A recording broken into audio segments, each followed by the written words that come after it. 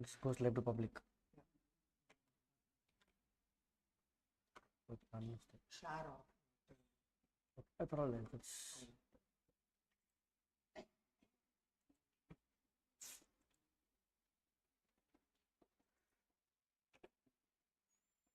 okay. Online, can you just confirm if I'm audible, visible, everything is clear? Online live students, put in the chat one. There's a problem with the audio. What's the problem? We just had a class sometime back. Everyone facing the audio is not audible. Okay. It's not clear, or how is it? Online students, voice is not audible. Okay. Voice has an issue. 1 second.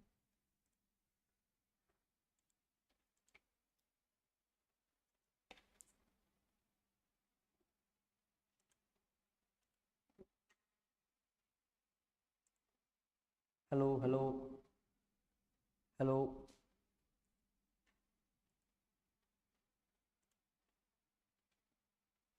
Hello, hello.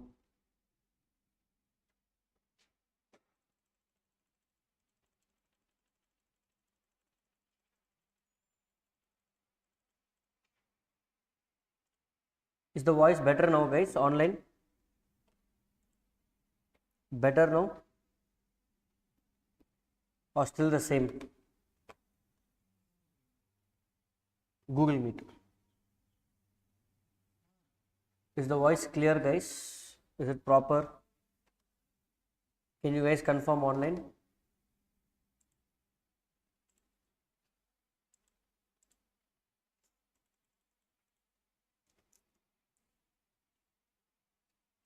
Hello.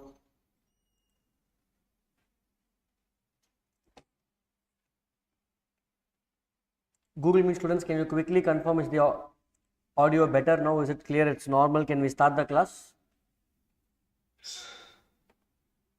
Okay.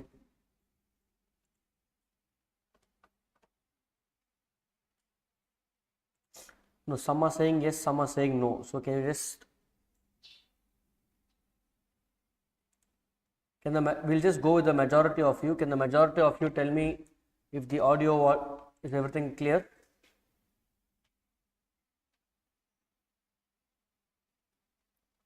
You're saying there's some echo.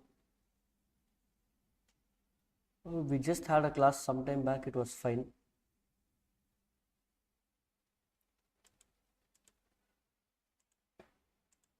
Okay, just give me a minute. I'll just try to change the battery. Just give me 2 minutes.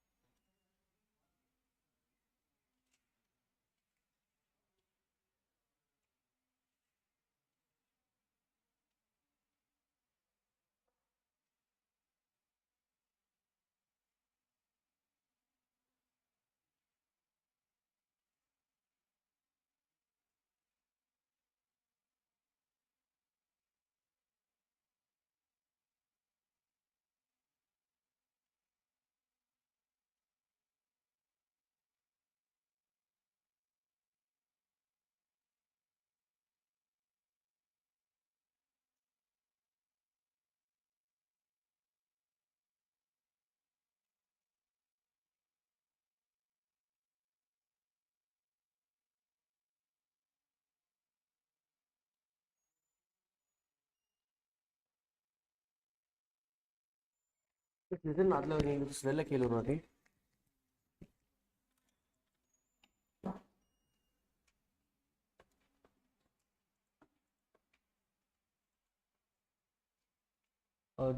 just check if the voice is fine now, guys.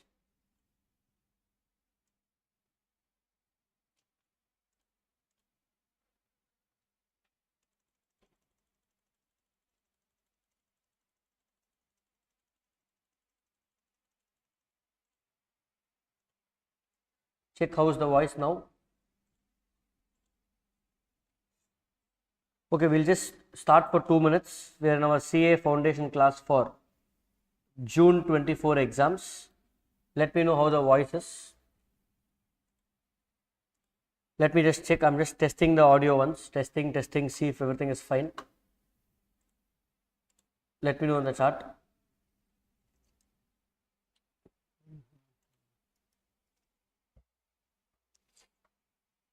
Let's play this once. It's fine only, no?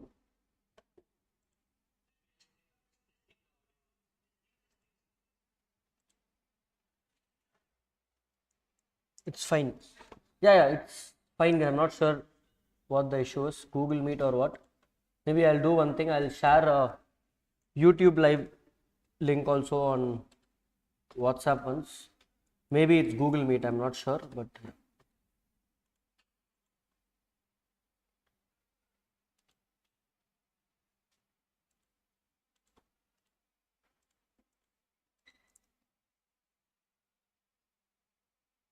I think it's good for the majority of you.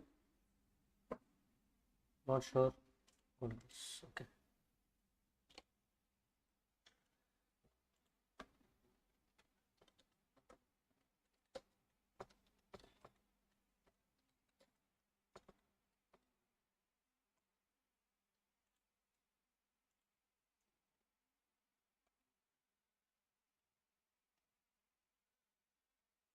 Okay.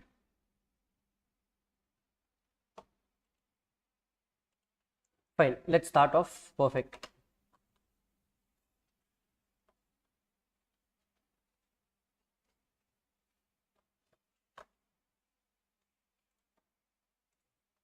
Hi everybody.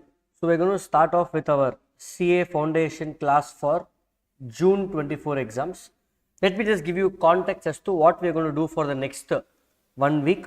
We have students watching in 3 modes. Some of you offline, around 50-60 of you are watching online live on Google Meet, and then the bulk of you, majority of you are watching on recording mode.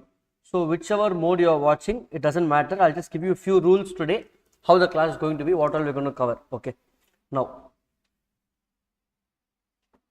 if you are somebody who's, we already have, I'm sure you must be aware, if not, we already have 2 types of syllabus now, existing old syllabus of CA Foundation, and we also have new syllabus which is added.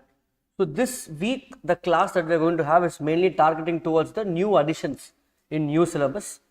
But for somebody who needs old syllabus topics like Sale of Goods Act, Indian Partnership Act, all those topics, Indian Contract Act, we have 3 types of classes. We have a 12 hours marathon, we have a 40 hours crash batch, we have an 80 hours regular batch of 80 hours full class. Whichever class you want, everything is freely available, you can take it and you can watch that. So that is one. Now what are we going to address this next 1 week, our next around 20 hours of class that we are going to have in the next 5 days. Just to give you context, what all we are going to do in law, what we are going to do in accounts. In law, what are the changes? Sir, I have already studied in old syllabus, December 23, the last syllabus. Now I am studying for the first time in new syllabus. If you are studying first time also, you watch this 80 hours and then or the 40 hours and then we come and watch these additions. Here you have in Indian Contract, and I am sure you know the additions, we have 3 new chapters, which is Indemnity and Guarantee, then we have Bailment and Pledge, and then we have a chapter called Agency. These 3 are added. Then we also have an addition called Negotiable Instruments Act, correct? I am not sure how many of you actually noticed, but LLP Act also there are changes. Are you aware of that, guys? The syllabus has been reduced. So what you studied in the old syllabus, you don't have to study everything again. They have reduced the syllabus from foundation and added to CA Inter. So you will anyway study in CA Inter, but so when it comes to law, LLP Act, the syllabus has been reduced. We are going to cover all of this in the next 1 week. The new LLP, reduced LLP, I will do it. Only it will take 1 or 2 hours. I will take reduced LLP because you know what is there for syllabus. Plus we will cover all these chapters, And more than these topics, because anyway recordings of this will be available, apart from this, we are going to spend a lot of time in doing question answers. What question answers I want to do for these chapters, especially these new chapters? One is our ICA study mat questions that we have behind the book, we will do, plus your CA inter questions also we have to practice, because this chapter was there earlier in CA inter, brought down to foundation means they are going to ask only those questions.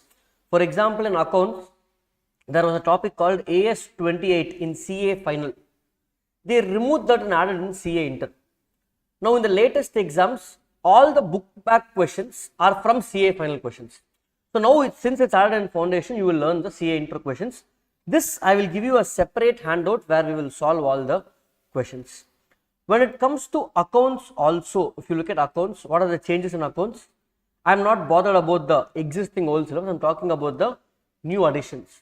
Predominantly, then forget about what is removed, that's not going to impact us. Company or accounts, there are some additions, correct? Like bonus issue, rights issue, redemption of preference shares, redemption of debentures, all those study math sums we are going to do. Then they have also added dissolution of partnership. Already we had admission, retirement, death.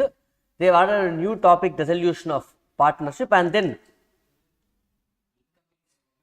incomplete records is another topic which has been added. This is basically from school, and this one, yes. Okay, I am not on mute, but someone, not sure how I am going on mute. Okay, is it audible now online? Audible now?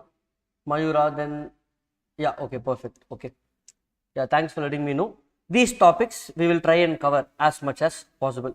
So, this batch from today, Monday to Friday, is to complete maximum of these new additions, because old topics you would have anyway gone to class somewhere, you would have studied all of those somewhere, only new topics only little bit here and there you may be struggling. If you already know, well and good. Here also I will try to do more question and answers and focus on the concepts. This is the agenda for this batch. So, those who are watching this video, if you need old topics, they are already available. So, we will start off with law. My idea is we will do mix of law and accounts, of course, but initial 1-2 days. If we need more time after this, even though 31st gets over, we might extend 1-2 days and complete if there is a need, if you guys want it. Okay. Now, we will start off with law. Today's target is to do bailment and pledge and indemnity and guarantee, two easy topics. Okay. So, now we will straight away start off with the first chapter. Okay. This is just the introduction to set context. Fine.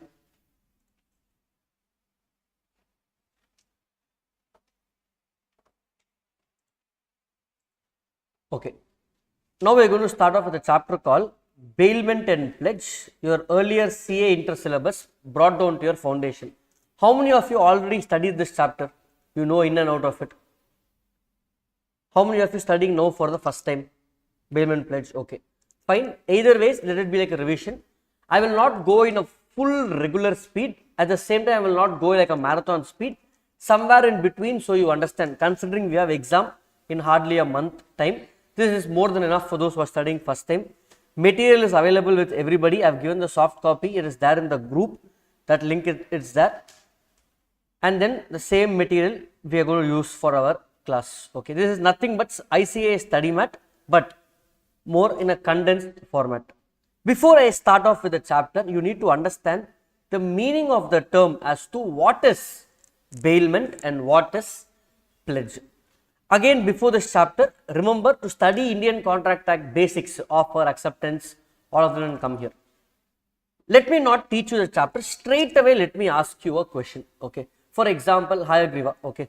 Now, let's say we have Hayagriva, and then I have given him a watch. I told, keep my watch with you for 2 days. So, I gave him the watch for 2 days. I am taking it back from him after 2 days. After 2 days, he is saying, sir, watch is broken. What will I do? Will I just leave it? Will I tell, okay, parallel, Hayagriva, leave it, no problem. Or will I ask him the money for it? I will ask the money. Let's say you gave your book to your friend for studying, or let's say you gave your bike or your car to your friend. Your friend told he'll give it back to you within 1 week. When he gave it back to you, the particular good was damaged. Will you ask him money? Yes.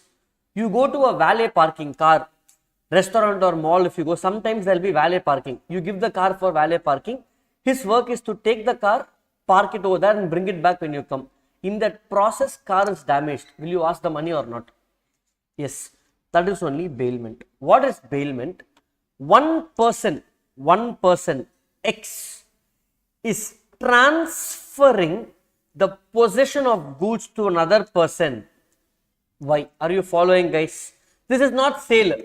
This is not a sale. Don't confuse with sale or service. No. X, who is the owner of the goods, the person who has the property in the goods, ownership, is transferring goods to Y. So this X transferring goods to Y. Can you give me examples from your day-to-day life where you give goods to somebody else and you take it back? Example. Pen, very good. Classroom la we have Delhi, correct? He's saying, sir, I will give pen to my friend. So who is the owner of the pen? Delhi is the owner of the pen. To whom you are giving? Name. You are giving it to Ahmed. Okay. Online live students, whenever you have a doubt, in the Google Meet, you put your doubt in the chat or unmute and ask. Those who are watching on YouTube live, I'm not sure. Yeah, you can put the doubt in the YouTube live also. Okay. So YouTube live, you can put your doubts, or in Google Meet, you can put your doubts. Recording students, you can only WhatsApp me for doubts. Fine. YouTube live will be a little bit slow. I think it will be 1 minute slow. So expect me to be a little late in responding to your doubts. Recording will anyway have it on YouTube. Fine. Come back.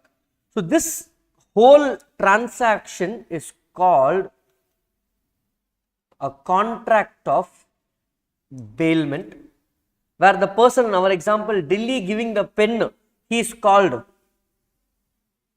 Bailor. To whom the pen is given, he is called bailee. So in the chapter full, if you see, it only talks about what is bailment, how bailment is created, Bailor, what are the rights and duties, bailees, what are the rights and duties. That's it. This is the chapter. Now let me ask you some questions. You answer with common sense without even getting to the chapter. Okay. So far you answered all correctly. Whatever pen example, notebook, whatever you answered correctly. Let me ask you some more common sense questions.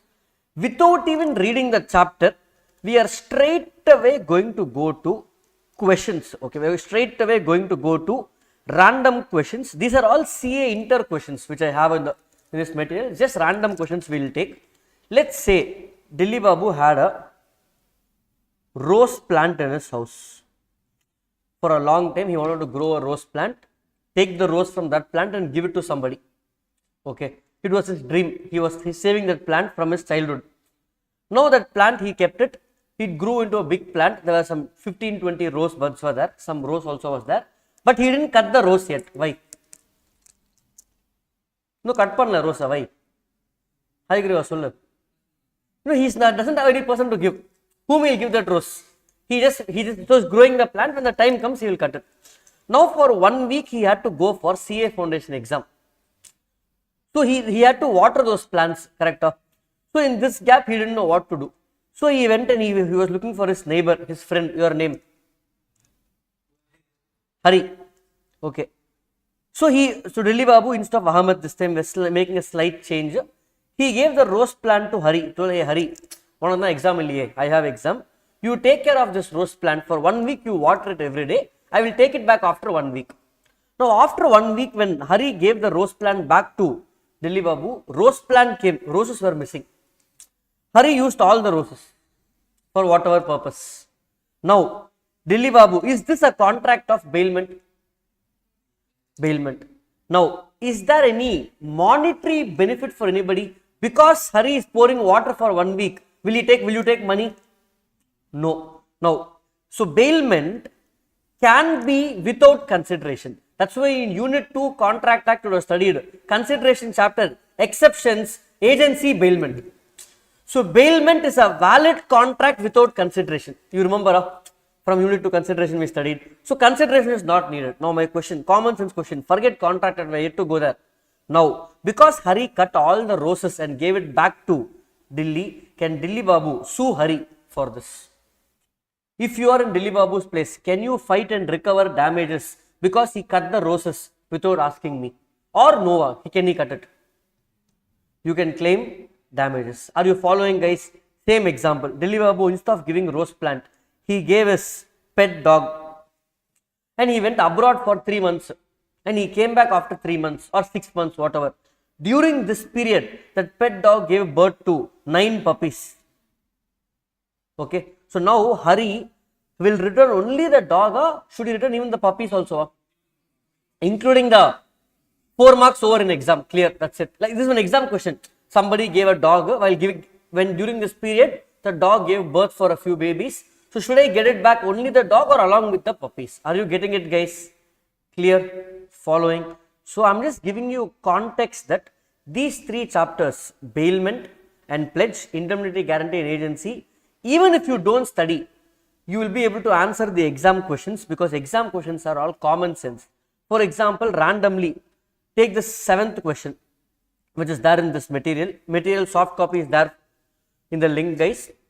All these are exam questions, okay, exam questions or some own questions which I have made. Mr. M had given his dog to Mr. N. Since M was traveling to abroad for a few months, during this time the dog gave birth to 7 puppies and returned the dog and all the puppies except 1 puppy, saying M sues N to return the puppy. N claims he wants to retain the puppy as consideration for safekeeping during the few months. Can he retain, guys? No. You know the answer. But you should, for you to get full marks, sir, which provision of the chapter I should write? That's why you are learning. Are you following, guys? Clear? Randomly, if I take some other question, let me take agency. Okay, without even teaching you what is agency, let me say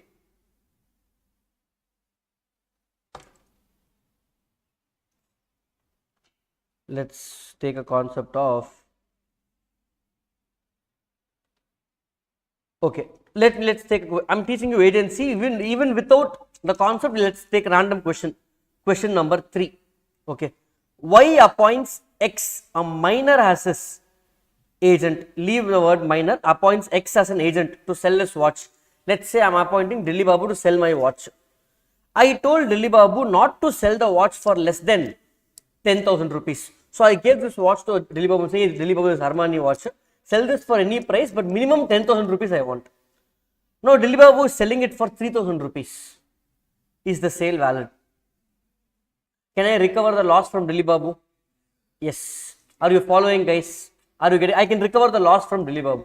We answered a question in agency without knowing the concepts of agency. So most questions that come in exam are common sense. Now we have to get into the provisions one by one.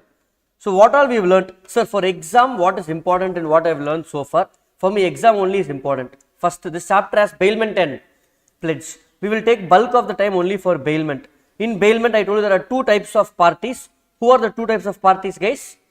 Bailor and bailee. Bailor is the person who is giving the goods. Bailee is the person who is going to receive the goods. This contract is called bailment. The chapter is very simple. We just have duties and rights of Bailor, duties and rights of bailee, finder of lost goods, general and particular lien. That's it. That's all the concept in bailment. We will take one by one. Before that, some basic features of bailment. Basic features, essential features of a bailment. Okay. Sir, what do you mean by this? If you remember Indian Contract Act, contract has some essential features. There were 10 essential features of 10 or 11, whatever, 10, what are they? Offer and acceptance, free consent, capacity to contract. Do you remember that? Let's go to Sale of Goods Act. In Sale of Goods Act, you have contract of sale. For that, there were some 4 or 5 essential features. There should be delivery of goods. Sorry? Minimum 2 parties should be there. There should be consideration. Goods can be movable or immovable. Do you remember those points, guys? Like that, for a contract of bailment, you know what is the bailment? There are some essential features. Are you getting it, guys? Don't expect them to ask what are the essential features. Any one point can be case study. So, contract, that means bailment, there has to be a contract. Okay. Let's take the same rose example, giving that rose plant. What are all covered over there?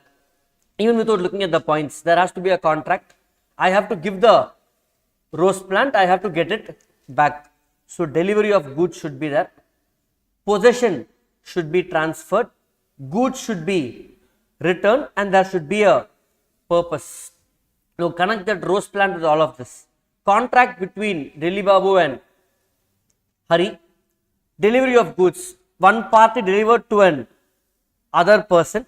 Purpose is to water the plants for 1 week. Possession is transferred to the other party, and return of goods. Hari will return the goods. Now, within this, what are the key points? What should I remember, sir? Under contract, what is the key point? Don't mug up. Whatever paragraph is there here, please don't mug up. Sir, what is the key point to remember for exam? That's it. Under contract, remember, this contract, consideration is not necessary. No consideration is needed. And same as Indian Contract Act. Contract can be express or implied, oral or other applicable, same applicable. Every contract has those points. So, I don't have to mug up extra because I already know oral writing, super. It can be oral writing or it can be express or nothing new. What is new I gave in bold? Consideration is not needed. So, then I have a question. So, then consideration is not needed means it's okay. Can I have consideration for bailment? I can have consideration for bailment also. Those who are watching online live and recording, keep repeating in your house. Here students, I can see them repeating. I want you guys to repeat in your house, very, very important. Just keep repeating. I will keep asking questions. You keep saying yes, no, whatever answers you know. So, first is contract. Sir, what's the key point to remember for exam? Consideration not mandatory. That's it. That is the difference from normal. Next, delivery of goods. Let's go to Sale of Goods Act. I am going to do a comparative study. Only if you studied Sale of Goods Act, Indian Partnership Contract Act, come to this class. Okay. Otherwise, finish that first. Now, delivery of goods. Sale of Goods Act, there are 3 types of delivery of goods. What is it? Actual, constructive, same 3 points applicable here. So, delivery can be in bailment, delivery can be actual, symbolic or constructive. Clear? What is actual delivery? Let's say I have a bike. Actually, I am giving the bike to you. That's actual delivery. What is symbolic delivery? Bike is parked down. The key is given to you. The symbol of ownership of the bike is given to you. What is constructive delivery? The bike is down. The key is with the security. Now, I am calling the security and telling, security Anna, from now this bike is now owned by Hari. Give the key to Hari. He is the owner. So, constructive key also will not change. Bike also will not change. Ownership changes. Sir, can I give a better example? For constructive delivery, let me give you a better example. What is constructive delivery? My jewels or my ring is in bank locker. The ownership of the ring, one second. I think okay, the ownership of the ring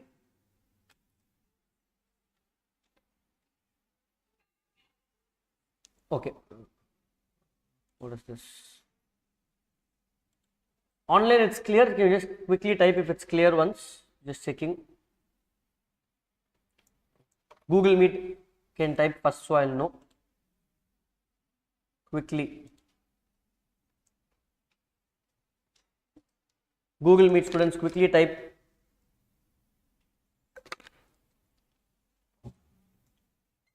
Any one of you, Mayura, Meenakshi, anyone? Yeah, clear. Okay, thank you. Perfect. So, let's come back to the ring example. My ring is in the bank locker. I sold the ring to Hari. Now, I am telling the bank, from now don't allow me inside the locker. Allow only Hari. Bank is saying, okay, sir. That means this is a constructive delivery. Are you following? Delivery can be of 3 types. This also you know. Purpose should be clear. What is the purpose of bailment should be there. If you give pen to somebody, it's for writing, whatever purpose. And it should be used only for that particular purpose. The rose plant was given to water, not to cut the roses. Are you following, guys? Clear. Last one, possession. Possession means who has the ownership of the goods. Now here, there's another very key point. Possession is not equal to, see, possession includes even, let me write, this is the key word.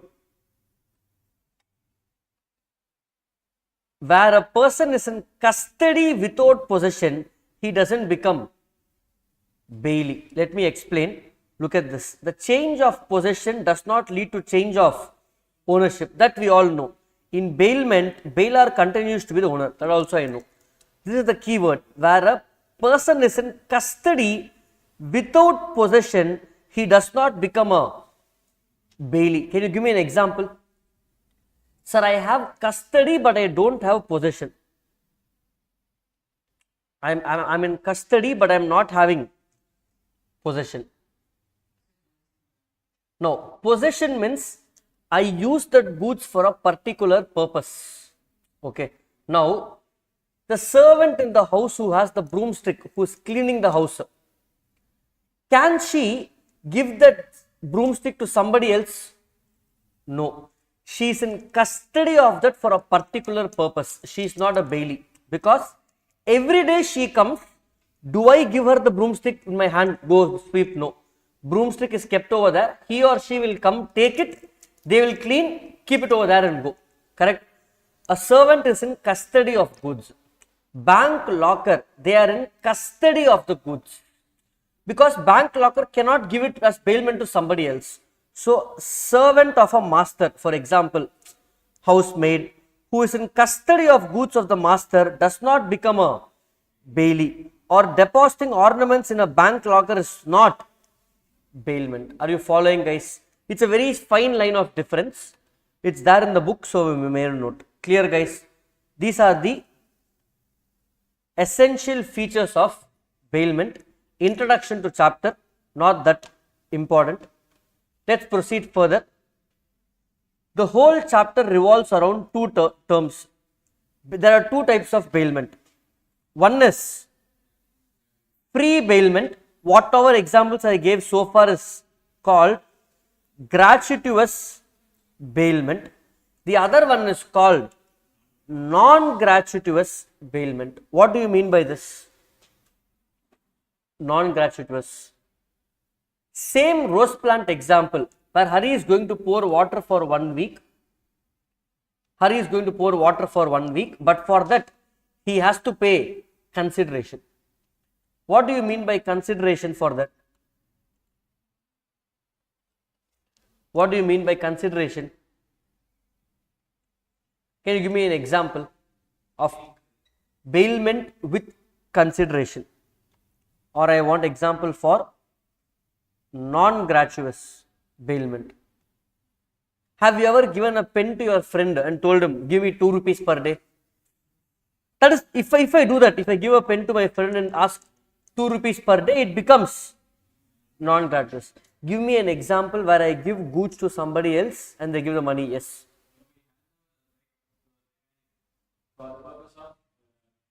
Repair, okay. No, that will not come. No. Perfect, okay. Classic example. Let's say you go to some app. Is there any app for that? Okay. Let's say, okay, I'll give 2 examples. Have you heard of Zoom car? Zoom car. What is Zoom car? Okay, where I take the car on rent. Let's say I want to go weekend trip to Goa and come back. I need the car for 10 days. 1 day to drive there, 1 day to come back, 8 days to stay there.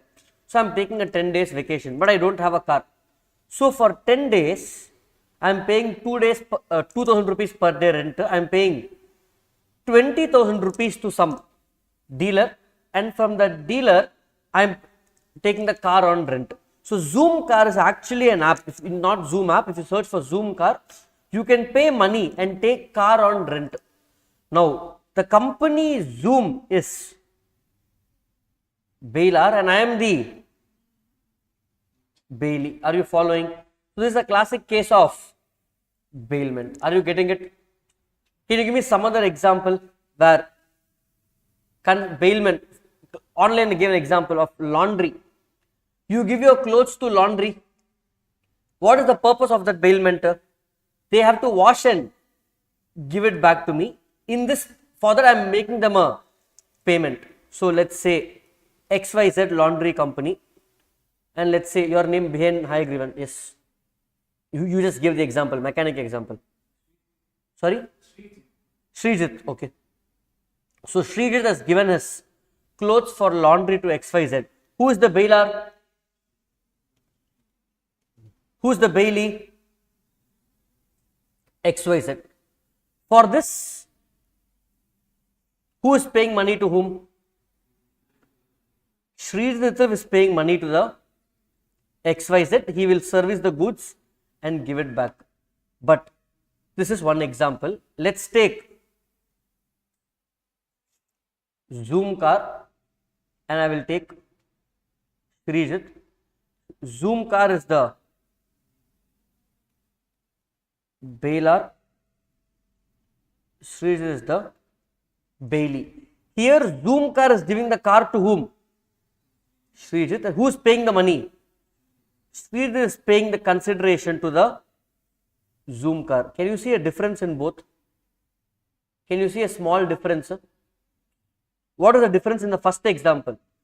The bailor itself is giving the goods to bailee and money also is given by bailor to bailee, correct? In the second example, Zoom car is giving the car to the bailee and only bailee is paying money to bailor. So, which will be covered in the case of bailment? Which one? Only one or both? For that you read what is non-gratuitous bailment. Non-gratuitous bailment means where, readable for you, where both the parties get some benefit. One party gets a benefit, other party also gets a benefit. That's the definition of non-gratuitous bailment. Now, in the Zoom car is getting a benefit. And by getting consideration, Srijit also gets benefit because he is getting the car to use. In this laundry example, who is getting the benefit? Srijit is getting the benefit of, how is getting the benefit? By getting the goods, clothes washed, and XYZ also is getting the money. He is getting the money. So, in both the cases, both are getting the benefit. So, therefore, I will call it as a bailment. Are you following, guys? Fine. Sir, for exam, what should I remember so far? Concept now is fine, sir. We spent about 30 minutes. For exam, what to remember? Very quickly, bailment is a concept where bailor gives goods to the bailee. Essential elements, you have how many elements? 5 elements. What are the 5 elements? There should be a contract, then delivery of goods, purpose, possession, return of goods. Bailment is of 2 types. What are the 2 types? Gratuitous and non-gratuitous. This is enough for us. Clear? Next. Now we are going to see, next set of questions are going to be duties, rights. I will tell you how to remember for exam also. In duties, we have duties of bailor and duties of bailee. Rights, we have rights of bailor and rights of bailee. That means you have to read 4 questions and each of these has some points also. For example, duties of bailor has 4 points under that. Are you following, guys? Okay. We have to read each of this. Now what I will do a reverse way of learning.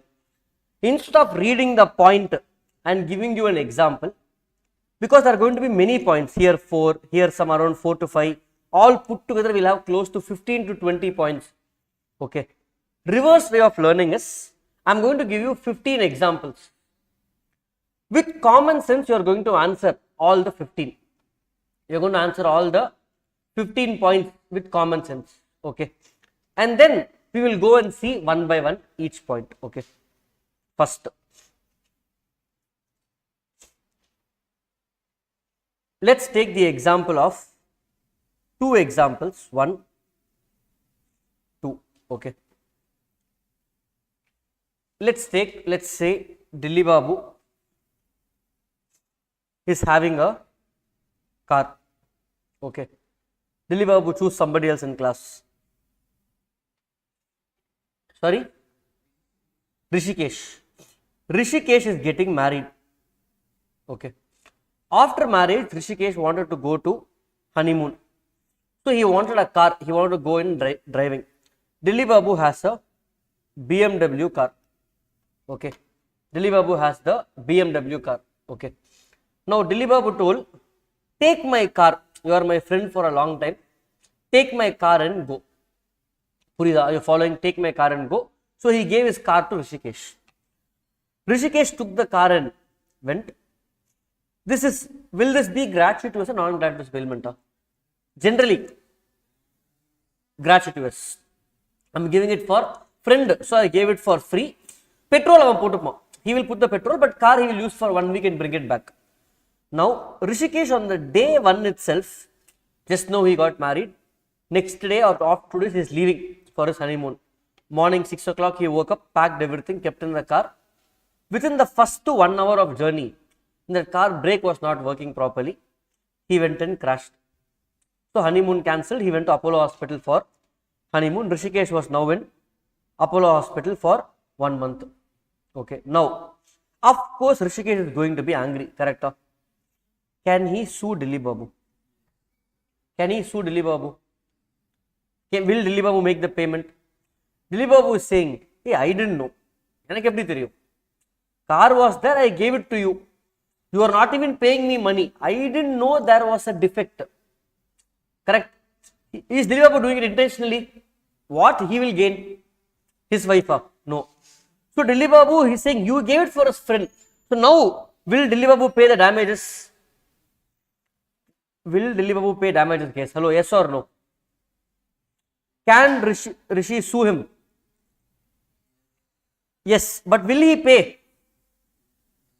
Will Dilli Babu pay? Keep the example in mind. Second example, same example, only one change in example. Dilli Babu is giving the car to Rishi, but he is saying, I want money. I want money. So this bailment is for consideration where Dilli Babu is asking 10,000 rupees for the entire 7 days. A BMW car you are going, give me 10,000 for 1 week, enough. So Rishi also paid how much? 10,000 rupees for 1 week. Now it becomes what kind of bailment? Non-gratuitous. Now in this case, Rishi is suing Dilli Babu. Will he pay? Should he pay? Yes. Imagine you are taking a car on rent. That car, some problem is there, because of which you met with an accident. Can I sue that person? Yes. You gave goods for laundry. White shirt I gave. When it came back, it came as a pink shirt. Can I sue them? Yes. Because I am paying the money. So, look at this. Bailor's duty. Who is the bailor in our example? Dilli Babu. Correct? Dilli Babu only gave the BMW car to his friend Rishi. Bailor's duty to disclose falls in the goods. Brake is not working. In case of non-gratuitous bailment, in case of gratuitous bailment, the bailor, who is that? Dilli Babu, is bound to disclose to the bailee falls in the goods, which the bailor is aware and materially interfere. And if he does not make a disclosure, he is liable for the damages. Meaning, Dilli Babu should tell Rishi what? A brake is not working. Please fix the brake and take the car. Adu sollana, he is liable. But avanke theriyade. Look at the wordings here. which the bailor is aware. If I don't know, how I will disclose? Are you getting it, guys? So, in this example, when is Dilip Babu liable? Only if he is aware of that. If he is not aware, is he liable? Not liable. Because I didn't do it on purpose. Second example, he is doing for 10,000 rupees rent. He is aware, but he is not telling. Is he liable? Sir, second example, he is taking 10,000 rupees, but he is not aware. Now is he liable? Common sense. Is he liable, guys? Still yes.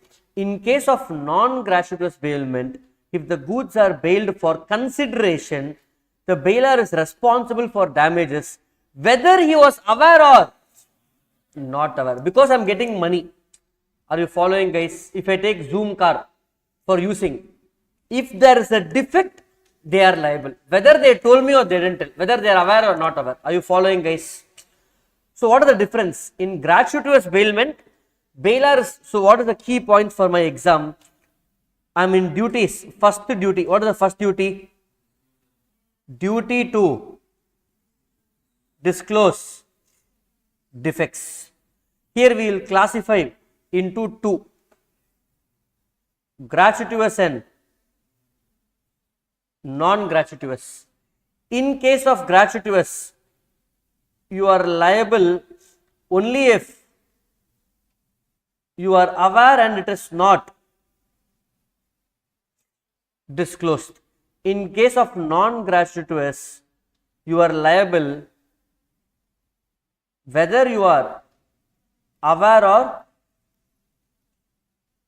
not aware, and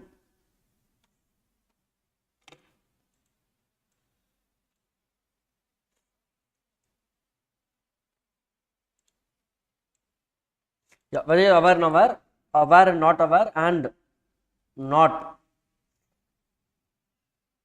disclosed. Are you following, guys? What's the difference? This one keyword. This is what you have to remember for exam. Same thing is there in the book. Following first duty.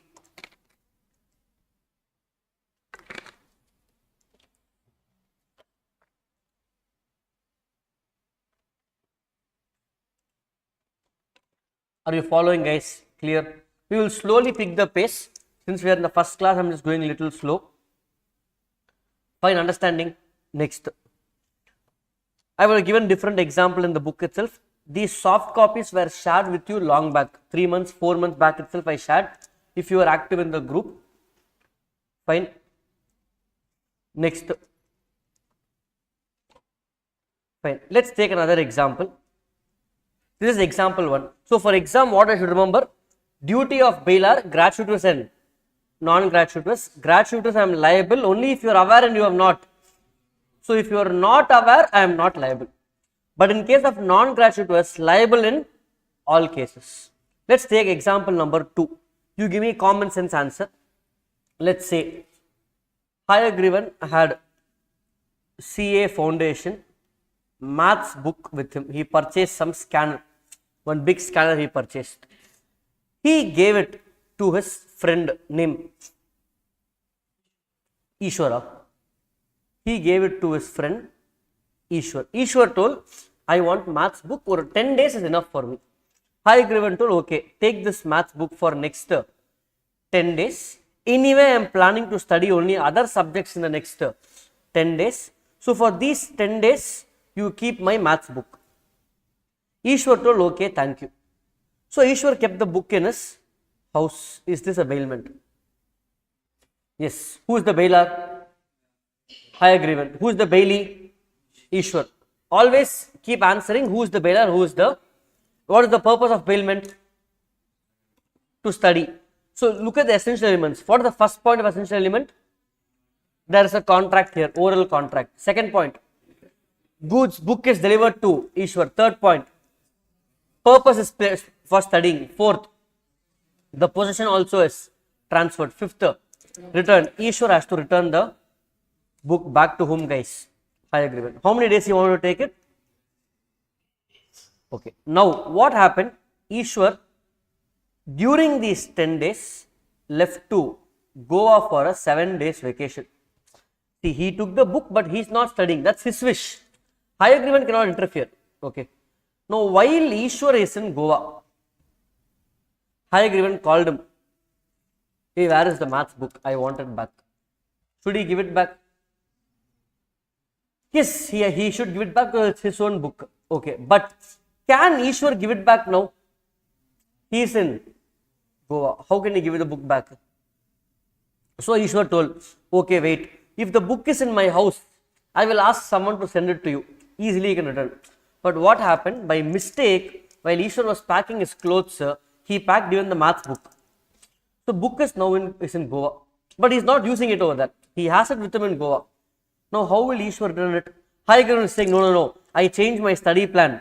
I am going to do maths only for next 5 days. I want the maths book. Give it. Whatever happens, I want to give it. I want it back. So, will Ishwar return it now? He has to return because it's not his book. So, he will return it. How he will return? Courier. Flight for book.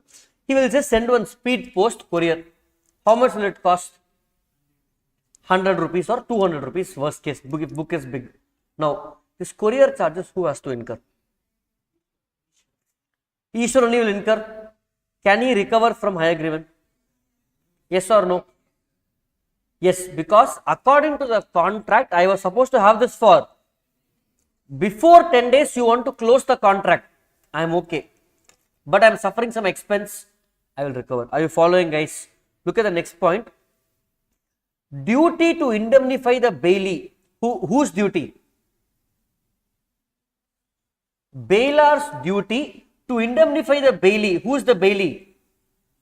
Ishwar, for premature termination. Are you following? So, where the bailment is gratuitous and for a specific period, book is given for free for 10 days. Bailor, higher agreement may compel the bailee, Ishwar, to return the goods before the expiry of the period. The bailor shall, higher agreement shall indemnify the bailee for any loss incurred by the same example I gave instead of maths book or accounts book. Are you following, guys? Clear? Now, same question, sir. In the first duty in the study mat, they have given us gratuitous and non-gratuitous. Second duty, why we don't have non-gratuitous? Meaning, same book example, what if it's for a rent? Same thing will be applicable because what the law is saying, hey, gratuitous I am charging now, then for non-gratuitous definitely you have to pay. Are you following? See, indemnify the bailee for premature termination for gratuitous bailment. Then for non-gratuitous definitely I will pay. Sir, give me example. I took Zoom car for 7 days by paying money. Now Zoom company is calling and saying, give the car back. Of course they have to pay me damages. Are you following, guys? Clear? So you don't have to mug up these points as it is for exam. See, you should know duties of Bailor. Now there are 4 points. We learned 2 points now. What is the first duty? Disclose defect. Second is damages for premature. Now you understood the point. Write in the own words. If they ask a direct question, write in own words. But in CA Inter, if you see, they have not asked a direct question. Sorry, yeah, they have not asked that. They only asked what? Case study based questions. And if you look at the latest mock test paper was released for June exam, have you seen that? How many of you saw that latest MTP? How many of you yet to see? We will try and discuss this. Remind me towards the end of the class. I will discuss MTP in class itself for law. What did you learn from the MTP? More questions are direct or case study? Yes. Mix of both is there, but in Inter 100 marks is fully case study. Since we have mix of both, you need to remember the side headings plus concept. But so far if you see bailment questions in Inter, they have asked only concept. But we will remember side headings. Duties of bailor, what are the 4 duties? Disclose defect and then premature termination. Next 2 duties, with the duties will get over. Next, duty to pay necessary expenses and responsibility. Let me give the example for this. Let's take a small example. Okay. Now, let's go back to our example of Dilli Babu who gave his car to Rishi for honeymoon. Okay. Now, Rishi planned to go from Chennai. He wanted to go to, in car, he wanted to go for a drive. So, he wanted to go to, let's say, yes, Rishi, within India, car drive, where you want to go? Rishi தான் கேட்குறேன். Yes, Rishi, fast. புரியல. Delhi, okay. Delhi போக போற. சரி, okay. Fine. So, Rishi wants to go to Delhi and come back in car. கார்ல போய் வரதுக்கே 5 நாள் ஆகும் minimum. Okay. Fine. So, for what purpose is going? Honeymoon is going and coming after his wedding. No, Delhi is saying, hey, I also want to come with you. Not for the honeymoon. He is saying, Chennai to Delhi, on the way, what comes, tell some location, some not very far away, 3-4 hours travel. Tell some location, guys. Chennai to Delhi, yeah. Let's say, something, Chennai to Delhi, something which comes on middle, some place. Hyderabad, Valila varum, illiye. Will it come on the way to Delhi? That is too far. Okay, let me change the example. He wants to go from Chennai to, let's say, Kanyakumari. Okay, down. He wants to go down south. Okay, for that he planned his honeymoon temple trip. He wanted to go. Okay, now Delhi told, on the way I want to get down in Bailor district, which is just hardly 6-7 hours. So he asked, can you drop me also? Rishi said, okay, fine, you come and sit. What room? So let's say the route is like this: Chennai, Bailor, just few hours, and his final destination, Kanyakumari, down south, the tip of India. Okay, this was the plan. Okay, whose car is this? So Delhi's car, but during this period alone, who is traveling? Delhi is also traveling along with Rishi. So Bailor and Bailee are traveling, and in this period only Rishi, Bailee is traveling, and Delhi told, while you are returning from the honeymoon, you pick me up from Bailor and drop me back in Chennai. Are you okay with this? Yes. Only 6 to 7 hours drive now to go to Bailor maximum. So it's okay for me. I will go. Okay. He's saying I'll come. Okay. This was the thing. Now, you give me common sense answer. For this portion from Bailor to Kanyakumari and coming back, all the expense of the car like petrol, all that who will incur? Rishi only. What about this? Who will incur? Are you following? Who will incur, guys? So, what we are discussing, duty to pay necessary expenses. Now, keeping the example in mind, let's look at the points over here. We have two types of expenses: ordinary expense and extraordinary expense. I'll give you an example. Car is going and coming back. What is the ordinary expense? Petrol or diesel, filling the air, all of that. What is extraordinary expense? If car has a breakdown, changing the tire, or small accident, or changing the battery got over, changing the battery, which is extraordinary expense. What they are saying, ordinary expense, the bailee is liable to incur the ordinary expense. Petrol, no, who should incur? Rishi. Here also, the bailee is liable to incur the ordinary expense. So, in the full trip for a petrol is only with who should incur, guys? Rishi. Now, let's say Delhi is saying, I will give you the car, you have to drop me at this point, meaning Rishi would have gone on a straight road to Kanyakumari. Small deviation for Delhi. So, for him from Chennai, he has to go to some other point around Bailor district, and then from here go to Kanyakumari. So, there is a small deviation which is extra 50 kilometers only. Okay. Rishi is going that route of extra 50 kilometers to drop Delhi and again going back to Kanyakumari. Now this extra 50 kilometers who will incur? Who will incur, guys? Bailor, Delhi will incur. Are you following? Clear? So again, let me come down over here. Look at this. However, if the bailment is for the benefit of the bailor, I am dropping him in near Velur, then the bailor is liable to pay the ordinary expenses. Are you getting it? Can you give me some other example for this apart from car? Some other example. Don't tell bike, guys. Some other example.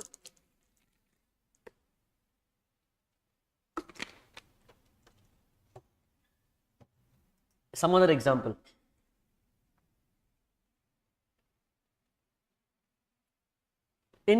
For example, I gave my mobile phone with SIM card to my friend. Let it be gratuitous, let it be non-gratuitous, I don't care. I gave mobile phone to you for free or I gave mobile phone to you for some consideration. Now, you want to use this mobile phone for 6 months. Okay. During these 6 months, the internet charges, the electricity charge of charging the phone, who will incur? The person who is using the phone, correct? I will not incur. This you already know. You don't have to study law. In case of gratuitous or non-gratuitous, the expense ordinarily incurred on the good should be by with the bailee only is liable to incur the ordinary expense. Now, in that mobile phone which I gave you, I am telling you, when you are giving it back to me, for let's say during this period, middle one 15 days ago I took the phone back for my usage. In those 15 days I had heavy data usage. Who will incur the expense? I will incur the expense. Look at this. However, if the bailment is for the benefit of the bailor, then the bailor is liable to pay the ordinary expenses. Are you guys getting it clear? Sir, what about extraordinary expenses? Imagine you gave car to your friend. During that period, battery is not working. Now, let's say in this trip, somewhere here on the way, battery failed. What Rishi will do? Change the battery or call Delhi and tell, come on, give me the money for battery. First I will change it. I have to survey that road. I will go there. Then when I go back, I will recover the money from the bailor. So look at this, what they are saying. Any extraordinary expense incurred by the bailment shall be recovered from the bailor. Here also it shall be recovered from the bailor. So how to summarize this for exam? We are in which duty? Duty to pay necessary expenses. We will classify into ordinary and extra. Sir, exam ko what to remember? See, I am giving you so much of concept, that is secondary. Exam only is important for me. I will remember side heading. For exam, extraordinary expense who has to incur? Bailor. Ordinary who will incur? But this has one small exception where in case of gratuitous bailment, and if the bailment is for the benefit of bailor, then he will incur. He will incur the expense. That's it. Key points for exam. Extraordinary expense, who will incur, guys? Bailor, because car damage, like I should incur. I am talking about like battery failure, breakdown, those kind of things, which is not the fault of the bailor, fault of bailee. Ordinary expense, generally it's the bailee, unless it's a gratuitous bailment, bailment is for the benefit of the bailor, then he will incur. Classic example, keep in mind, Delhi Babu gave his car, he also got into the car, travelled with him, small detour, that expense he will incur. Are you following, guys? Clear? Any doubts in this? That's it. This is my summary notes. I will just summarize everything as simple as that. Okay. Next, last one. See, we will take time in this point, but the next set it will be very fast.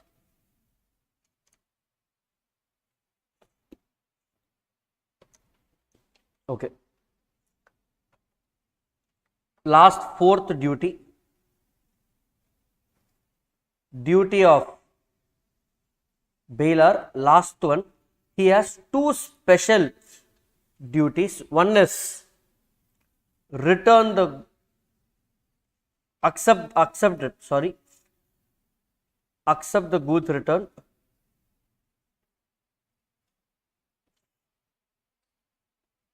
Second is indemnify loss. Okay. Fine. Quickly, let me give you two examples. Let's use the same example. One example where who gave the dog, guys? Dog for bailment. Okay, fine. Let's say, for example, Sweta had one dog. She gave it to Kritika for 6 months. Okay. While she got the dog back, the dog gave birth to 10 puppies. Now Sweta is saying, I want dog alone, I don't want the 10 puppies. Can she say that? Hello? Or let me give a different example. See, accept the goods which are returned, meaning if I give pen to my friend, simple example, I give pen to my friend. When he is giving it back, what I should do? Accept it. Sir, why will I not accept, sir? Nana loser, sir. Kurta will take it back. Let's take an example. I am shifting my house. So I have all old clothes. So I told my neighbor is, let's say High-Griven is my neighbor. So I told him, High-Griven, when I am shifting, all the old clothes I am giving it to High-Griven. I am saying I will come back and take after 1 month. Now, when you are returning it, I am saying, I don't want. My new house is full. You keep with you itself. Can I do that? No. So, are you getting the logic, guys? Why will somebody not accept the goods which are returned? So, duty of Bailor is, if you give something to someone, when they are giving it back, you have to accept. Are you getting it, guys? Okay, fine. Don't tell, sir, RCB fans are talking about them. No. Just giving example. Okay. Next, indemnify for any loss. Let's say, for example, let's say Kritika wanted a Activa for 2 days. I went down, someone's Activa was there with the keys. I told, this is my Activa, take it, I gave it to Kritika. She is using it for 2 days. Third day when she is using it, police caught her and told, Ida stolen Activa, we have Kritika, and they arrested Kritika and put a fine on her. Now, because I stole an Activa and gave it to Kritika, Kritika suffered a loss. So if the bailee suffers a loss because of Bailor's mistake or something the bailee has done, then I have to indemnify the loss of the bailee. Look at the point. The last 2 points over here.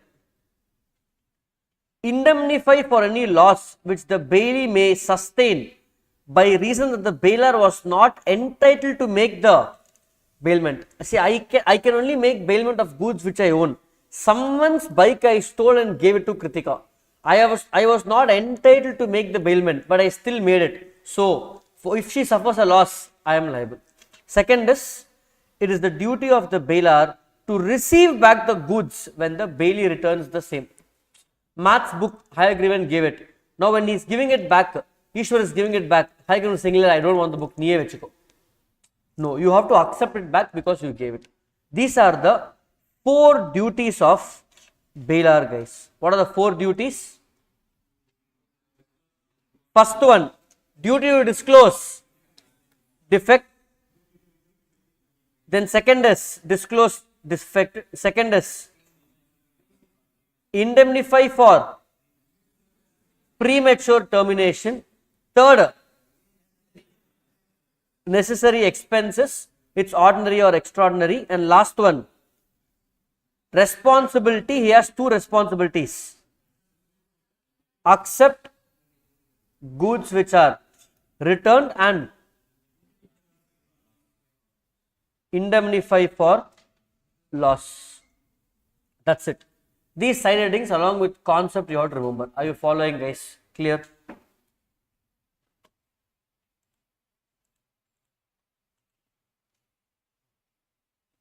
Online, are you all following? Let me know on Google Meet or YouTube Live, whichever you are following.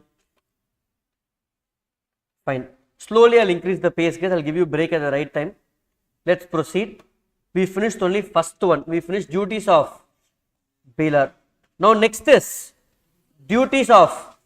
I am going to finish all these 6 points with one example. Okay. Now, let's say we have two farms. As we keep going, I will slowly increase the pace. Okay, two farms, farm A and farm B, or let's say farmer A and farmer B. Okay, farmer A has 100 hens with him. Example only for classroom purpose, guys. Farmer B also has 100 hens with him. Okay, now these hens will be kept in a poultry farm. You don't have to be to a poultry farm, but you would have seen in movies, somewhere you would have seen. Poultry farm requires some kind of, what to say, setup where that medicines will be given, food will be given. Electricity is important because that climate is very important. Whatever is the outside climate, for the hens, one particular climate will be there. So what happened? A's farm stopped working properly. Electricity didn't work, or the wiring was very bad. So A wanted to take care of his hens, because if his hens stayed over here, it's a threat to their life in long term. So A took his full equipment, or he wanted to service this equipment. It will take 1 month's time. So during this 1 month's time, A told B, your farm is very big. In your very big farm, we can keep up to 300 hens comfortably to live. You already have only, I will send my 100 hens into your farm. So here hens will become 0. Here I will add plus 100 hens. You take care of it and give it back to me after 1 month. Okay. Now who is A here? Bailor. Who is B here? Bailee. Are you following? Now, this 1 month, what should B do? That is what we are going to discuss. Duties of Bailee. Before I proceed, what is the difference between duty and right? Duty and right. Okay, duty is something which you have to do, mandatory. Right is optional. It is my duty to take the class. First day 100 students are watching. Last day only 2 students came. Still it's my duty to take the class. What was promised I have to finish today. It is your right to attend the class or not. That's your choice. Right to study. If I want, I will study. Otherwise, it's not your duty. It's your right to study. If you want, you will study. But for me, it's my duty to take, right to attend the class. Are you following, guys? So duty of Bailor and the first 4 duties. Again, let's remember in class. What is the first one? Duty to disclose defects. Next. Duty to premature termination. Next. Necessary expense. Next. Responsibility, indemnify, and this. These are 4 duties. Now we are going to duties of Bailee.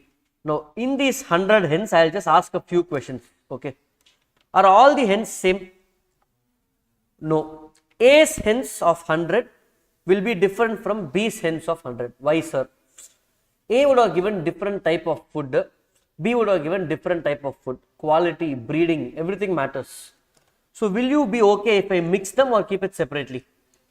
So B should keep it separately by keeping some gate. This side B's hens, this side A's hens. Can B mix it? Mix the hens?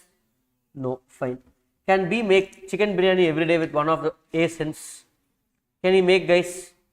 No, fine. Then can he? Yeah, fine. B, what happened? Heavy rains and flood came. So immediately he went and took care of his 100 hens and forgot about the other 100 hens. Can he do that? He has to take reasonable care. How he will take care of his own hens? He has to take care of the other hens also. Are you following, guys? So look at the points. First, take reasonable care of the, as if it is my hens, I have to take care. First point. Second, not to make inconsistent use of the goods, not to make biryani. Are you following, guys? Third, not to mix the goods. Keep this 100 hens and those 100 hens separately. Are you following, guys? You should not mix the hens. I will come to the detailed points after that. Next, return the goods. How many days he can keep the goods? 30. After 30 days, he has to return the hens. During these 30 days, these 100 hens gave, let's say, 50 eggs. Should I return only the hens or along with the eggs? Along with the eggs, that's the last one. Return an accretion from the goods. Accretion means any benefit that the good has given, like eggs. Are you following, guys? Okay. Now, getting to the detailed points. Let me ask next question. Heavy flood and rain came. B actually tried to take care of the hens, but unfortunately there was so much flood, so much rain, lot of power was disrupted. So out of the 200 hens, unfortunately a few hens died randomly. Some of A's hens and some of B's hens. Is B liable now? I took care of the goods to my fullest potential. At the Tandu something happened. Even my hens died and your hens died. Don't ask me to pay you damages. Look at this. The bailee in our example B must take care of the goods as a man of ordinary prudence will do. Normally, the bailee shall not be liable for any loss or destruction of the goods if he has taken care of the goods. After taking care also, goods are damaged, not my fault. Are you following? Let's say I gave my book to Sweta.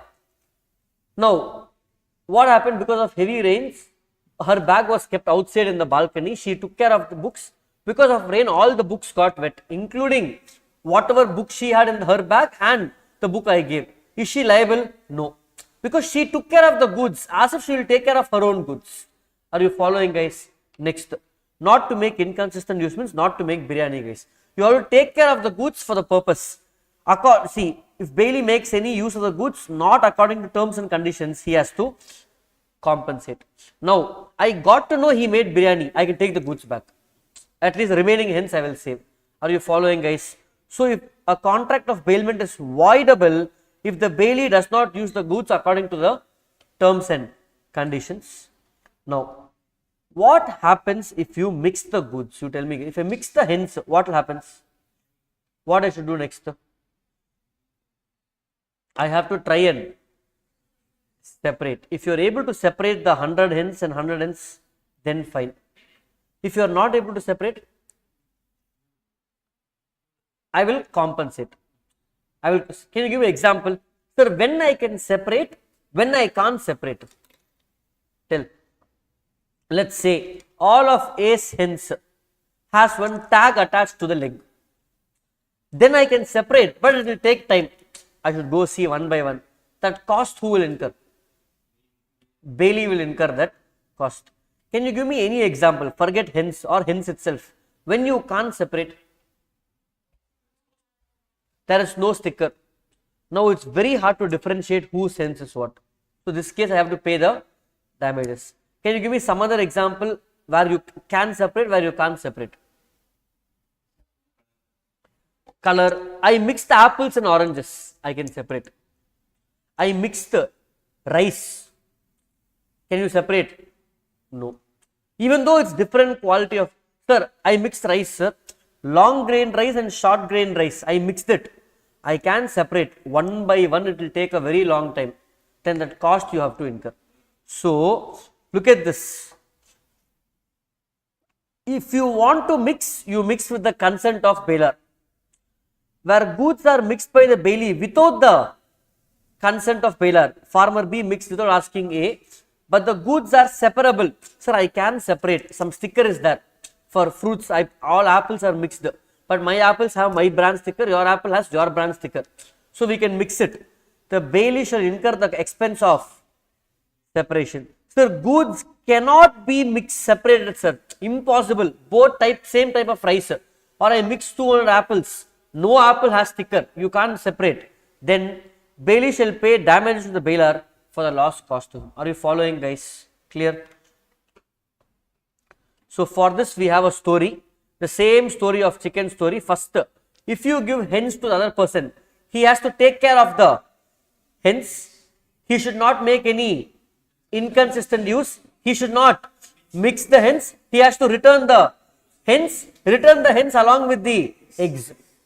5 points over. What are the 5 points? Take reasonable care of the goods, take reasonable care of hens, not to make inconsistent use of the hens, not to make inconsistent use of goods, not to mix the hens, not to mix the goods, return the hens, return the goods along with accretion, return along with eggs. Are you following, guys?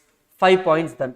Duties of bailee, you need to remember, in exam remember the hen example, 5 points. Again repeat with me, guys, including online live and Google Meet, whoever is watching. What are the points again? Take care of the goods, not to make inconsistent use, not to mix, return the goods, return with accretion. What are the sub key points that you will elaborate on? Take care of the goods as if it is my own goods, as a man of ordinary prudence will take care. Second, not to make inconsistent use. If you make inconsistent goods, contract becomes voidable. Not to mix the goods, but if I mix the goods, you have to separate and incur the cost of separation. If you are not able to separate, pay damages. Return the goods, return along with accretion. Sometimes farmer will tell, return only the hens, you can keep the eggs, it's okay. Then in that case, I don't have to take the accretion. That is the last point here. If you see accretion, in absence of any contract to the contrary, the bailee is bound to deliver to the bailor according to his directions any increase of profit accrued. In absence of contract means if they made a contract, okay, if 50 eggs comes, you take half, I will take half, then they will take half based on the contract. Are you following? Last duty, one more we have, not to set up adverse title. The bailee has no power to claim or allege that the bailee had no authority to bail the goods. He cannot deny the title of the bailor. Meaning, what they are trying to say, let us say over here, to give this point has a follow-up point below, okay, for which I will give you an example. I gave the stolen Activa to Kritika. Now, visualize, I stole an Activa, I gave it to Kritika. Nobody caught her. Kritika is having the Activa with her. Okay. Now, after one day, she found out that it's a stolen Activa. I am asking her to give it back to me. Okay. She is saying, no, it is not your Activa. Can she say that? No, she can't say that. Duty of bailee not to set up adverse title. For that only you have in rights, you will have rights of bailor. Rights of bailor. So, what they are saying, he cannot deny the title of the bailor. Even though she knows I am not the owner, she can't use that as an excuse to saying I won't return the goods. The bailee has to return the goods even though the bailor is not having the title. That's what this point says. You cannot claim that the bailee had no authority to bail the goods. He cannot deny the title of the bailor. Not to set up adverse title. Let me give the whole example, then we will connect to points. Let's say, for example, we will take, I forgot the name, sorry, Purna. Okay. Purna gave Activa to Kritika. Okay. This Activa is not Purna's. He stole it from somewhere. Now Kritika found this. So she is saying, I will not return this back to Purna. Can that happen? No. You still have to return it. But what Kritika can do is, she can return it, but she can go to the court and sue him. But she can't tell that Purna is not the owner of the goods. He is still a bailor for this good, so she has to return it. She cannot deny the title. That's what they are saying, not to set up adverse title.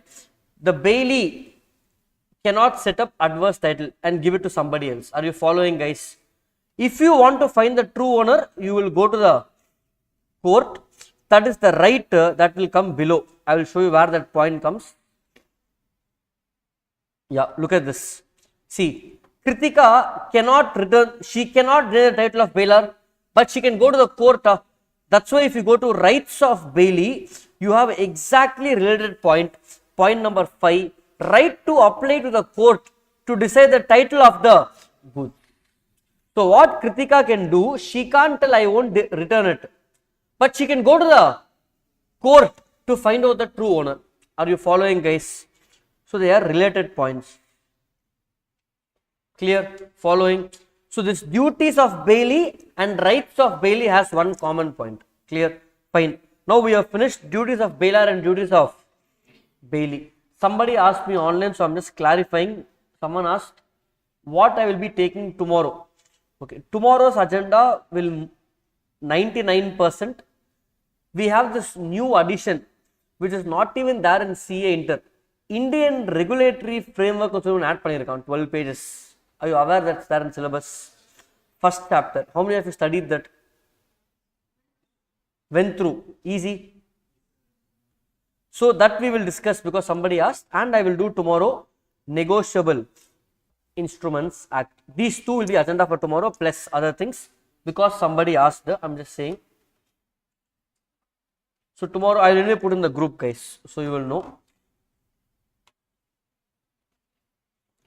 Fine. Are you following, guys? Can I increase the pace or are you okay with the speed? Fine. Now what should remember? Increase it a little bit. What should remember for exam now? Duties of bailor, how many points? 4. Duties of bailee, 6 duties. 1.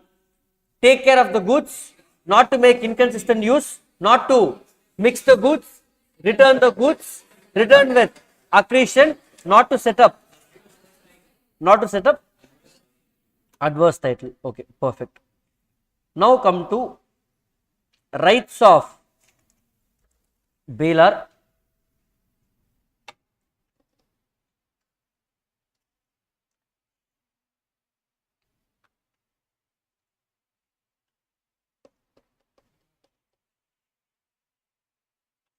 Okay. There is actually a linkage which we will do in the end of the chapter. Duties of bailor, we have finished. Duties of bailee. Let's do a small detour and let's go to pledge. Okay. In pledge also we have rights of pawnor, rights of pawnee, duties of pawnor and duties of pawnee. What is a pledge? What's a pledge? Pledge is the same as bailment. Let's give an example of bailment. Let's say Dilli Babu gave his car to Rishi. Are same example. Dilli Babu is the, Rishi is the bailee. What is the purpose of this bailment? For Rishi to do anything with the car. He can take it for a honeymoon, or he can go for a drive, or he can just use it for 3 days, whatever. But where the purpose of bailment, is to act as a security for money borrowed, then it becomes pledge. Meaning, let's say Dilli Babu borrowed from Rishi some 1 lakh rupees. For this 1 lakh security, Dilli Babu gave his car. So we saw essential features of bailment.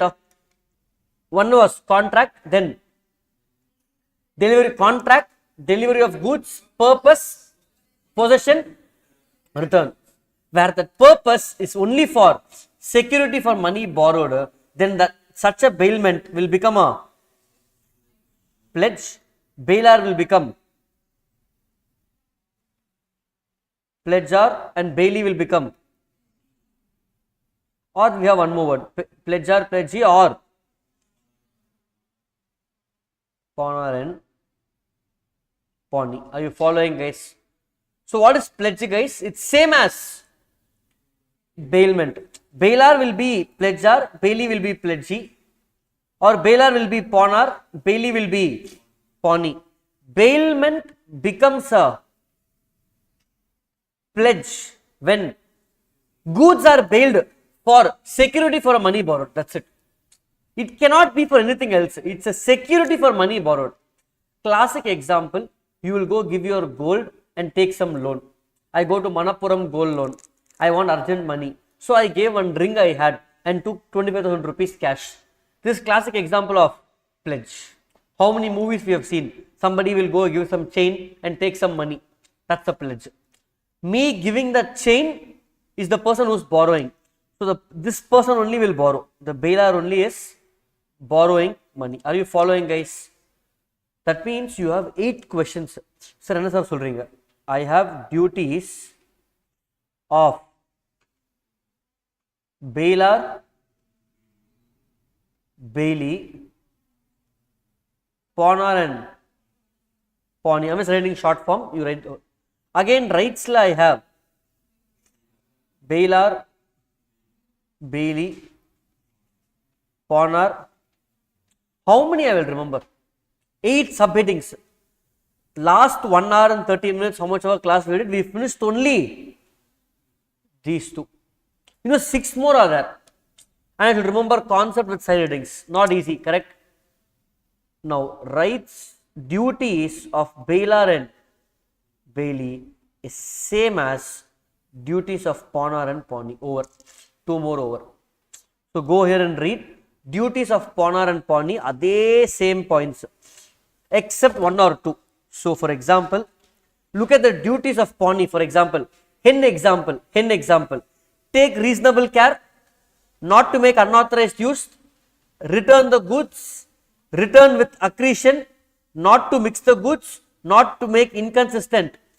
Same points, same hen example. Duties of pawnee. Are you following, guys? Like this, if you are able to connect and learn, it becomes easy. Over duties of pawnor, same. Okay, except 1 or 2 points which will come in rights again. Look at this. Compensate extraordinary expense, same point. Disclose all the faults, same point. Duties la irka. Indemnify, ange irka. Duties la irka. Next, and these 3 points will come, guys. A and E I will come to it later. It will come in rights. Okay. Are you following, guys? So, duties of bailor and duties of pawnor are almost same. We just have 2 more extra points, which I will explain when I come to pledge. So, now we have finished with all the duties. Easy, guys. Even though we finished learning for bailment, same as for pledge. And I have explained what is pledge also. Now we will go to rights. Once rights gets over, chapter is over. That's it. Okay.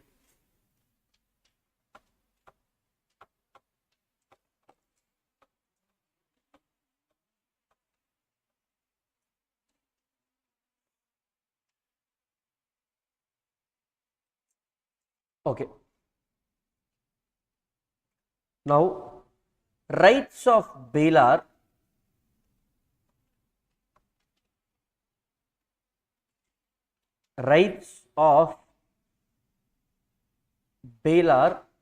is similar. I will give you the ending, I will give you the chart. Actually, you don't have to study 8 questions. 3 parcha podum, just 3 to 4. Rights of bailor is similar to duties of bailee. Rights is similar to duties of bailee. Fine. So that I am not understanding, sir. Rights of bailor is similar to duties of bailee, which is similar to duties of pawnee. That means these 3 is one bucket. On the hen example, mattum personal scope. All these 3 are covered. Hen example, duties of bailee, duties of pawnee. Opposite is rights of bailor. I will explain how. Okay. In the hen example, it is bailee's duty to take care of the hen properly. If you don't take care of the hen, if you made the biryani, or if you mix the hens, or if you don't return the hens, or if you don't return the eggs, what I can do? I can sue you. Correct? So, but is it mandatory for me to sue? Let's say I gave 100 eggs, sorry, 100 hens to Hayagrivan to take care. While giving it back, he gave me 99 hens and 50 eggs. He told, sorry, one hen died. Now, he's saying, I didn't take care properly. I didn't take care properly. One hen died because of my mistake. Now, will I sue him for this? I can sue him, or I can be like, okay, leave it. Should I mandatorily sue? It's an option for me.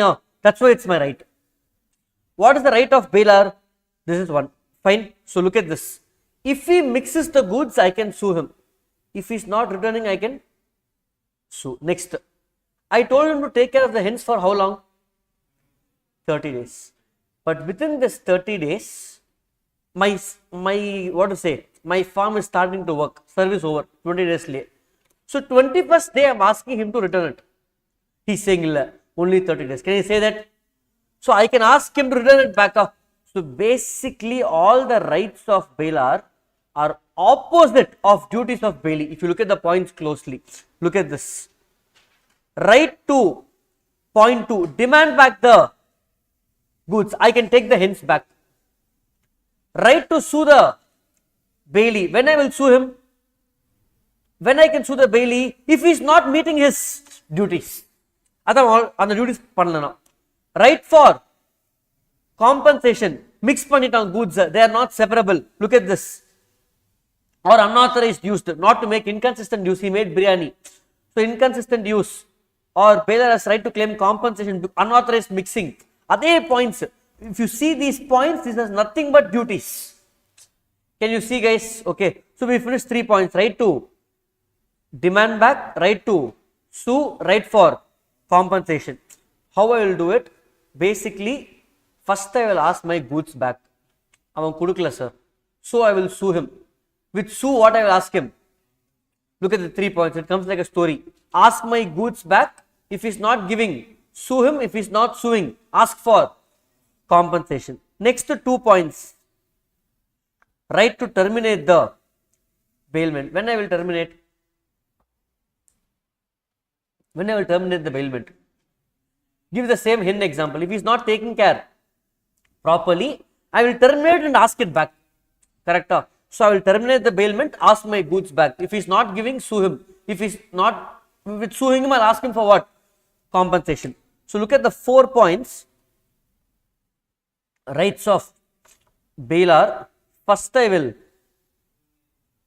terminate. I will terminate and then ask the goods to be returned. If he is not returning, I will sue him. When I sue him, I will ask for compensation. This is the normal flow for anybody. So basically, bailee on duty pannana, now Bailor on terminate panni, ask for goods to be returned, sue and compensate. Can you see now they are all the same points? So you oru vaati padstana, 3 questions are done for you. What are the 3 questions? Duties, no, duties of bailee, duties of pawnee, and its opposite, rights of Bailor. Are you getting it, guys? So even though it looks like 8 questions, one question, one side we finished 3. So now we have knocked out duties of bailee, duties of pawnee, and rights of Bailor. These 3 are done, guys. Are you following? Clear, easy. We still have one more small point in this. Right to file suit against wrongdoer. I will give an example, then both the points will get sorted in that. Right to file suit against wrongdoer. Okay. Let's take a new example. Let's say, fine. Mahesh, correct your name? Mahesh. Okay. So we have Mahesh and I forgot your name, very sorry. Binayak is, okay, now I remember. Okay. Mahesh and Binayak are there. Now, Mahesh gave his pen to Binayak.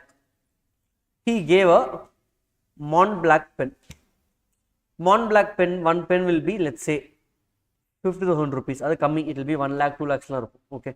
One pen Mahesh gave his pen to Binayak for 1 week. Why? Binayak is going to go and attend some interviews. So he wanted to keep an expensive pen in the pocket. So Mahesh gave the pen, safer words to pawns only. He gave the Mont Blanc pen. Okay, fine. Now, who is the Bailor here? Is the Bailor. Who is the bailee? Bailee is Binayak. Following, guys. Now, wrongdoer is not bailee, not Bailor. Some third party, let's say higher grievance, took that pen and he is not giving it back to Binayak, not giving it back to Mahesh. Higher grievance is keeping that pen with himself. He is playing with that pen or he is doing something with that pen, he is not giving it back. Now, what will Binayak or Mahesh do? They will join hands together. Either Mahesh can sue higher grievance or Binayak can sue, or both can sue together. Whatever compensation they get, both will share. Correct? That means, now look at now read this point with the wordings. Last, right? The Bailor has the right to file a suit against a wrongdoer. Who is the wrongdoer? I have given our example. So imagine that in example, some third party is coming and destroying that farm. Then we can file together a suit against that third party. When you file a suit, what you will get? What I will do with the damages? That other next 2 points. Section 180, 181. Look at that. You have the right to sue the third party and claim damages. And the next point is, once you get the damages, it will be shared between the Bailor and bailee based on their interest. Are you following, guys? So on proportionate basis they will share. That's all. So here, when you are writing the points over here, rights of Bailor, look at this. Terminate, return the goods, ask for returning, sue, claim compensation, plus you can file suit against wrongdoer. That's it. With this, we are done with all these 3 sections. Let's revise these points once. Duties of bailee. Can you tell me what are the duties of bailee, guys? Duties of bailee.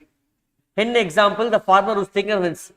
Take reasonable care not to make inconsistent use, not to mix, then return the goods, return with accretion, not to set up adverse title. Same points will repeat for duties of pawnee. What are they? Take care of the goods, not to make inconsistent use, not to mix the goods, return the goods along with accretion. Rights of Bailor is opposite. Terminate the contract. When I terminate, I will ask the goods to be returned. When the goods are returned, if you are not returning, I will sue you. When I sue you, you are also claim for compensation. Also, I can sue any wrongdoer. Are you following? Understand the points inside and the concepts. Okay.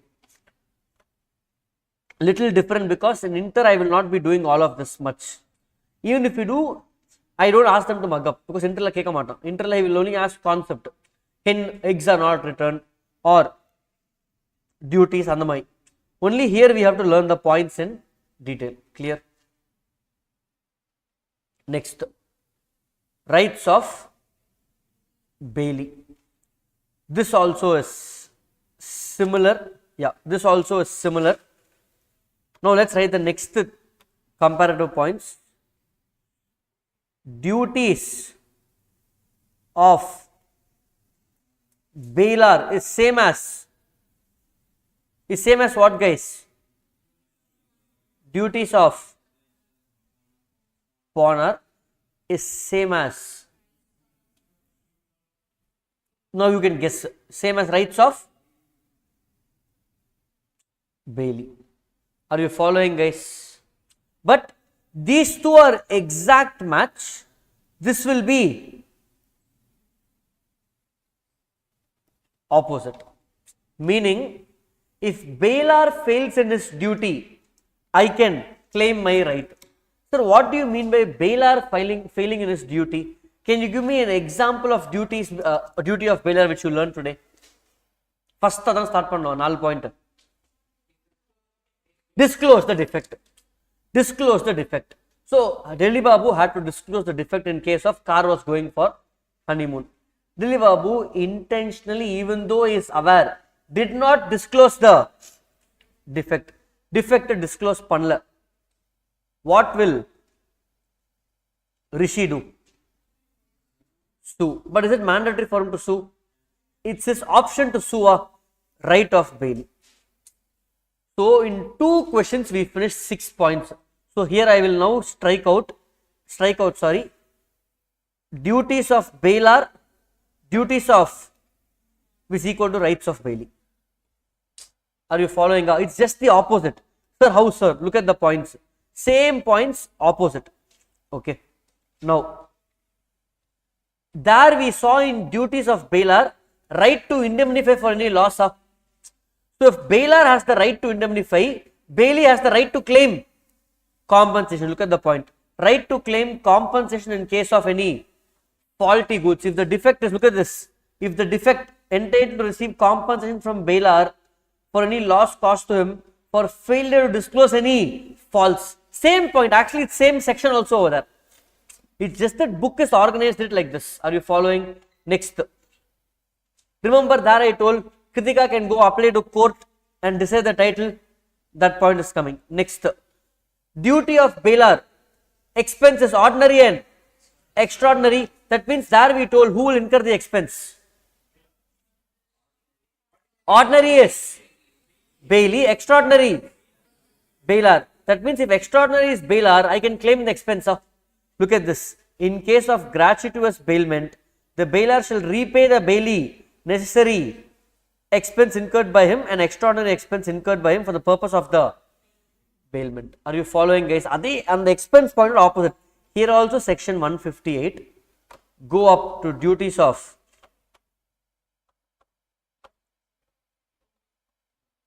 same section.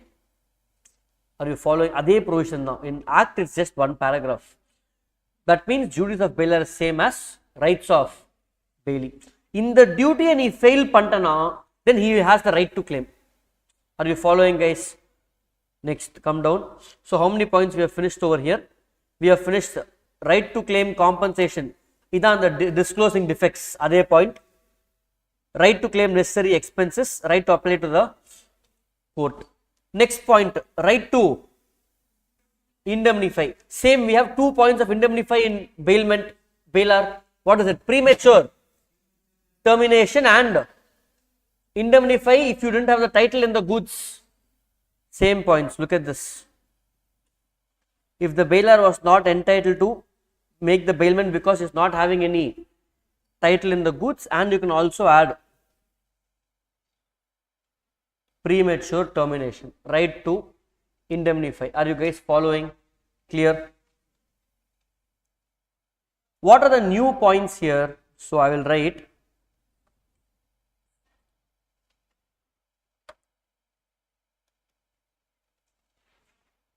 duties of Bailor is same as duties of pawnor is same as rights of bailee. Those same 4 points will repeat: disclose defects, expense, indemnify. Additionally, you have to learn 2 new points. You have to learn just 2 new points. One is general and particular lien, and one more is return to any of joint owners. These are the 2 points. Right to deliver the goods to any of the joint bailors or general and particular lien. Are you guys following? Let me explain those 2 points quickly. Here what they are saying, general and particular lien, return the goods to any of the joint owners. Let's say 5 of you together purchase the book. Let's say Sweta, Then Kritika, okay, Sweta and Kritika together purchased the book. They both are the joint owners. They gave that book to Hayagrivan, who is the bailee. Now, should he return to Sweta or Kritika? Anyone. That is the first point. That is nothing bigger. So, right to deliver the goods to any of the joint bailers. Unless there was a contract to the contrary. Unless Sweta tells, no, you have to return the book only to me, then Hayagrivan cannot return it to Kritika. He has to give it only to Sweta. Are you following, guys? Clear? Last one is general and particular lien. That is a separate concept in the book itself. General and particular lien, which we will learn it separately. Mark it as important. Mark it as important. General and particular lien. Okay. If I take general and particular lien, then this point also will get over. So I will knock out duties of bailor, duties of pawnor, and even rights of bailee.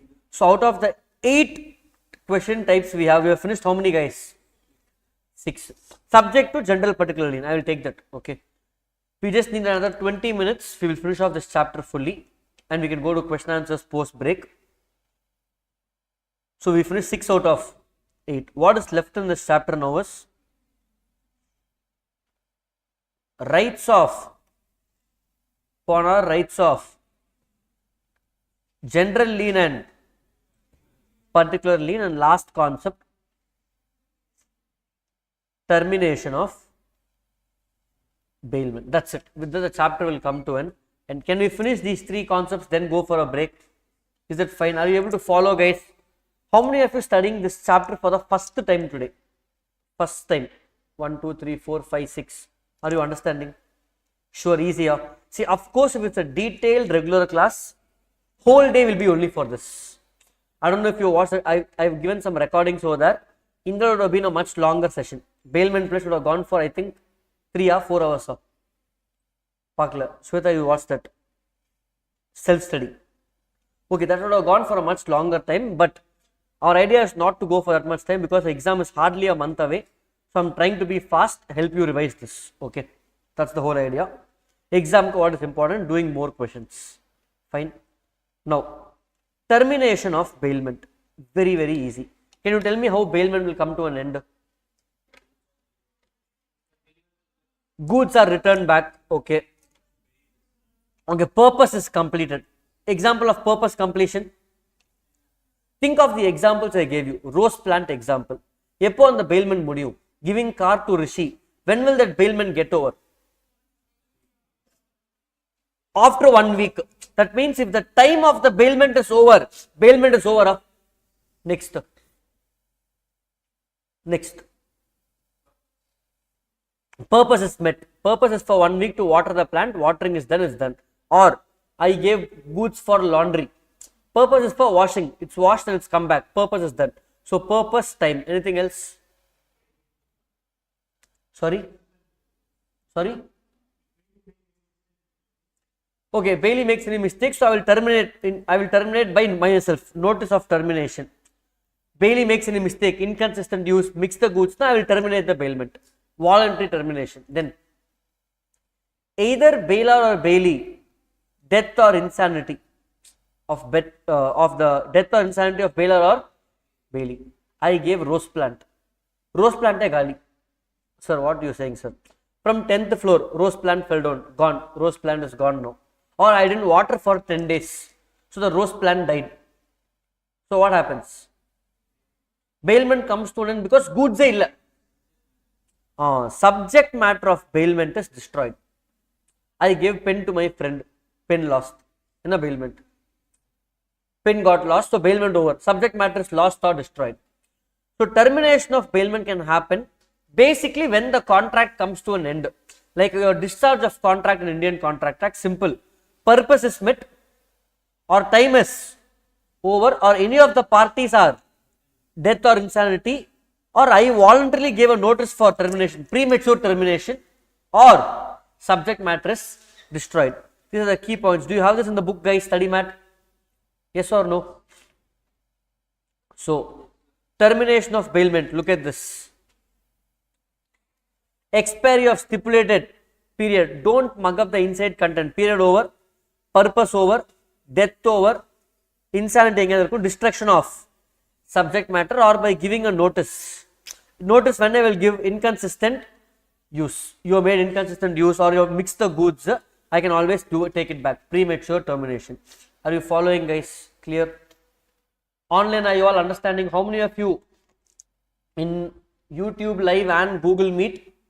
How many of you studying first time understanding? Type a yes. Any doubts? Yes. Vansh. Okay. If you want me to change any style of teaching, tell me now itself. So next 4.5 days I can make that change. Okay.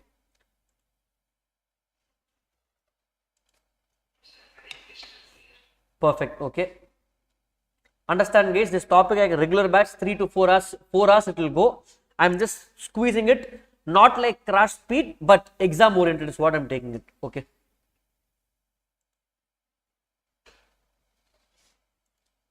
Perfect. Okay. Can we proceed, guys? Fine. If you want detailed class also, it's available for free only. Anybody watching can always take that. Everything is there in the same link, guys. Always ask me for link. Group bio has all the links. If you have used it, you will find it. Everything I have kept it there long back. Okay, perfect. Fine. This is termination of bailment. How they can ask this in exam? Two types of questions can come. As usual, direct question. How will bailment be terminated? 5 marks or 4 marks, 5 points. Or they will tell Bailor gave goods to bailee during for 6 months. After 2 months, the Bailor met an accident and died. What happens to the bailment? Terminated. Are you following, guys? Case study or direct question? Fine.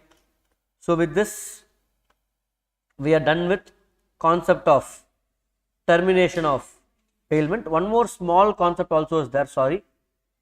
Finder of, that's very easy, you know, in a foundation let's repeat, but I will take that. Finder of lost goods. Next, let me go to general and particular lien. What do you mean by lien? Lien is right to withhold the goods. If you understand what is general and particular lien, it's over, because in study math there is one difference dabba also. And marked as important. Inter, they have tested this many times. Whatever is tested in inter, same syllabus in foundation. I am sure all of you are aware, foundation syllabus has become difficult. The same 4 papers, but it's fine. You have come in terms with it. Do you have MCQ for law? No. 100 marks writing. That means, I don't know if it's easy or difficult. For some of you, English used to be BCR or scoring paper. Huh? No. Fine. Removed. So we can score, don't worry about it. Today I will even talk about presentation. So post break presentation, we are also going to practice presentation in our class. If you are going to write the answer and bring it to class here in the next 5 days, I will correct and give it to you here itself, after I tell you. If you are not writing and bringing it to class, I can't do anything. Those who are in the online Google Meet, I will open the group every day for one 30 minutes span. Admin can send, everybody can send messages. If I open it for 24 hours, full spam will come. So I will keep one slot daily 8 to 8:30. In that time alone, you can send your answer in the group. That time I will reply back and I will give you the feedback for this answer. Okay. Fine. Those who are watching online live or recording.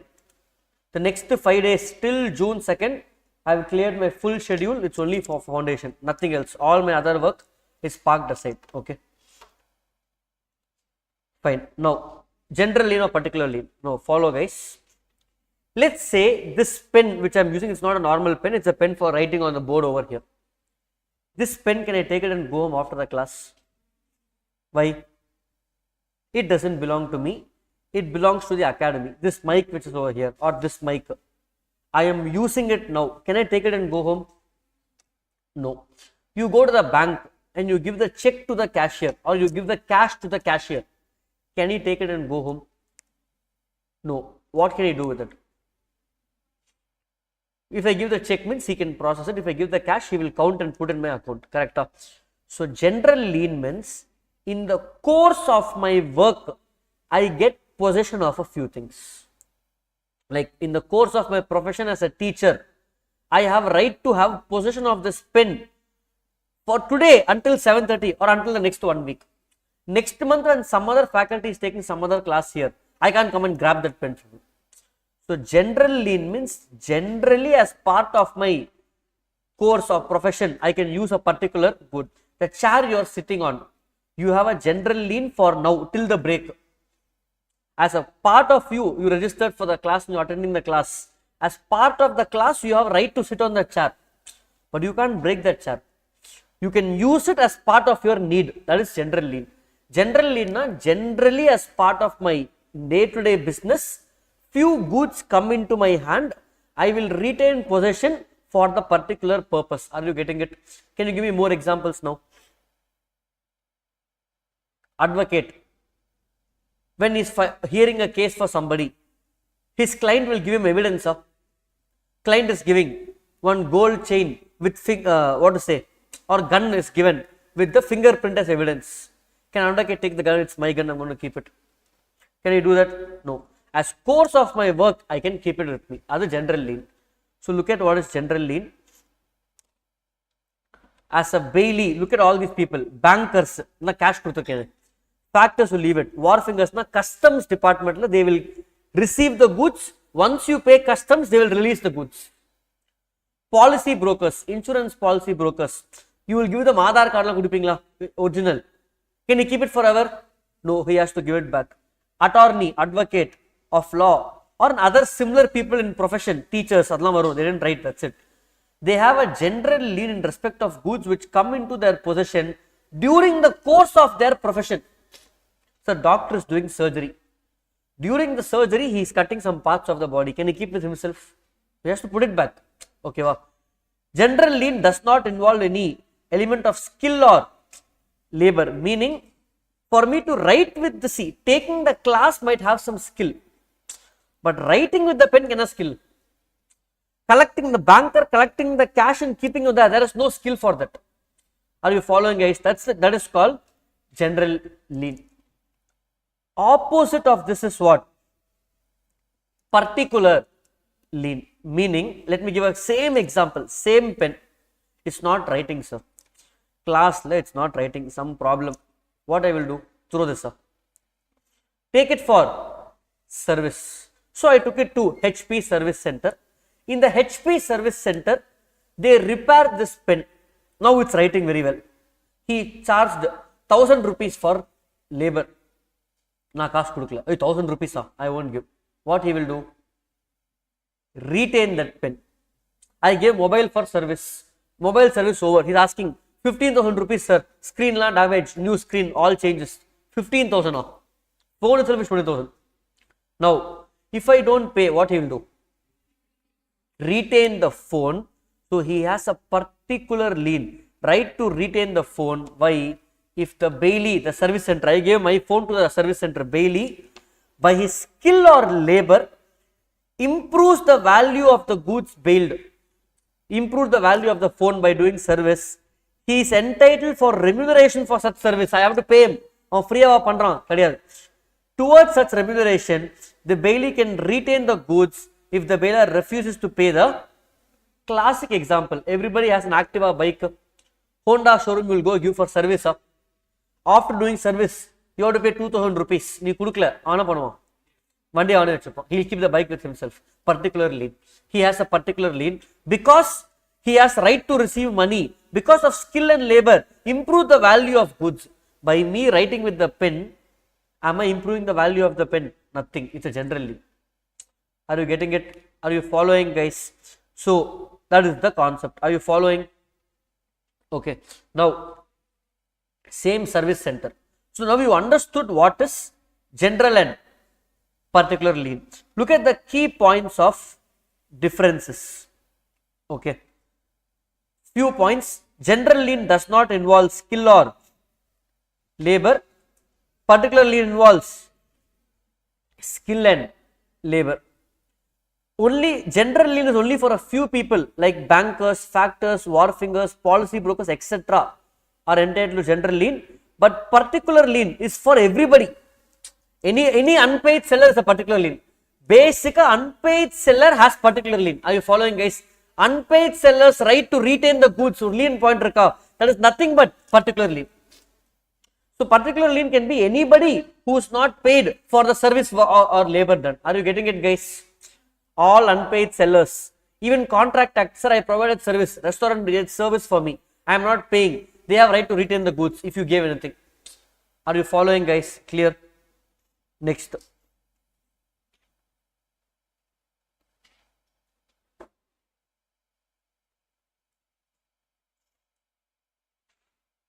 Next.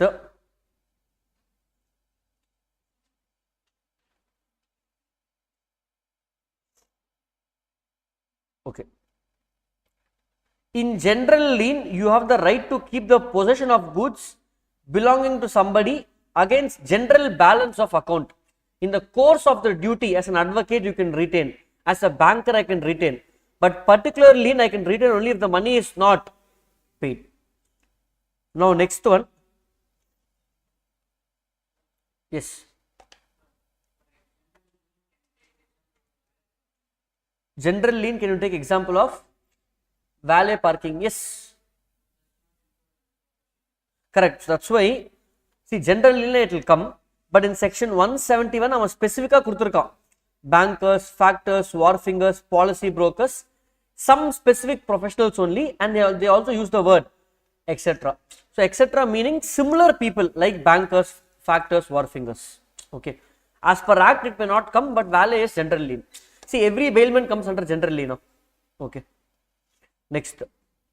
See, all non-gratuitous bailment will be covered under general lien. Let's take the same mobile service. Okay. I gave the mobile for service to OnePlus. He serviced the phone. He gave it back to me. I collected the phone, put my SIM card, kept in my pocket. Now he is saying, sir, bill 15,000. I am saying, ayo, I can't pay 15. Can he hit me and take the phone back?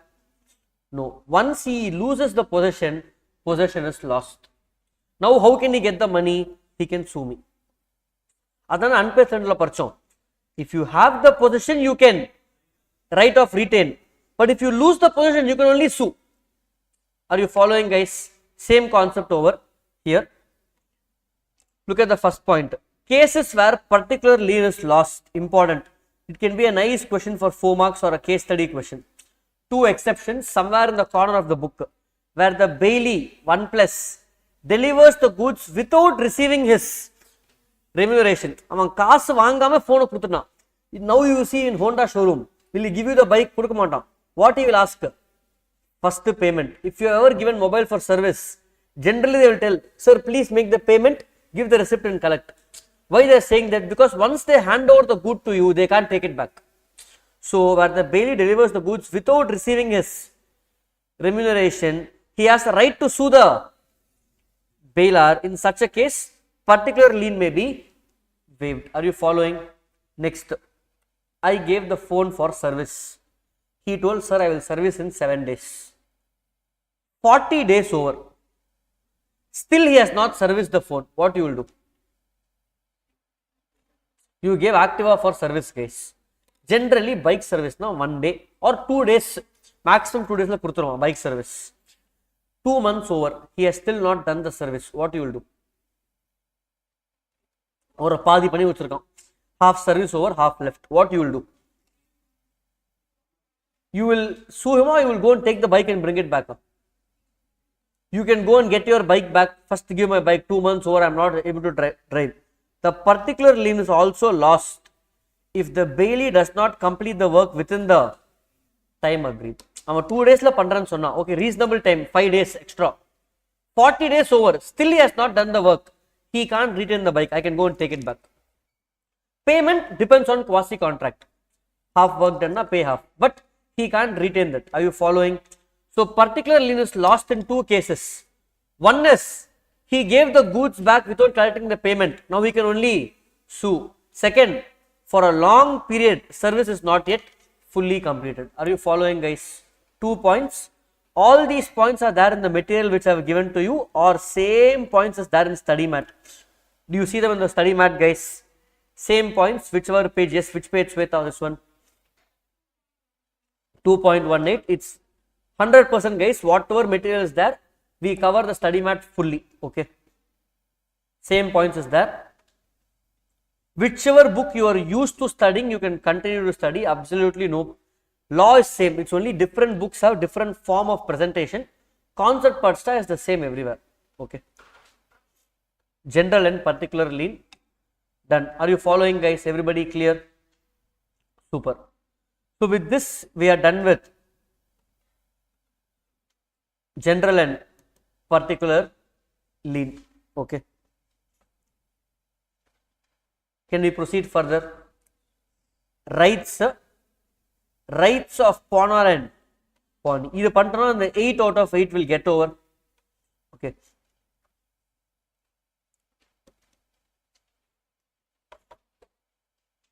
Okay. Rights of. Let's take an example. Let's say Mahesh has given his gold ring to, let's say, Binayak, and he took a loan of 20 lakhs. Sir, why sir 20 lakhs? This ring is some 200 plus years old ring. It has some precious gems on it, which Mahesh has been having for generations in his family. Now he gave the ring for loan and he took 20 lakhs as loan.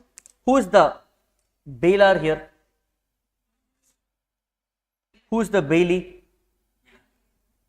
But is this a bailment? No, this is a pledge. So who is the pawnor? Mahesh is the pawnor. Who is the pawnee? Binayak is the pawnee. Correct? Fine. Now this agreement was that money will be repaid within 5 years. 20 lakhs for 5 years. Fine. It will be repaid within 5 years. 6 years over. Still Mahesh has not repaid the money. What will Binayak do? What will Binayak do? He will sell and get the money. Now,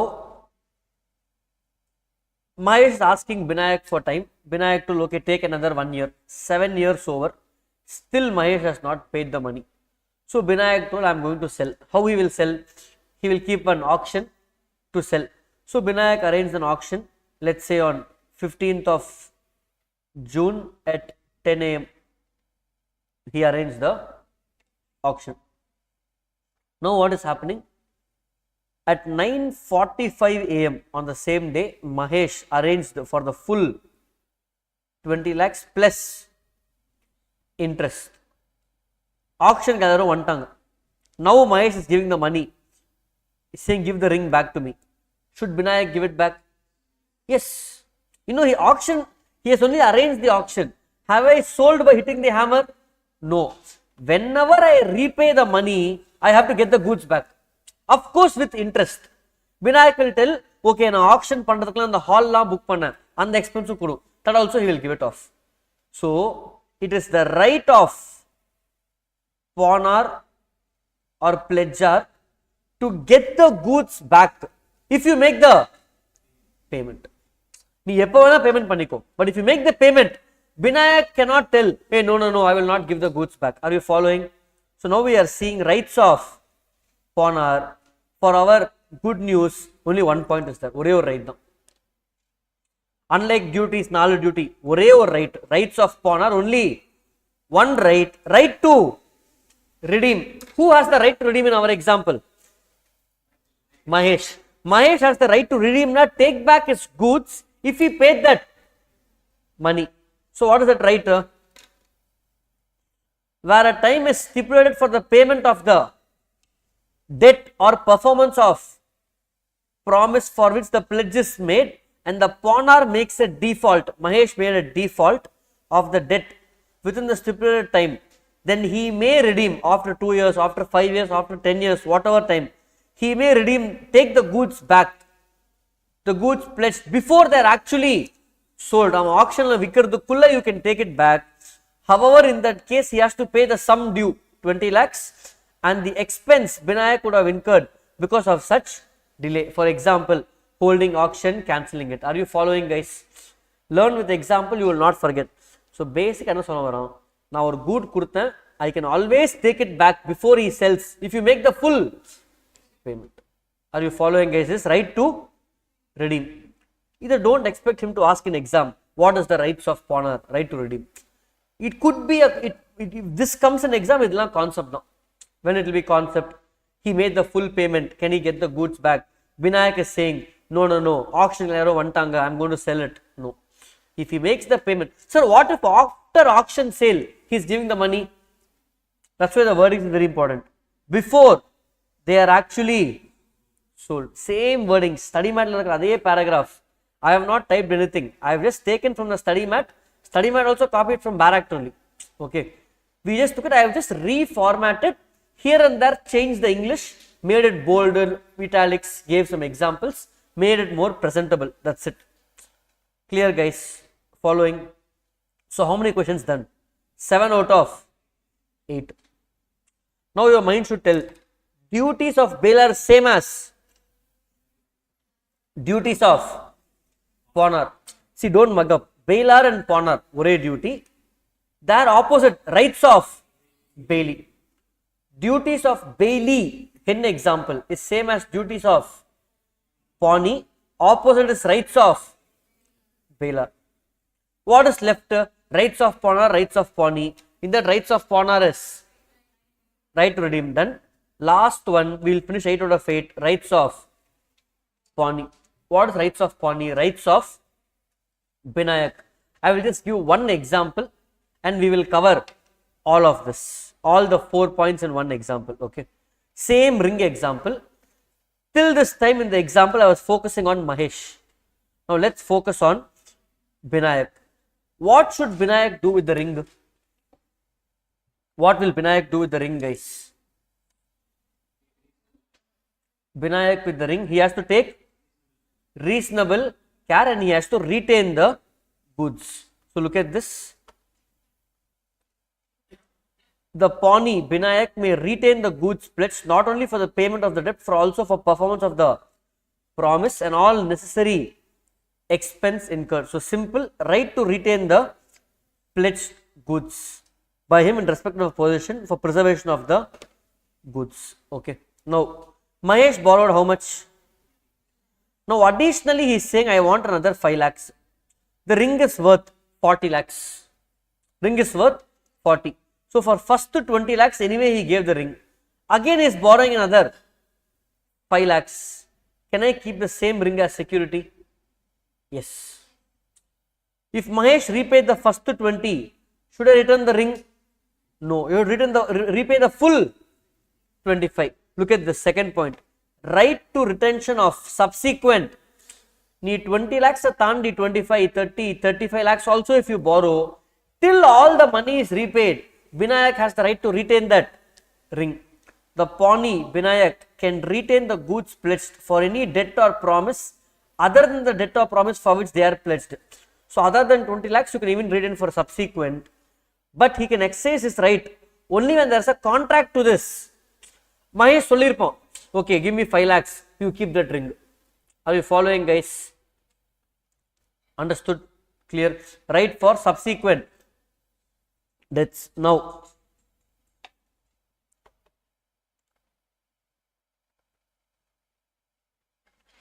let's take a different example to understand this. I gave a bike. Let's say we'll take someone from online. Okay, we'll take online.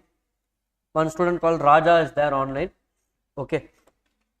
And we'll take Hemant. Okay. Hemant is the other student. I'm just taking random names whom I can see. What Raja did? Raja gave his bike to Hemant and took a loan of 30,000. Urgently he wanted the money. When the bike was in Hemant's premises, the petrol started to leak.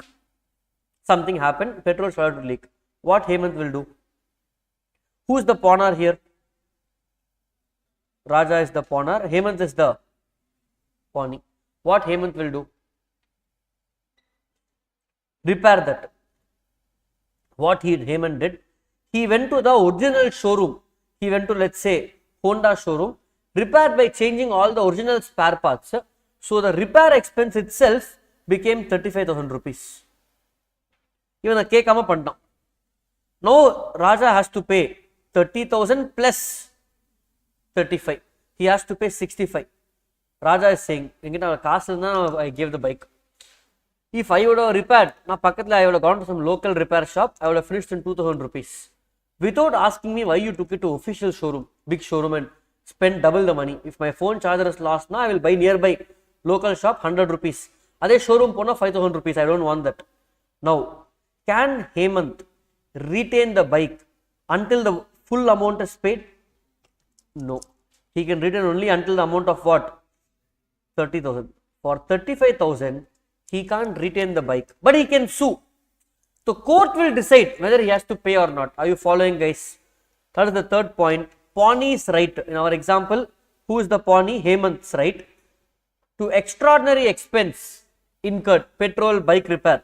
The pawnee is entitled to receive from the pawnor extraordinary expense incurred by him for the preservation of the goods pledged. However, he does not have the right to retain the goods. He can only sue for such expenses. Very, very important case study question.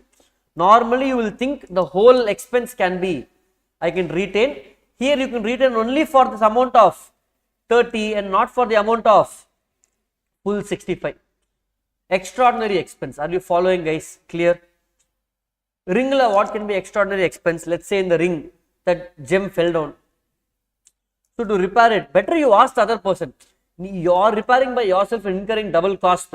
You can't expect the other person to pay. Are you following? Clear. That's it. Last one.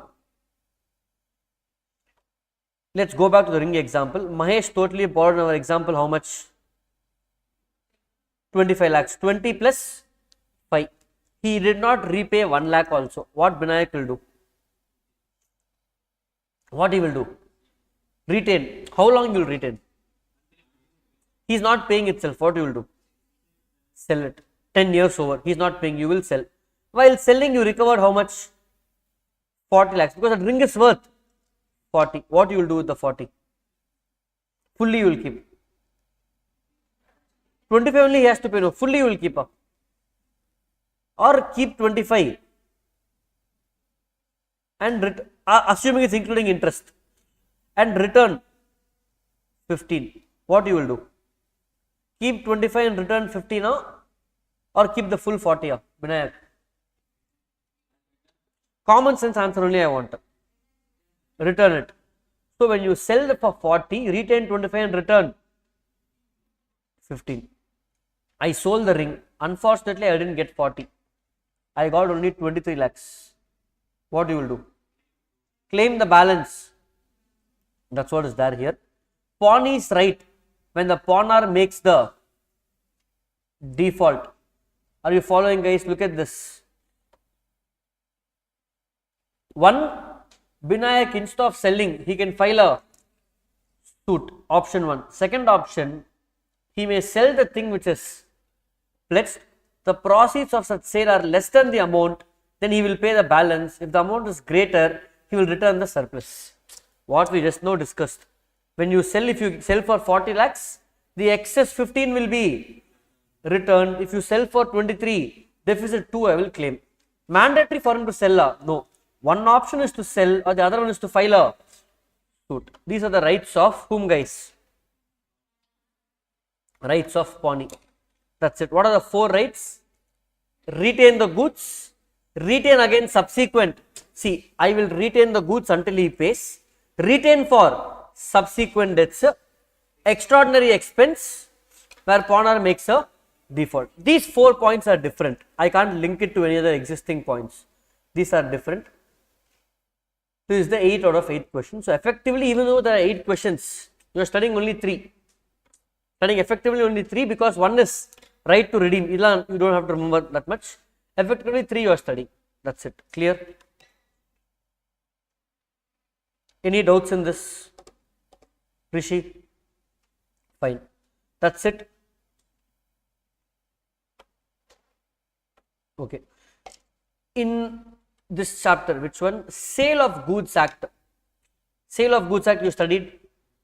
Everybody studied Sale of Goods Act. In that unit 3, transfer of ownership and possession of goods, there is one concept called nemo dat quod non habita. What does it say?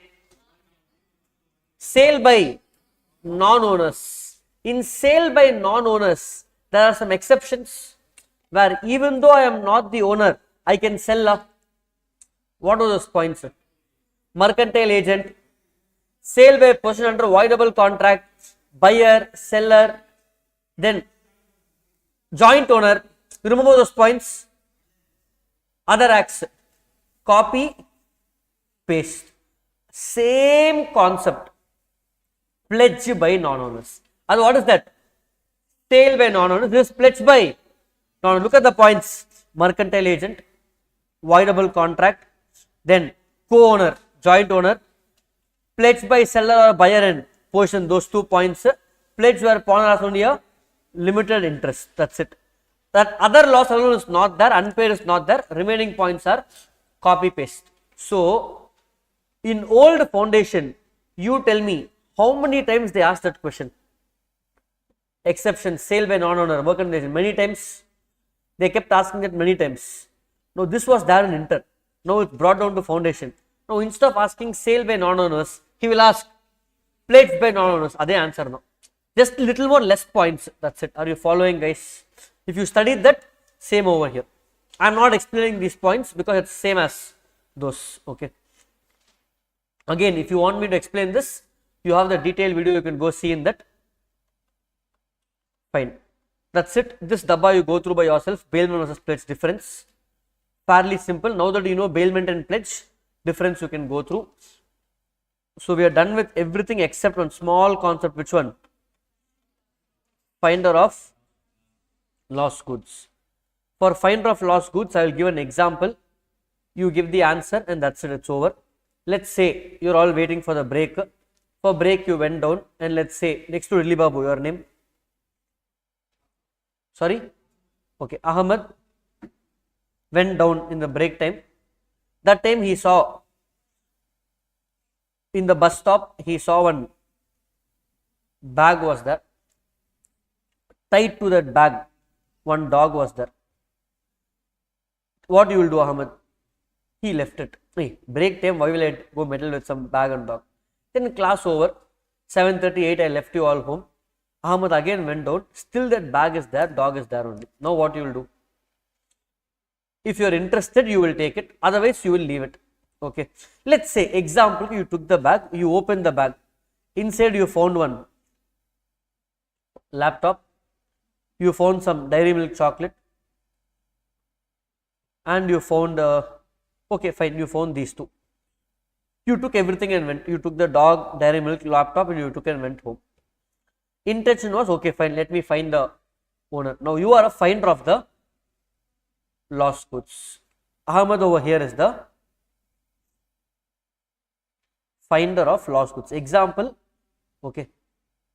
Now, what Ahmed is doing, dairy milk he saw, 2 months expiry left. What you will do? Heat it up.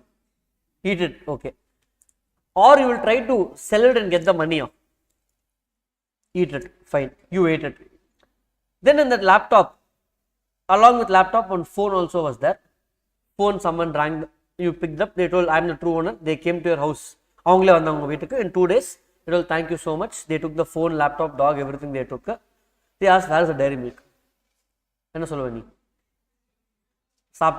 He's asking, give me 200 rupees, it's a big dairy milk. Will you give the money? Can he eat it, guys? No. Finder of lost goods cannot eat it. If it's a perishable good, you can try to sell it. Try to sell it and recover that money. Fine. Dairy milk work is done. If you are not able to find anybody, if you want to eat, you can eat, but that money you have to give to the owner. It's not free for you. It's not free. This is for dairy milk. Next, laptop, phone, what you will do? Change the SIM card, reset the laptop, use it. Then you are not finder of lost goods. Okay. You are not finder of the lost goods. Finder of lost goods would have first responsibility is to find the true owner. Now, when you are going home, police caught you. உன்னை பார்த்தா இப்படி laptop, iPhone, dog you're having, that too, let's say husky dog you have, you don't look like that. Police told, give these to me. You told, yeah, it's not mine. It is the somebody else's in bus stop. I am keeping it with me. So உனக்கும் போலீஸ்க்கும் argument. Police is saying, give it back to me. Ahmed is saying, no, I only found it, it's mine. Who will win this argument? Ahmed or police will take it off? Ahmed has the right to retain the laptop, phone, dairy milk, dog against everybody. Even if Modi ji comes, he can keep it with himself, except the true owner. He has the right to retain against everybody except true owner. Now, laptop, phone, what he has to do? He has to take care of it, put on charge. He is not used, he has to take care of it. Until he has to try his best to find the true owner. Dog also, he is taking care of it. He can't leave the dog as it is. He has to feed the dog. Correct? Or if he is saying, no, I don't want to take care of the dog, he is giving the dog in some care house or some place where they will take care, but you are incurring some expense. Sir, when you took everything, you have to take care of it as if it's your own goods. Now, 5 years over, the dog grew. You took care of it, you became friends with the dog. And laptop, phone also, nobody came and touched. What you should do? How long will you keep it? 10 years over, 20 years over, 15 years over. Dog gave puppies. Granddaughter also came off for dog. Laptop, phone, palaya model phone, new model came. What you will do? So, when I can sell? Are you following? See, dog, he is taking care. He is not interested with the dog. Dog, I don't want to keep. But he is taking care for humanity's sake. Okay, he is taking care. Now, how long he will take care? What is the reasonable time? He wants to sell the dog. He wants to sell the laptop, phone. When? See, iPhone, maximum it will have value for 2 years, 3 years. 10 years if you keep, next iPhone 25 will come. No value for iPhone 14, correct, after 10 years. Appo you sell padala value kadayadu. Then when you will sell? For that, law gave a provision which is not there in foundation, which is there in inter, which says when you can sell. Look at this. See, where the true owner cannot be found after reasonable diligence. He tried everything. He put Facebook post, Instagram story, gave newspaper ad, everything he tried. He is not able to find. Okay. And if the goods are perishable and losing its value, dairy milk, 2 months left, he can sell. Or the lawful charges of the finder in respect of the things found, for you to take care of the dog, the expense is going to cross 2/3 of its value. Very important. Let's say the dog is going to cost 10,000 rupees. If you sell, what is 2/3? Close to 6667. Correct? If the expense that Ahmed has incurred in taking care of the dog, feeding it, vaccination, all put together is going to cross 6667, then you can sell. Laptop would have value and it keeps decreasing every day. So today laptop is worth 1 lakh. It keeps decreasing. Then imagine 2/3 of the value is lost. Then he can sell. It became very low value. Then he can sell it. Are you following? Or when he can sell, you found the owner after 2 months. 2 months you told the true owner, see, I took care of the dog. I had spent 5,000 rupees. I want the expense. If found refuses to pay the lawful expenses, then you can sell it. So what they are saying, look at this. Finder of lost goods can claim reimbursement for all the expense that he has spent. Okay, the true owner is saying, I am living in Pondicherry. Can you come and deliver the dog and laptop to me? You know, Pondicherry now, he went to Pondicherry. He came back. His cab expense was 5k for up and down. Who has to bear that? True owner. So all the expense will be incurred for searching the true owner. If the true owner refuses to pay the compensation, the finder cannot sue, but he can retain the goods. I will retain the goods and I will sell it. Are you following, guys? Clear? This is foundation. If the true owner, real owner, announced any reward, you've seen missing dog, 10,000 rupees if you find the dog. Now, Ahmed found the dog and he gave it to the true owner. Does he have the right to claim the award? Yes. The finder is entitled to receive the award. The right to collect the reward is primary and superior right even than expenses. Taking care of the dog, 500 rupees for 5 days. Plus reward is 10,000. Now you have right to claim 10,000 reward plus 500. Now he has a particular lien. Particular lien because he has taken care of the dog, his skill and his labor he has put for the dog. Dog is in good condition. Correct? Are you following, guys? So if he returns the dog without collecting the money, can he take the dog back? No, he can only sue them. That's why you don't give it back. Get your money, then give it. This is finder of lost goods. Everything is same as foundation here, but finder of lost goods are key points. Perishable goods now you can sell. Non-perishable goods you can sell if the expense of taking care crosses or is equal to 2/3 of the value of the goods. This you should remember. Are you following, guys? With this, I think we spent about 2.5 hours, I guess. Two and a half hours. Not the regular speed, but not crash also. Somewhere in between. Okay, we are done with bailment and pledge. Okay, we'll go for a half an hour break. Come back and do today indemnity and guarantee. So I'll finish both indemnity guarantee and bailment pledge today. Tomorrow negotiable instrument act and the new law chapter. Third day, first half itself, we'll finish off all the new law additions. LLP also I want to take. If you're okay, I can do LLP today itself. We will see. Do you want LLP today or indemnity guarantee? Indemnity guarantee. LLP also we will do, guys. Let me allocate 1 hour because syllabus is reduced. So at least you should know what not to study. In old syllabus, you had this whistleblower, fraud, then dissolution of winding up, court will order for winding up of LLP, all that not there. All that only basic concept. Features of LLP, designated partner. All 80% of LLP is removed from syllabus, so that's good for us. Okay, fine. We'll go for a 30 minutes break and resume recording. 1 second, let me stop recording. With this, bailment pledge is done. Quick revision. Now it's what time, guys? 5:20 p.m. will resume. Okay, 30 minutes. And we'll go till 7:30 straight. Okay. Same link, online fellows. Same link.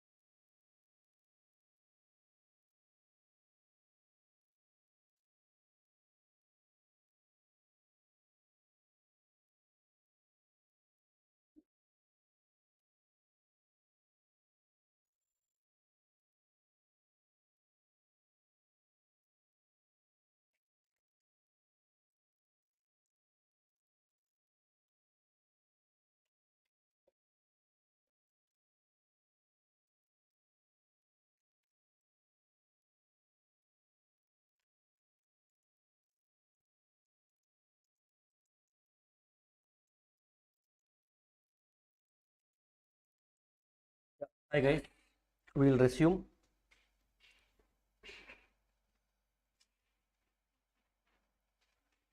Agenda for today, last 2 hours, what we'll do is, the agenda for this session is basically simple. First we'll look and complete indemnity and guarantee, and towards the end of today's discussion itself, I also want to complete question answers discussion for indemnity, guarantee, and also bailment and pledge. But first we'll focus on concept and then we'll do both the questions together. Is that fine guys? Okay, questions for all chapters. Let's start off with indemnity and guarantee.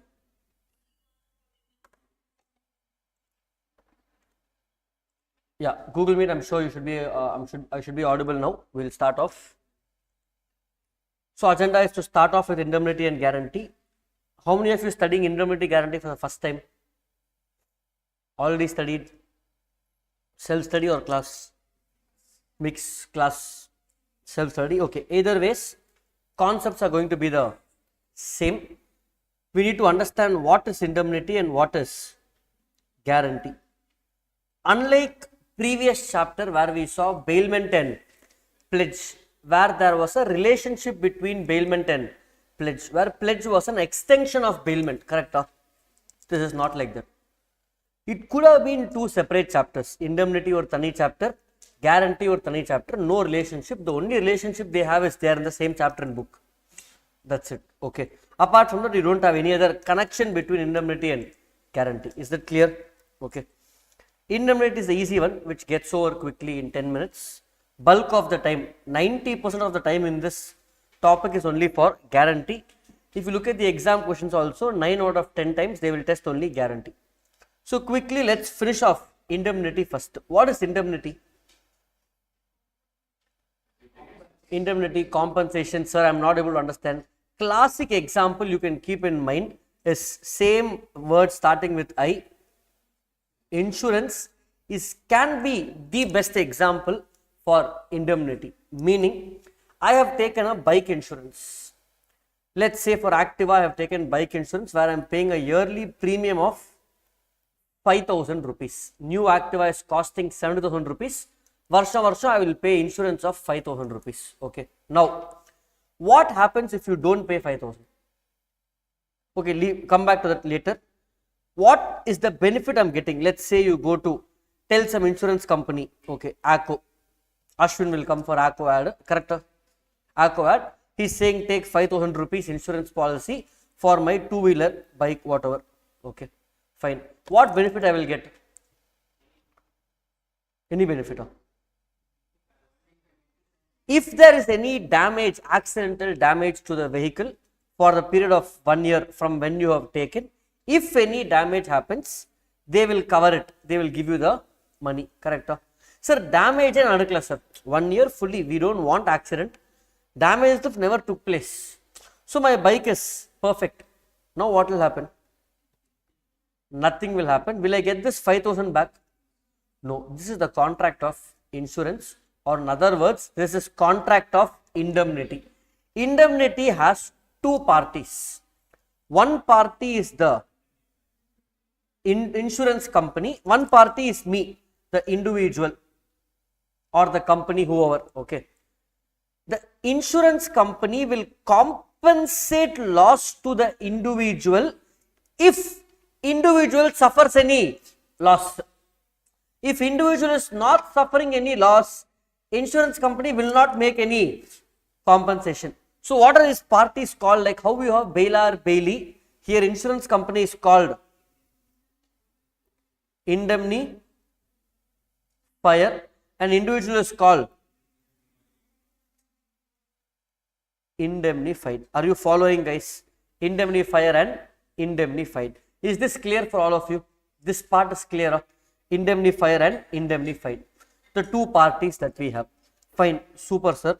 So insurance company is done. Individual is done. We know who is indemnifier and who is indemnified. Next question for you. Little bit out of the topic.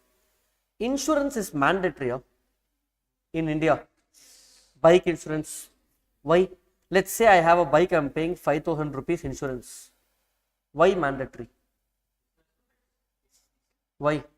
Okay, what happens if it's not? See, if insurance is not there, police will stop. You have to pay penalty. Sir, insurance, if, see, I understand, helmet is important, okay, for my safety, okay. License is very much important because it gives you the power to drive. I mean, like it says that, okay, you have the, you know how to drive, okay. Insurance, RC book, okay, shows the ownership of the vehicle. It's not a stolen vehicle. Why insurance? What if I do? Mahesh is saying, sir, I have in my bank account 5,000 crores. Why I want insurance? If something happens to the bike, I will throw it and buy a new bike. For me, it is nothing. Why unnecessarily I will pay insurance and I will drive very safely, sir. I am not a rash driver. Very properly, I will drive with helmet. I will properly follow the rules. Why should I pay unnecessary expense? Already every month, once salary comes by month ending, you know, family means how it's difficult to manage the expense. I will not tell you. Unnecessary insurance expense. Why? Why can't it become optional? For whom? Income will be lost for whom? Government. No, insurance companies, they are all private companies. ACO, IFCO, Tokyo, LIC, okay, fine, it's different. Life insurance, I'm talking about general insurance. What loss for government? Nothing. Insurance companies will not be able to survive. No, how many of you will still take insurance if it's optional here? Optional, I will still take. See, I have about 10% of the class raise the hand. 10% business they will get. No. Why mandatory? Comparatively very low. But why should all the common people struggle and pay so much policy? Why? Very good. We have answer from Srijit, correct? Srijit has given the right one. What is it? Business, money. So it's mainly one of the main reasons is for business purpose. But apart from that, like how Hallgreven said also, if it's optional means nobody will take. Correct? Nobody will. See, life insurance we will all take. Life insurance is different because you will get the money back either at the time of death or after completing the period you will get the money back. But in this, many people will choose not to take. So it affects the industry as such. Insurance companies survive on this. So it becomes mandatory and anyway it's good for you. That is the reason. Okay. Exam they will not ask this in foundation. Don't write this also an answer. Unnecessary, it's for business. You are writing foundation exam. Be very careful. Okay. Fine.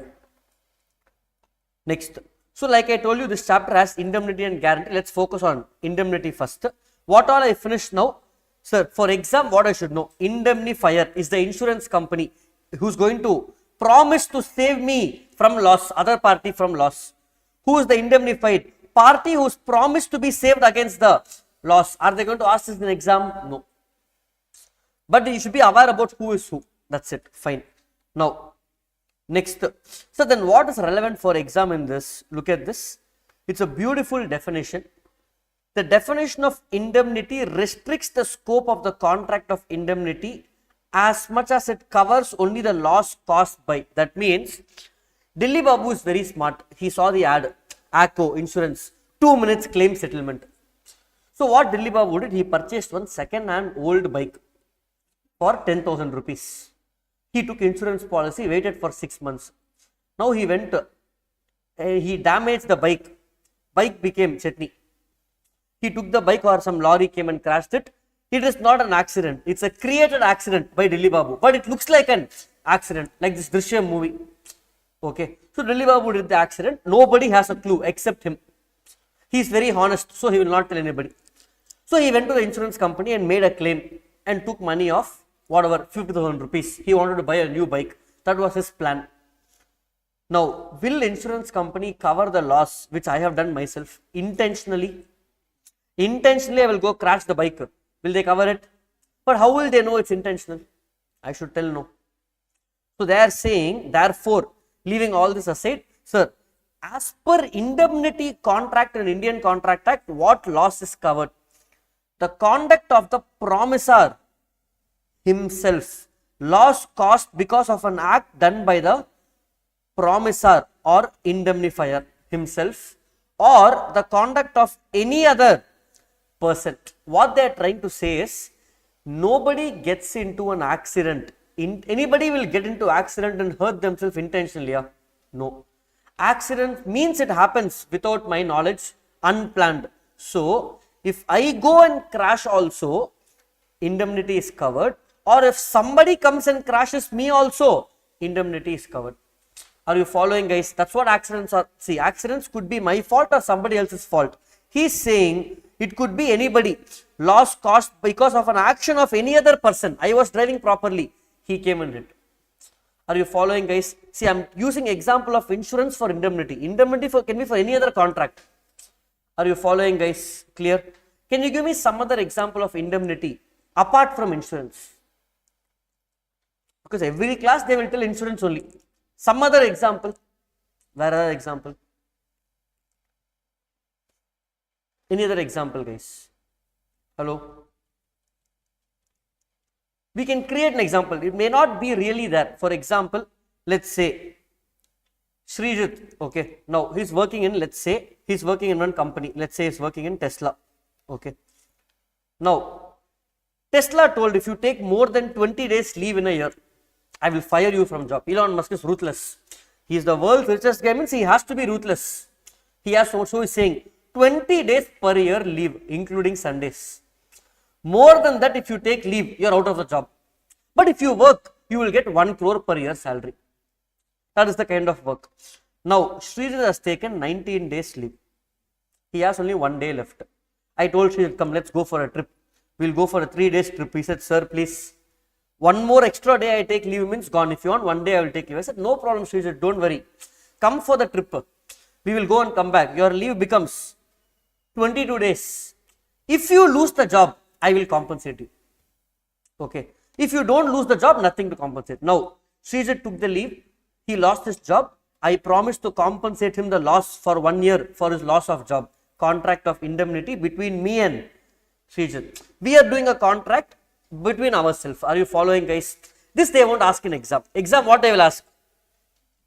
Insurance. That's it. Fine. Okay. First of all, they should ask this chapter, but if they ask, okay. Next. This note is very, very important. Look at this. Beautiful way to learn law. Okay. If someone can try to interpret this note, what they're saying note. So that means above what we have learned, if a loss is because of myself or somebody else, it's covered in contract of indemnity. Correct? Indemnifier will indemnify the loss to me. Loss occasioned by an accident, not caused by any person or an act of God, natural event is not covered. What does this mean?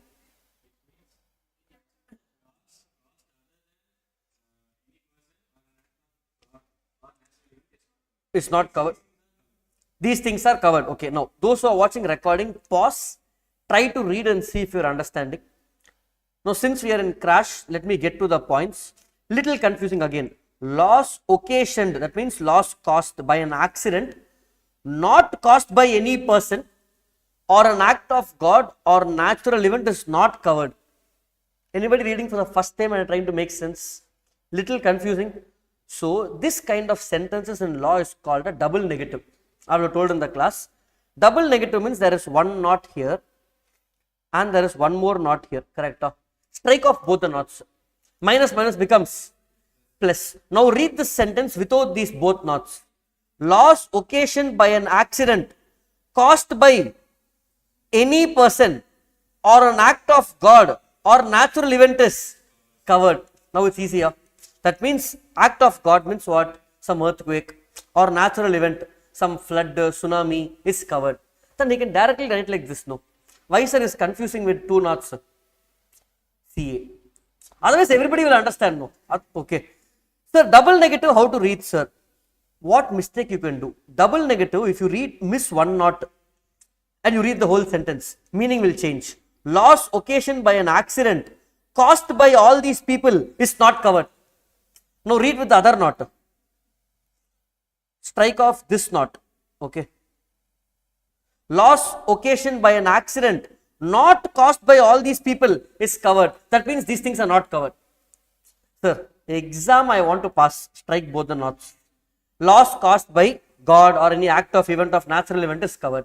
That means insurance, if I go crash or if somebody else comes and crashes or flood, Chennai means flood is very common. Flood comes, you will claim insurance compensation. One of my friend, She works in IT company. She purchased a new car, Swift red color car, for some 7-8 lakhs. Then she purchased, she works for me as a client, and she told, sir, not sir, to me she tells Karthik, she told, I will take a 15 days leave in December. I bought a new car for the first time in my life. I'm going to go on a vacation. Then by the time she was able to go on vacation, flood came, car, she was able to get access only after 1 month. She gave a service center. Because of flood, the service center told, Maruti company told, sorry, I can give you car only after 3 months. So queues was very high during the time of flood, and she had to spend another 2 lakhs. The expense was 5 lakhs, 3 lakhs insurance cover, 2 lakhs she had to pay. She got the new car back. Car was hardly 1 month old. Okay, but at least insurance was able to cover some expense. Fully they were not able to cover. So flood is covered. For example, me doing something, somebody else doing it, or natural event. That's it. Enough for exam. Sir, for exam, what to remember now finally? Indemnity means somebody is promising to cover the loss for me. That person is called indemnifier. I am called indemnified. Loss includes all these. Within this, insurance companies will create their own policy. Hey, this COVID included, COVID not included. And they will create their own policies. It's fine. This is as per contract act. Sir, okay, sir. What else is there in this chapter? Just another 5 minutes. Okay. Now, how unlike in bailment pledge, rights, duties, they used to play with our head, but still we found a way around it now. Easy to remember. Here, rights of an indemnity holder when sued. Okay. What is the rights of indemnity holder when sued? Follow very carefully here. Last this dabba. Once this dabba is over, indemnity is over, guys. Indemnity is done. Fine. Follow. Okay. The promisee in a contract of indemnity acting within the scope of his authority is entitled to recover the following from the indemnifier and the promisor. In the following, meaning I can recover from the insurance company what? I can recover what from the insurance company? So who is the indemnifier? We already explained. Indemnifier is the insurance company, correct? I can recover from the insurance company. Rights of indemnity holder when sued. Who is the indemnity holder? The indemnified. When my right, when I sue them, what is my right? So you tell me, guys, without reading the points, you tell me you had a bike, you parked it, some lorry came and hit it. You want me to draw that for you? Okay, that's it. Bike crushed. Okay, now what is your rights? You will sue and you will claim what? Damages, and you also want your compensation, basically whatever loss you have suffered. But along with that, to file a case, see, first I will ask the company, see, ad is coming, Ashwin is saying 2 minutes claim, seeing that you purchased the policy, after that you never got the money. So what you will do? You will hire an advocate and you file the case on whom? Ashwin?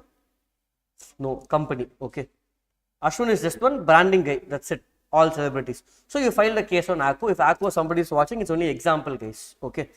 You filed a case on ACO. For that, you hire an advocate of legal expense. You also need your damages, whatever loss you have. Apart from this, let's say your bike was 50k. That money you want loss. Legal expense 10,000. Beyond this, what you want? My mental peace was disturbed.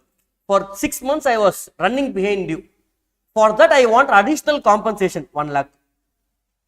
So, if you claim to the company, you will just get the damage. But if the company is not giving, if you sue, when will you sue if the company is not paying? In that case, you will get all damages which he may have been compelled to pay in a suit, all cost legal expenses, and all sums which have been paid under the terms of any compromise of the suit. So, damages, compromise settlement and legal expenses will be recovered. Are you following, guys? Will I always recover this? Only when you file a case. Will I always get this money? That the court will decide. Sir, exam, what should I remember? I am in the class for exam. Simple. The indemnity holder, me, I can sue the other party and claim 3 things. Damages, all expense, legal expense, cost and compensation. Enough for exam. Beyond this, you don't have to think. Even though I am adding a few points to make the class interesting for you to understand the concept, exam is enough. Last one, small concept. With this, indemnity is over, guys. What is this concept? When does the liability of the indemnifier commence? Meaning, insurance company, ACO, let's say individual, Hardik Pandya met with an accident, example case, okay, fine, already is in deep trouble, fine, okay. Now, let's say he met with accident on 23rd of April, nothing happened to him, only car has some damage. So, on 27th April, within 4 days, he filed, not a file case, claim settlement, he wanted a claim, he asked the company, okay. Now, ACO has a liability to pay to Hardik Pandya. That liability starts from 23rd April when the accident happens, or from 27th April when he makes the claim. 23rd or 27th. Now, they are aware about the liability on 27th because that day only claim came. But the due starts from 23rd May itself, 23rd April itself. Look at this. The liability of an indemnifier, ACO, commences as soon as the liability of the indemnity holder becomes absolute and certain. Meaning, I might have filed the case now, but my liability is certain on the day of accident on 23rd April. See, I will pay late only, but when is the liability created? It's created and accrued on 23rd April itself, even though I have filed for claim on a later date. This principle has been followed by courts in several cases. Why this principle? Because sometimes the claim filing might have been delayed by 6 months, 1 year, within that time period. So, the courts have told, you are paying late because he asked you to pay later, but you were liable earlier itself. I gave Mahesh 100 rupees. I told Mahesh, whenever I asked to give the money 100 rupees without interest, Mahesh told, sir, sure. I didn't ask Mahesh for 2 years. Is he not liable? He is liable, but I have still not asked the money. But he has the liability. When I ask him, he will pay. Are you getting it up? Are you following? That's it. With this, indemnity for the exam is done. Even though we are studying indemnity guarantee, like I told you, indemnity, that's it. So quickly, what to remember for exam, then we'll proceed to guarantee after this. Indemnity, there are two parties, indemnifier and indemnified. The indemnifier will compensate loss to the indemnified. What kind of loss? Loss by myself or loss by some other party or loss by any natural event or God created loss. When I claim for that loss, if the insurance company or indemnifier is not paying, I can sue him and recover damages, any other expense or compensation, and the liability starts on the day when the liability is certain for the indemnity holder. Clear? Easy. I don't know how long we spent. I think 15 minutes. With this, indemnity is done. Okay. Now we are going to proceed to the chapter of guarantee. Like I already mentioned in the previous video, even though it's indemnity and guarantee, 9 out of 10 times in exam, what they have tested? Guarantee. We will spend 1 hour, 15 minutes to revise this and then proceed to question answer discussion for our exam. So, guarantee, if you see, first we need to understand what is guarantee. If you understand what is guarantee in detail, chapter is over. After that, it's all some small relevant related points. Yeah, okay. Put the AC, no? Someone. Where is the remote? Yeah, put it. We'll start. Okay. Guarantee. Let's take an example. Let's take, for example, we'll take Vijay Mallya. Okay. What Vijay Mallya has done? He has gone to SBI and what he'll do? Take loan. He has taken some loan, 500 crores, 5,000, whatever. For this loan, SBI was doubtful, Ayo, will you pay or not? I'm not very sure if you will pay. So, Adani told, don't worry SBI. If Vijay Mallya is not paying you the money, I will pay you. So, Adani is giving the guarantee to make the payment. Are you guys following? Understanding? So, again, let me repeat. Adani is giving guarantee. Adani already as of today has a loan of 50,000 crores and he is giving guarantee for more loan. Okay. Now, who is giving guarantee? So Adani is called surety, and surety is nothing but the person giving the guarantee. So this full chapter will revolve around the eyes of surety, who is Adani. We are going to discuss what are all the duties, rights, things that affects Adani. Are you following, guys? Clear? I don't think this will work. This is not for this. Charan, you ask Charan, he will help you. In that room, cabin. Okay, you check in 5-10 minutes. Okay. Fine. Okay. Let's proceed. Sorry, online students, ignore that. Now, Adani is going to give the surety. Are you following, guys? Okay. For Vijay Mallya, SBI, if you are Vijay Mallya, you have borrowed money. For Vijay Mallya, SBI is debtor or creditor? So for Vijay Mallya, SBI is a, if you are Vijay Mallya, in your angle, SBI is a creditor. If you are SBI, in your angle, Vijay Mallya is a debtor. Because SBI has to receive money from Vijay Mallya. So for SBI, Vijay Mallya will be a debtor. Vijay Mallya has to pay. So for Vijay Mallya, SBI is a creditor. So this is how you make in any question they give. The biggest challenge students have is to identify who is the surety, creditor and guarantee. Who is the surety, creditor and debtor. So here Adani is the surety, Vijay Mallya is the, SBI is the, are you following, guys? So guarantee is an agreement with three parties. It's called a tripartite agreement with three parties. Which agreement is primary, main agreement? Between debtor and, that is called primary agreement. There are three parties, like I told you: surety, debtor and creditor. Are you following, guys? Simply you have to see the person who has to receive the money is called creditor. That's why it's confusing. You will think, how sir, SBI is creditor, he should receive the money? No sir. But you will think, why is he called creditor? Because creditor means he has to pay. You see, in SBI's viewpoint, what is the other party?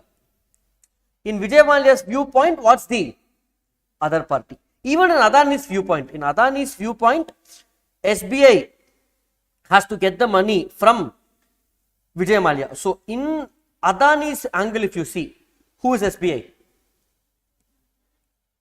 In Adani's angle, SBI is. See, if in Adani's angle, if Vijay Mallya is not paying, then I have to pay. See, if Adani, I have to pay. I have to pay whom? SBI. So for me, he is a creditor. And if Adani pays SBI, he will recover the money from whom? So for Adani, Vijay Mallya is a debtor. So any angle if you see, you will get, you see in my viewpoint, that's it. So what is the primary agreement? SBI and Vijay Mallya, debtor and creditor, that's what is given here. Let me explain. So contract of guarantee is a tripartite agreement between principal, debtor, creditor and surety. These are in effect three contracts: a principal contract between principal, debtor and creditor. Second, what is the secondary contract here? Secondary contract, creditor and Adani. SBI tells Adani that, hey, if Vijay Mallya is not paying, you pay me. That's why surety comes. So the secondary contract, look at this. A secondary contract is made between creditor and the surety. And third contract is called an implied contract, silent contract, meaning if Vijay Mallya doesn't pay, who will pay? Adani, and Adani will recover the money from Vijay Mallya. So surety and debtor, an implied contract between surety and debtor, whereby principal debtor is under obligation to pay the surety if he fails to pay in that time. Are you following, guys? Be very clear with the terms. Are you clear of following? So if you know the terms, let me give another example. You try to find out who is who. I think the AC remote is here only. I'm just seeing it now. See, that's why when you are focusing, you will not see anything else. Okay. You want to turn that on also? Clear. Okay. Near purple. See if it's coming. It's coming. Okay. That one behind you don't want. Behind for some time you turn it on, no, and turn it off in half an hour or 20 minutes. Yes. Give it back. Rishi will take care. After 20 minutes, you turn it off. அதை on பண்ணுப்பா. Yeah, perfect. Fine. Let's go down. Essential features of a guarantee. Usually, I will give you an example and will link the points. With the same example, let's go. Essential features, same as how I told you. Indian Contract Act, contract has some 10 essential features. Sale of Goods Act, contract of sale has some 5 essential features. Just now we saw bailment. Contract of bailment had 5 essential features. What were those features, sir? There has to be a contract, delivery, purpose, possession, return of goods. Like that, contract of guarantee has some essential features. One is principal debt. That means you can't call something a contract of guarantee unless there is a debt which is there. If there is no debt, how can I call it a contract of guarantee? That is one. Why it's, see, try to see this whole chapter in the lens of whom? Adani. Surety angle la paranga guys. Put yourself in the shoes of Adani for the whole chapter. So Adani enna solran, essentials of guarantee ku ஒரு டெட்டே இல்லைனா நான் யாருக்கு surety கொடுப்பேன்? There is no debt. Whom I'll give surety? Are you following, guys? Okay. The debt need not be a quantified debt. It can even be promises. For example, I am appointing Hayagrivan as an employee in a company. HR is saying, sir, Hayagrivan, can I really trust him? I am saying, I will give guarantee for him. He will work very well. So I am giving guarantee for the performance of Hayagrivan in a company. It's not a material, it's not a quantifiable thing, but it's still some kind of debt. I have an obligation. Are you following? What is my obligation? If Hayagrivan doesn't perform well, I am liable to the company for the loss that I would incur or whatever damage, correct? Okay. So, principal debt. The purpose of guarantee is to secure the payment of a debt. The existence of recoverable debt is necessary. If there is no principal debt, there can be no valid guarantee.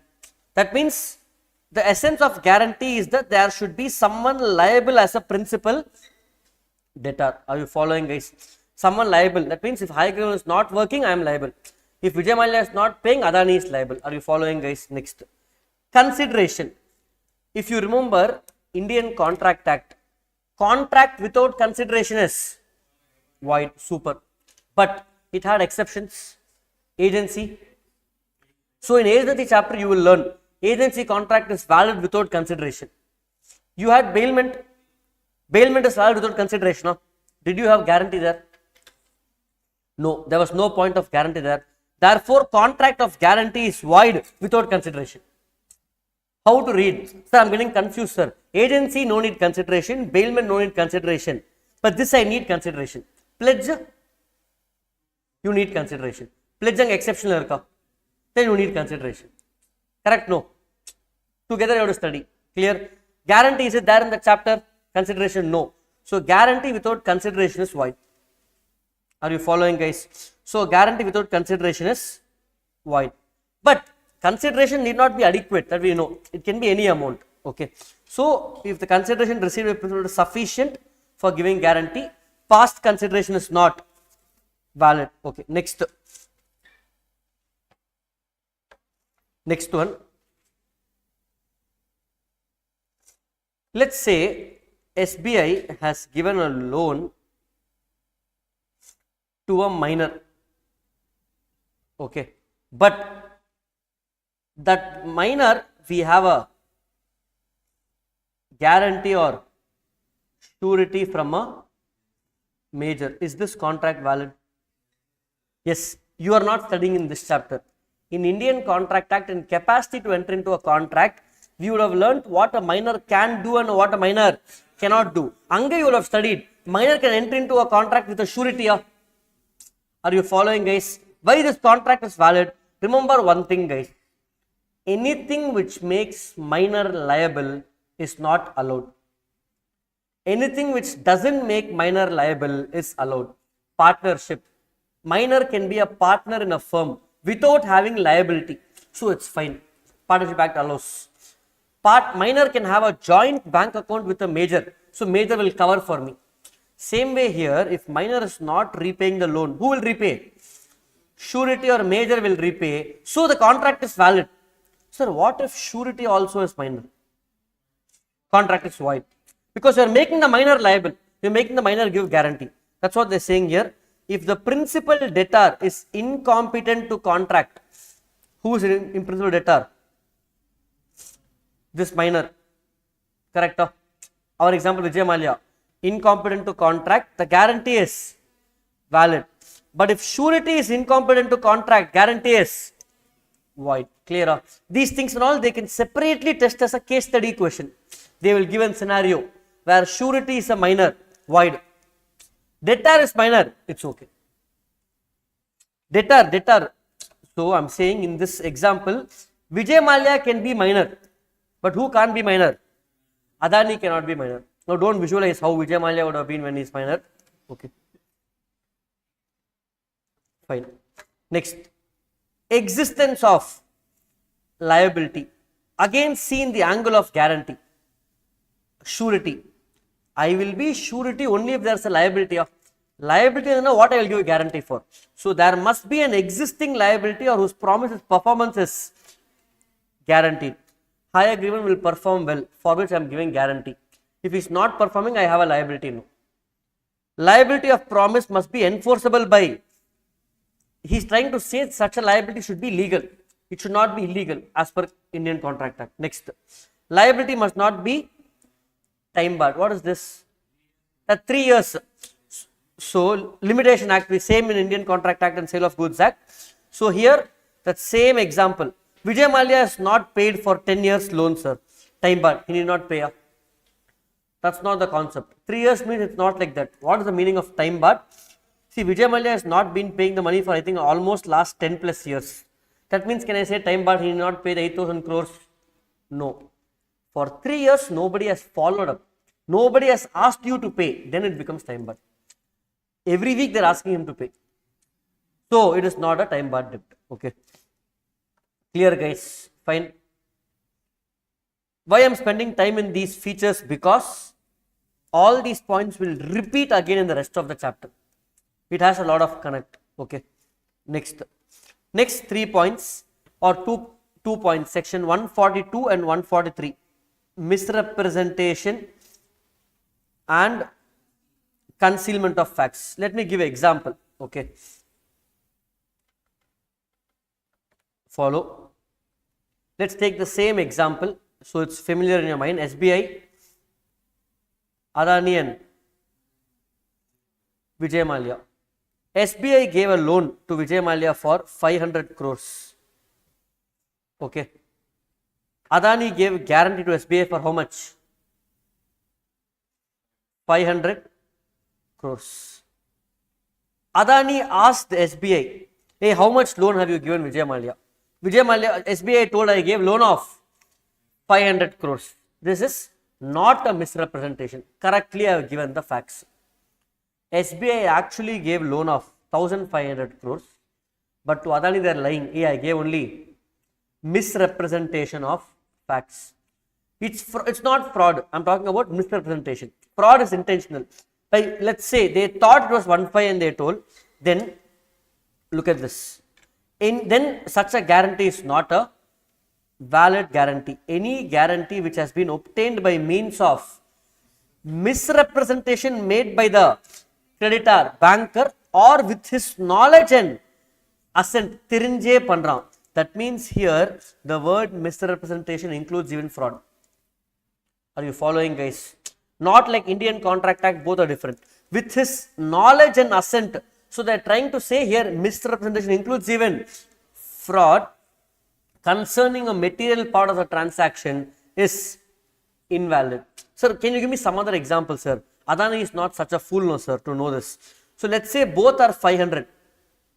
But Adani is asking SBI, have you taken any security for the loan?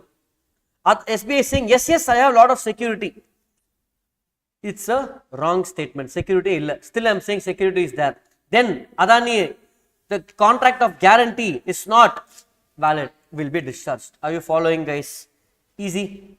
Next, any guarantee which has been obtained by the creditor by keeping means of silence as to material circumstances is invalid.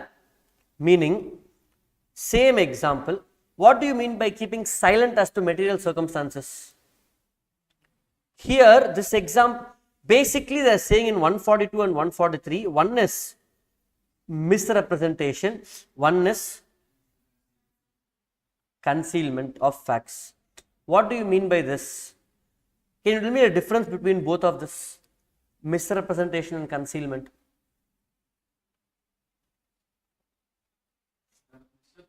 Means we are conveying something else in substituting what is actually there.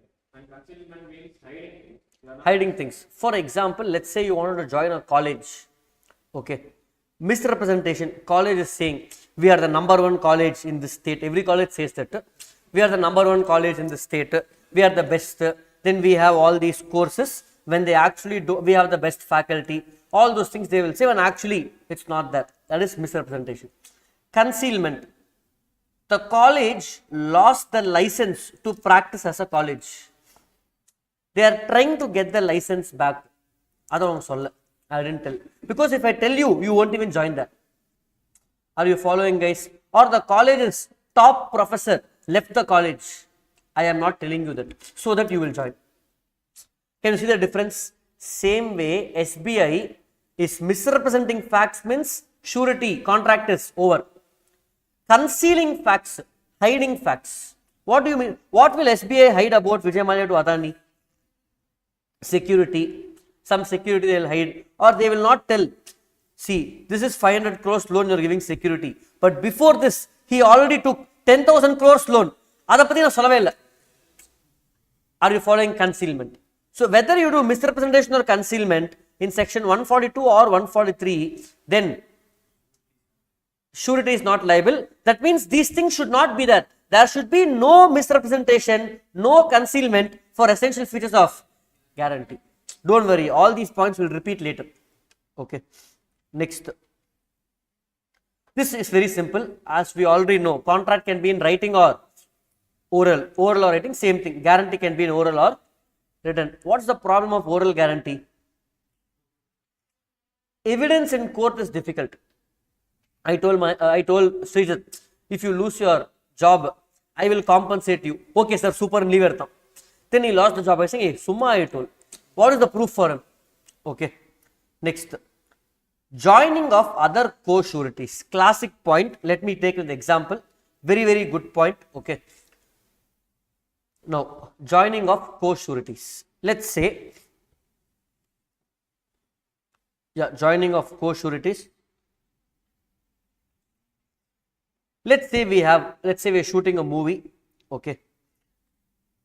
SBI, India's biggest bank, so we'll take same example. SBI and let's say movie director, whom we'll take. Okay, current trending. Lokesh Kanakaraj wants to shoot a movie with both, let's say, with Simbu and,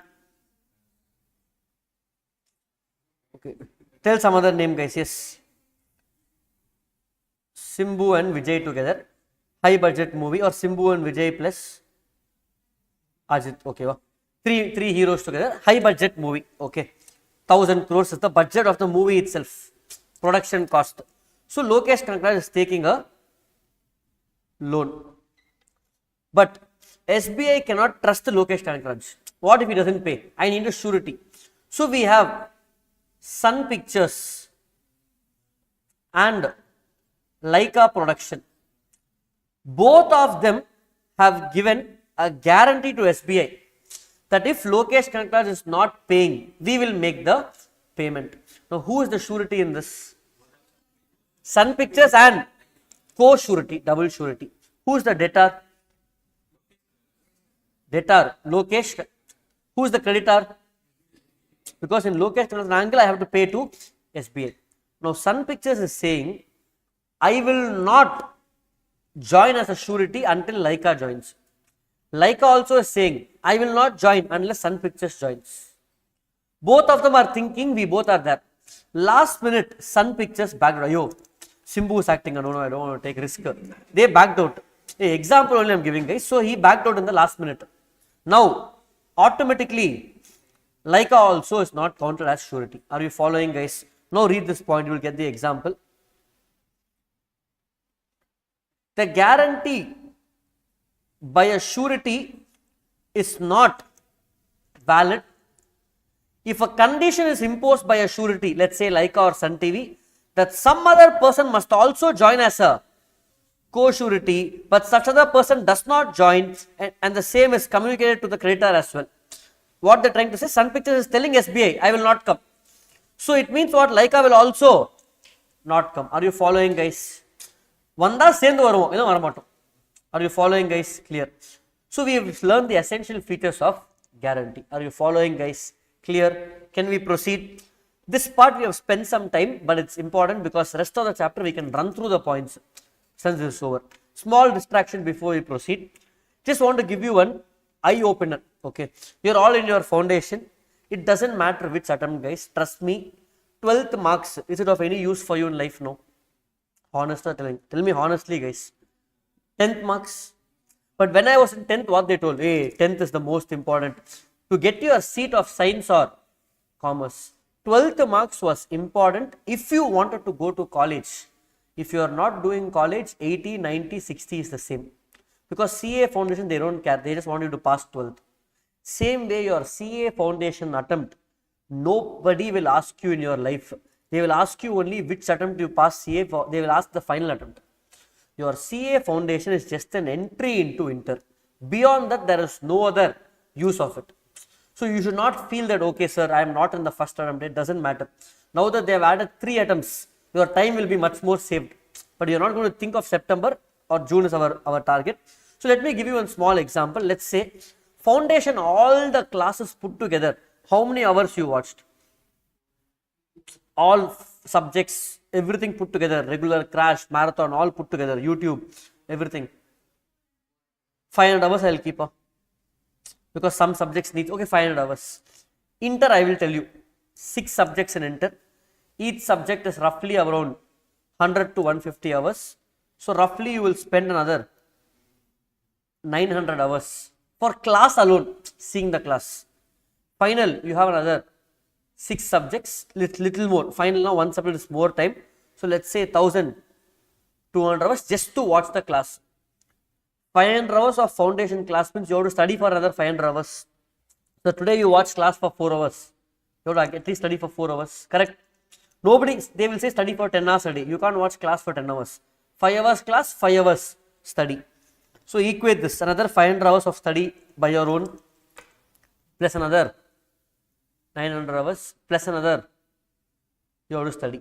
What is the total? Add everything.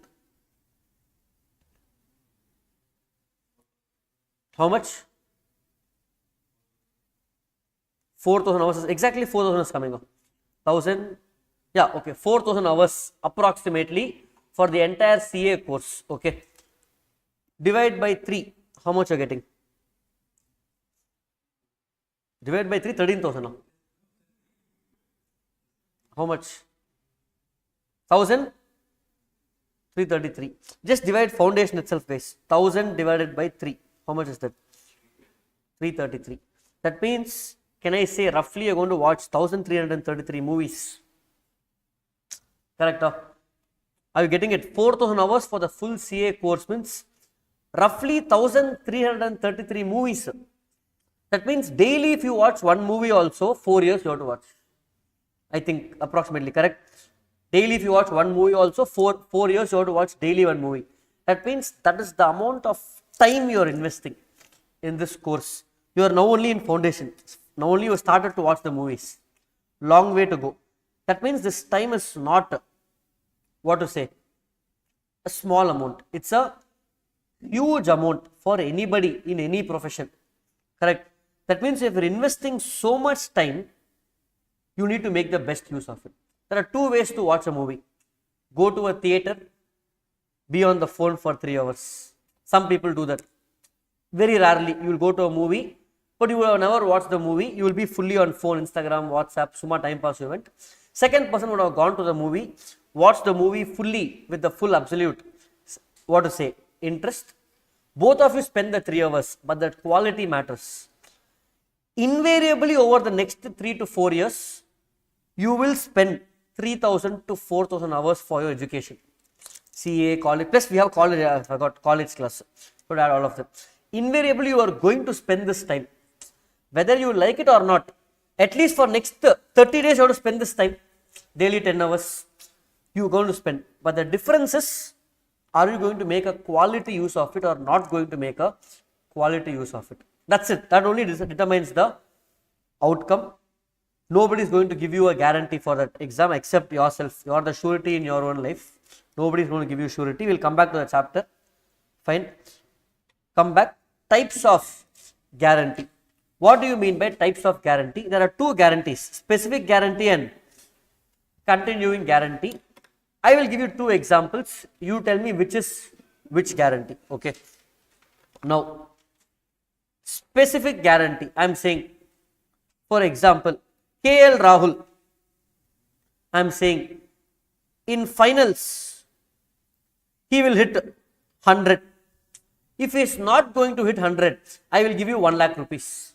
I am giving a surety. Is this a specific guarantee or continuing guarantee? Specific to one particular transaction. If KL Rahul is in the finals, that match he will hit 100 runs. Okay. What do you mean by continuing guarantee? Let's say same KL Rahul, for the next 5 years, if he hits 100 plus, I will give you 1 lakh. He is not going to hit, so I am giving you guarantee. Let me convert this cricket example to a finance example which you can connect better. Okay. Let's say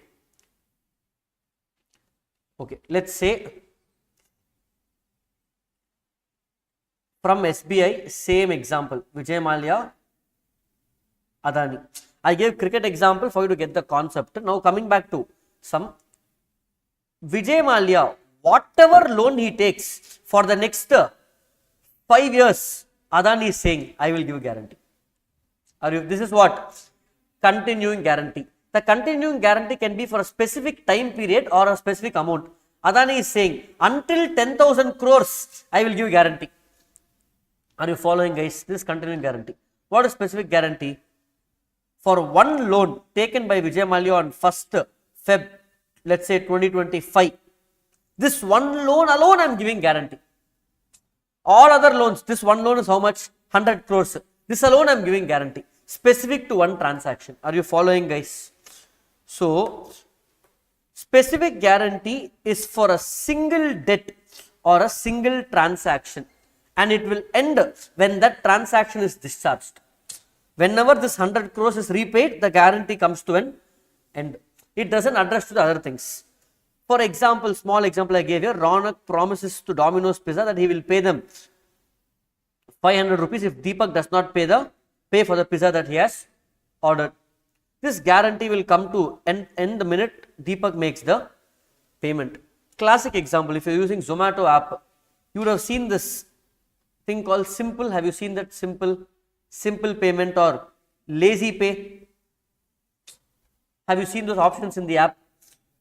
I'm not sure you used it, but you have seen those options. What that option says, if you enable that simple, don't do that. Okay, but if you enable that, you don't have to pay for ordering food. Simple will pay.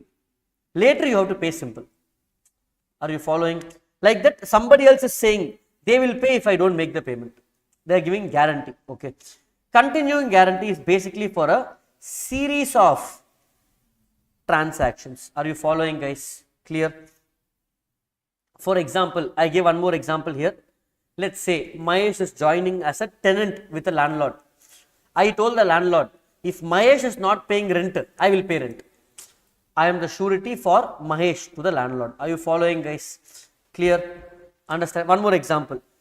Sena told XYZ Academy that she will pay the fees for her friend Purnima if she is unable to pay the fees to the academy until she becomes a CA.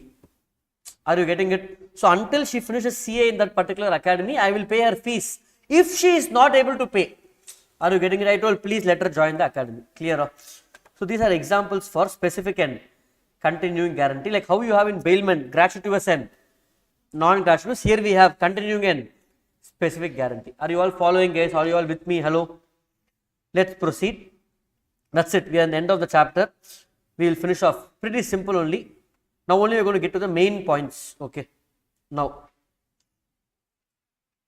let me ask a question. You just tell me the answer. I will tell you which provision is this. Again, common sense without teaching you. Let's take that same example we took. Sun TV and Leica. They gave promise to SBI that we will jointly pay how much? 1000 crores if Lokesh Kanakaraj fails to repay to SBI. Now, within Sun TV and Leica, within them they decided that Sun TV will bear up to 600 crores and Leica will pay up to, they decided among themselves, guys. Okay. Now, Lokesh Kanakaraj, unfortunately the movie failed. So, he was not able to repay the money. He was only able to repay only 100 crores. How much due is left still? 900 crores. SBI is asking Sun TV to pay the whole amount. Will Sun TV pay whole amount or they will pay 600? How much they will pay? SBI doesn't care what is the agreement between you both. I will ask any of the joint sureties of my choice. Sun TV will pay the whole amount to SBI and later recover how much from Leica? Proportionate amount, whatever is there. Are you following, guys? So, usually in a regular class, what I will do, I will make everybody read this, confuse them and then give the example. But we don't have that much time. Liability of two persons, Sun TV and Leica, primarily not affected by arrangement between them. One shall be liable on the default of the other. Are you getting it? That only paragraph is given in the book. This is what I have given note. Meaning, what they are trying to say, surety kulla avanga enna pannalum adu avanga kulla dhaan. When it comes to the third party creditor, you have to pay fully, then later adjust among yourself. Are you following, guys? This concept has never been tested in inter. Now it's there in foundation. When they will test, we don't know. Okay, but 100 marks law, so lot is there to test. Okay, following, guys. Okay. Next, nature and extent of sureties liability. What do you mean by this? You tell me, guys. Very simple. When will Adani pay?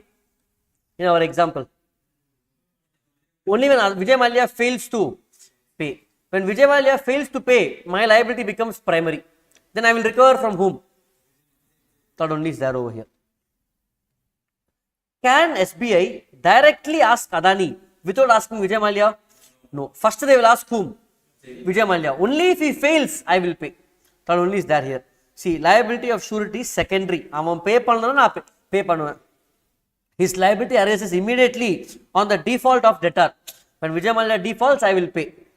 Creditor has the right to sue the surety directly without proceeding to the principal. Now, this depends on agreement they make. The creditor has the right to sue the surety directly without proceeding to the principal debtor. Sue is different from asking. When Vijay Mallya doesn't pay, instead of suing Vijay Mallya, I can sue creditor, surety. Are you following, guys? Suing is different. Where a debtor cannot be held liable on account of any defect in the document, the liability of surety also ceases. It's a very important point. What is this? Simple. If the agreement has some defect whereby contract is void, therefore Vijay Mallya need not pay, then Adani also need not pay. Are you following, guys? Clear? Fine. With that, these two are two separate concepts in the book. Do you have this in the book? Yes, Shweta, can you confirm? You have it. Nature and extent of surety's liability. It's there, sure. Fine. I have given simple points. See, don't mug up all these. They are not going to ask nature and extent of surety. Be clear with the points. I will pay if he doesn't pay. They cannot ask me first. My liability is secondary. I am liable when he doesn't pay. Can they sue me? Yes. If there is a default. Okay. Next. Now we have only last two concepts left in this chapter. And 9 out of 10 questions or 7 out of 10 questions comes from this. So far in inter, what they have tested, they have tested only 4 areas. One is essential features. One, why I am saying what they tested in inter? See, ICA may not make new questions initially. Inter, this chapter is there for last 10 years. There are huge questions available. From there, they will pick and drop it on you. That's it. Which question to drop is their choice. So, most commonly asked questions in inter in this topic. Even though it's first time for you, I am aware of this topic, how it's being tested in the past. Essential features of guarantee, one is important. Then they have asked many times questions on what is specific and continuing guarantee. I will mark this as very, very important because first time they are testing, they will ask these questions only, basic questions. What is specific, continuing guarantee, very important. Second, third, these points are there, but I am not giving it the top priority.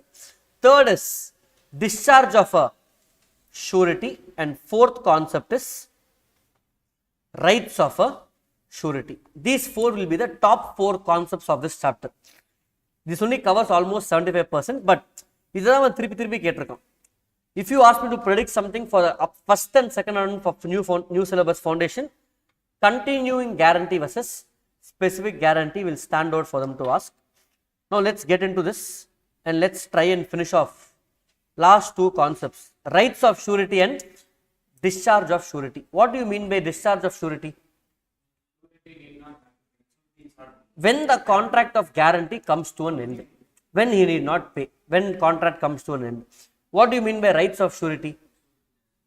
General rights of surety. Okay. So, how we saw Bailor had rights against bailee.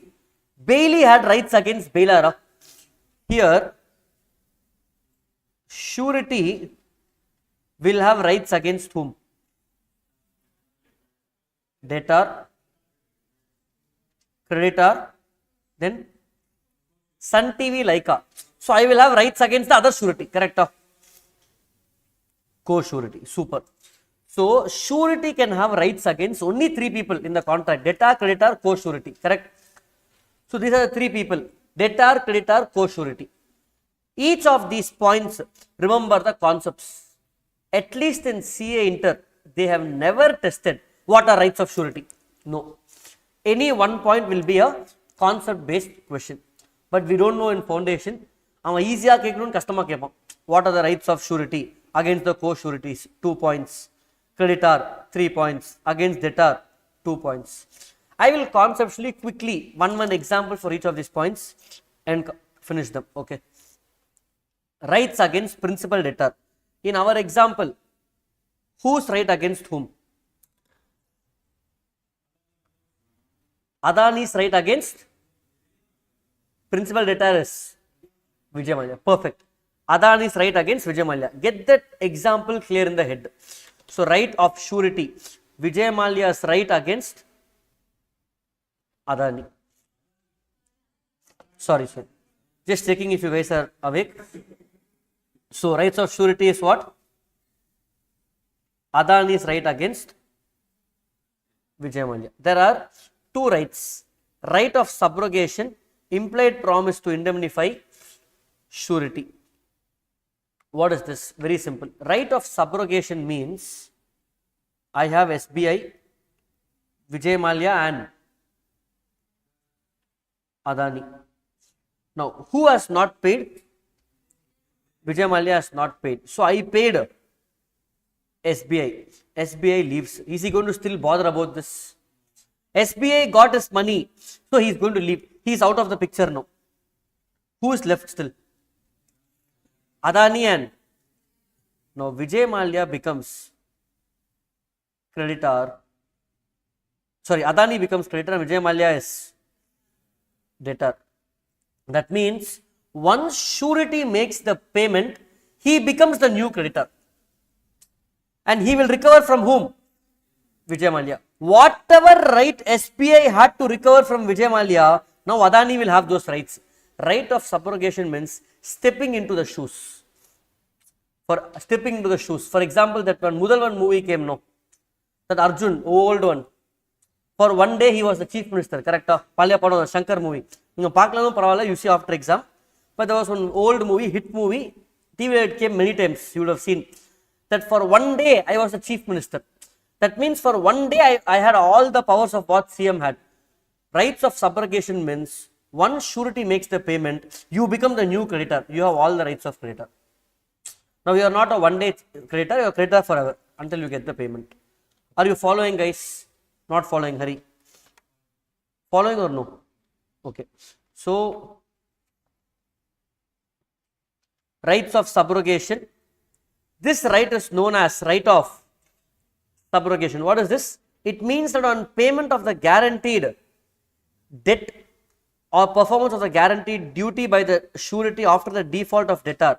Sir, purila sir.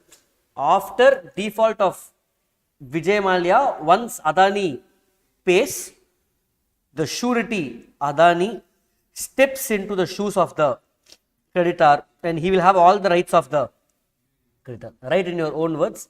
Key word is surety steps into the shoes of the creditor and has all the rights of creditor. Are you following?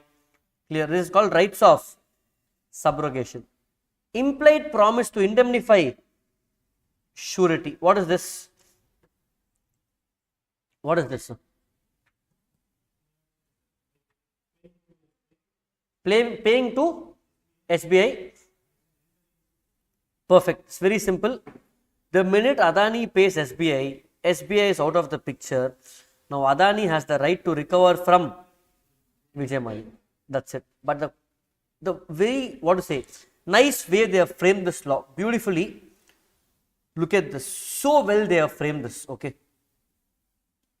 They have not tested this in Inter also. But if you allow me to test, I will test like this.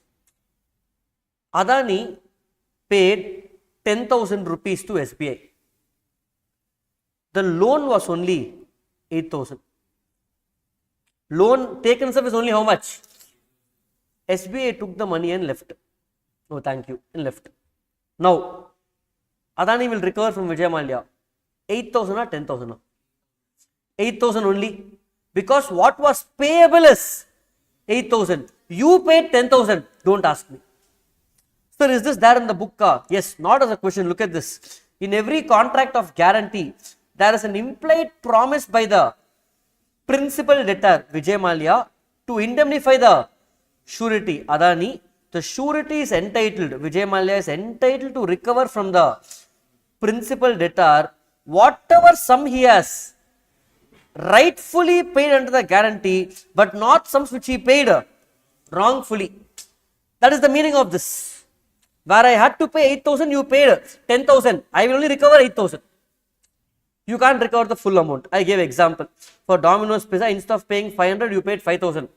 I will repay only 500. Who asked you to pay extra 10 in GPay? Not my fault. Are you getting it, guys? Understanding? These are the two rights against the principal debtor. In reality, to answer this question, SBI will not accept anything in excess. But imagine it's three independent parties, you, Hari and Hayagrivan. Within you guys, he will take and he might go. Okay. That's why the law is trying to protect whom? Vijay Mallya also.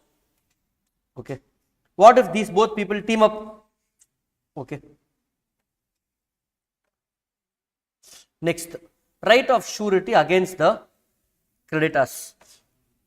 Next, against the creditors. What is this?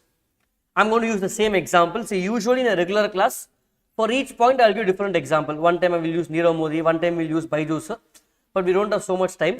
So we'll stick to the same example, even though it's little boring, but we don't have time for making new examples. Fine. SBI, Adani and Vijay Mallya. Vijay Mallya took a loan of, let's say, 1 crore. Okay. For this 1 crore, he gave security of flight. The Kingfisher Airlines was given as security. Vijay Mallya was not able to pay. So Adani made the payment. Can Adani take the benefit of the flight security? Let's say flight is worth 30 lakhs. So Adani is saying, you already have flight, no. Security is 30 lakhs. I will pay you only. Can he tell that? Can he do the adjustment of security? Yes, common sense. Yes, and the common sense the law la vandirukku. surety is entitled to take the benefit of the creditors' securities. If any security is given, surety also gets that security. Are you following, guys? Purida. Now, the key word is, now SBI is saying, "Hey, உனக்கு தான் தெரியாது இதை பத்தி. You didn't know security was there. How can you take it?" So, law is saying, look at this. Whether the surety, Adani knows of the security or not, அவனுக்கு தெரியுமோ இல்லையோ, but at the time of entering into contract, if such security was there, I get the benefit. Meaning, Adani entered into the contract without knowing about the flight security, but security was already there, I can use the benefit. எனக்கு தெரியணும்னு அவசியம் இல்லை, இருந்தா போதும். Are you following, guys? Clear? This is the crux of this point. Don't mug up this. Don't even have to mug up this. Remember the concept, remember the side heading. Rights against creditor.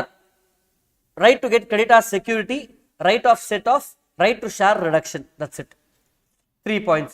Inside points, on your own words, learn the concept. Okay. Second, right to set off. Beautiful point. Okay. What they're saying,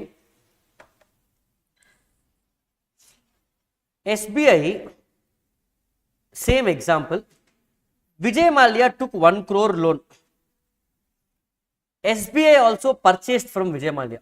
What they purchased? Kingfisher Airlines, they use some services. Okay. So SBI also has to pay to Vijay Mallya 20 lakhs. Okay, now both should pay each other. SBI should pay Vijay Mallya 20 lakhs. Vijay Mallya should pay SBI how much? Vijay Mallya didn't pay anything, left to UK.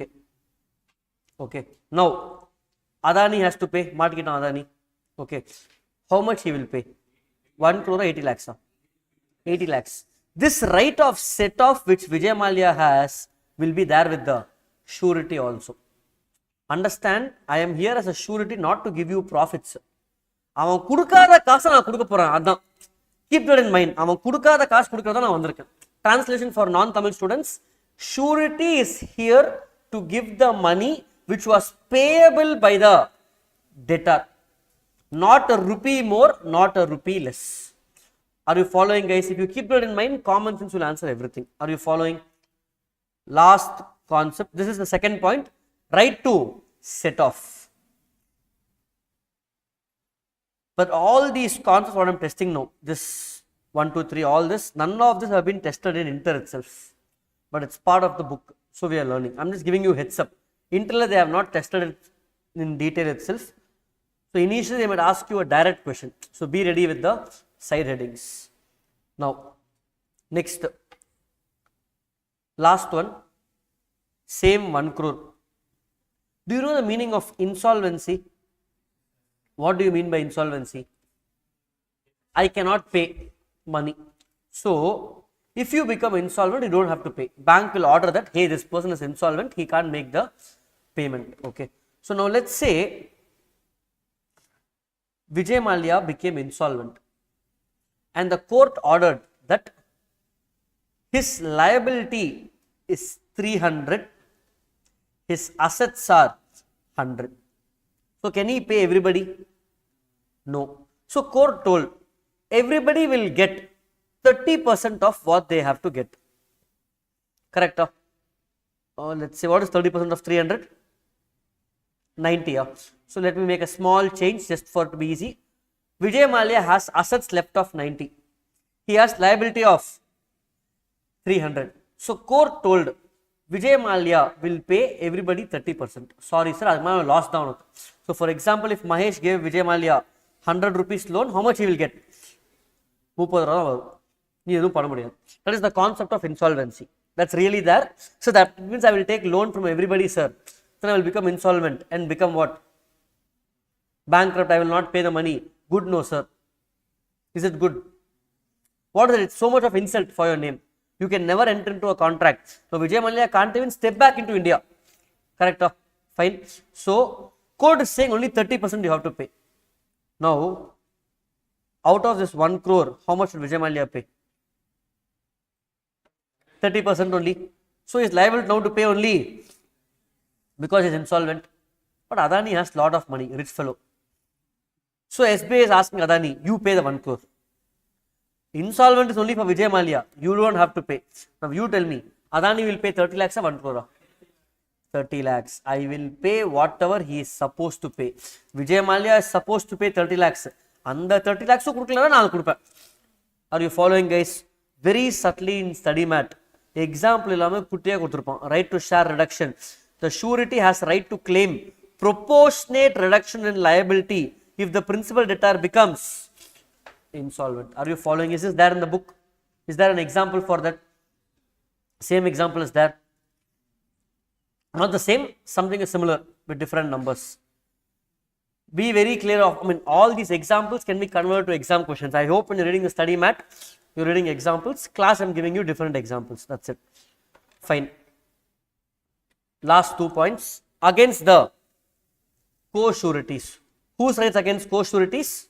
Right of surety against the co-sureties. Our example, Sun TV's right against Leica's right against Sun TV. Are you following, guys? Easy or difficult? Hello?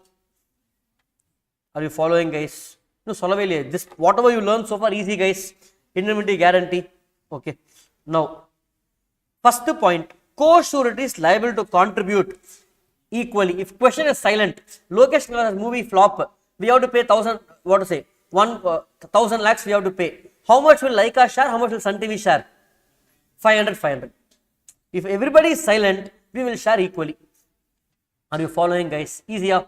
Already you have studied in joint promisor concept in Indian Contract Act. In case of joint promisor, liability is equal. Partnership, partners liable is equal. Here also same. If everybody is silent, liability is equal. Clear? Next point, another beautiful point. Okay. Liability of sum bound in different sums. Beautiful point, guys. I don't know if you have an example in the book. Okay. But they have not tested this in Inter, but a very nice point. Very easy also. Let's take the same movie example, but this time 3 production houses. Okay, let's keep same 2 itself. Let me make it easy. Sun TV and Leica. Sun TV told, my liability is only 50 crores. Leica told, my liability, no, pay unlimited, whatever is the actual liability. Okay. Now, Lokesh Kanagar has told, I don't know the production. Production cost depending upon number of days shoots are cancelled. I should again keep shoot, cost will keep going up. Okay. Now, overall movie, it costed, let's say, 300 crores only. Faster they finished. Everybody came to shooting on time. 300 crores it got over. Okay. Now, but movie became a flop. So he was not able to pay 300 crores to SBI. Who will pay how much? Sun TV will pay 50, Leica 250. Correct? Next example. Out of 300 crores, unpaid amount is only 80 crores. Balance avane pay. Lokesh itself paid off. So due is 80 crores. Who will pay how much? Sun TV 50, Leica 30, or Sun TV 40, Leica 40. What is the answer? How many of you 40-40? How many of you 50-30? Okay. Keep this example open. The due is not 80. Due is just 20 crores. Now you give the answer. Sun TV 20 was 0. Answer another. 10-10. Apna previous answer another. Na answer solla. You gave the answer when I changed the question. Are you following, guys? That means just because they say it's 50 gaaliya pay no. Up to 50 equal. Beyond 50 other party. So in first case 80. So up to 80, that means up to you hit 50 we will pay equal, not 50-30. Are you getting it, guys? Got the logic? So if it's 20, we will pay 10-10. So until Sun TV becomes 50, we will share 50-50. So 100 tannada fully excess will go to them. Are you following, guys? This I can complicate the example giving you 4 co-sureties, 3 co-sureties with different amounts. Let's not get there. You got the logic? Look at this. The principle of equal contribution, equal is however subject to the maximum limit fixed by the surety to his liability. Santi we kept maximum of how much? 50. So up to 50 equal up. Co-sureties who are bound in different sums are liable to pay equally as far as the limits of the respective obligations permit. Are you following, guys? Clear? Understood? Huh? So indemnity and guarantee, we are done with the whole chapter. I hope you understood the concepts, guys. Okay. Don't go and mug up all these points inside. Bold points are enough. Just remember, co-sureties rights against debtor 2 rights, against co-sureties 2 rights, against creditor 3 rights. Easy to remember. Against debtor, right of subrogation, right to claim the money. Against creditor, claim of security, share, set off and share reduction. Against co-surety, equal sharing, and if there is a bound in different sums. Again, I am telling you, indemnity guarantee, bailment pledge agency. Interla, they have never tested even one question direct. Yellame case study. But that's how inter questions are. For us, they will test. Foundational, kepa. Rights of Bailor, be ready. What are the rights of surety? Be ready. Rights of pawnee. That's why I gave you shortcuts. Okay. Now, what is left in this chapter is only this last concept. Discharge of surety. What do you mean by discharge of surety? How contract comes to an end. This itself is a 30-40 minute concept. So what I will do, indemnity guarantee, I will pause it over here. Those who are watching recording, this will be part 1 video for you. In part 2 video, you will find discharge of surety, separate concept for 30 minutes. Following, okay. Now we will proceed to question answers.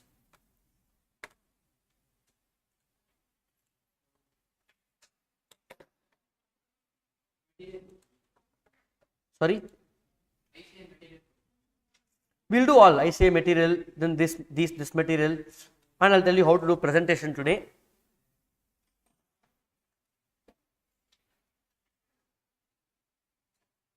Okay, first I'll do presentation and then I'll go to question answers. We'll close at around 7:30, 7:45, whatever time. Okay.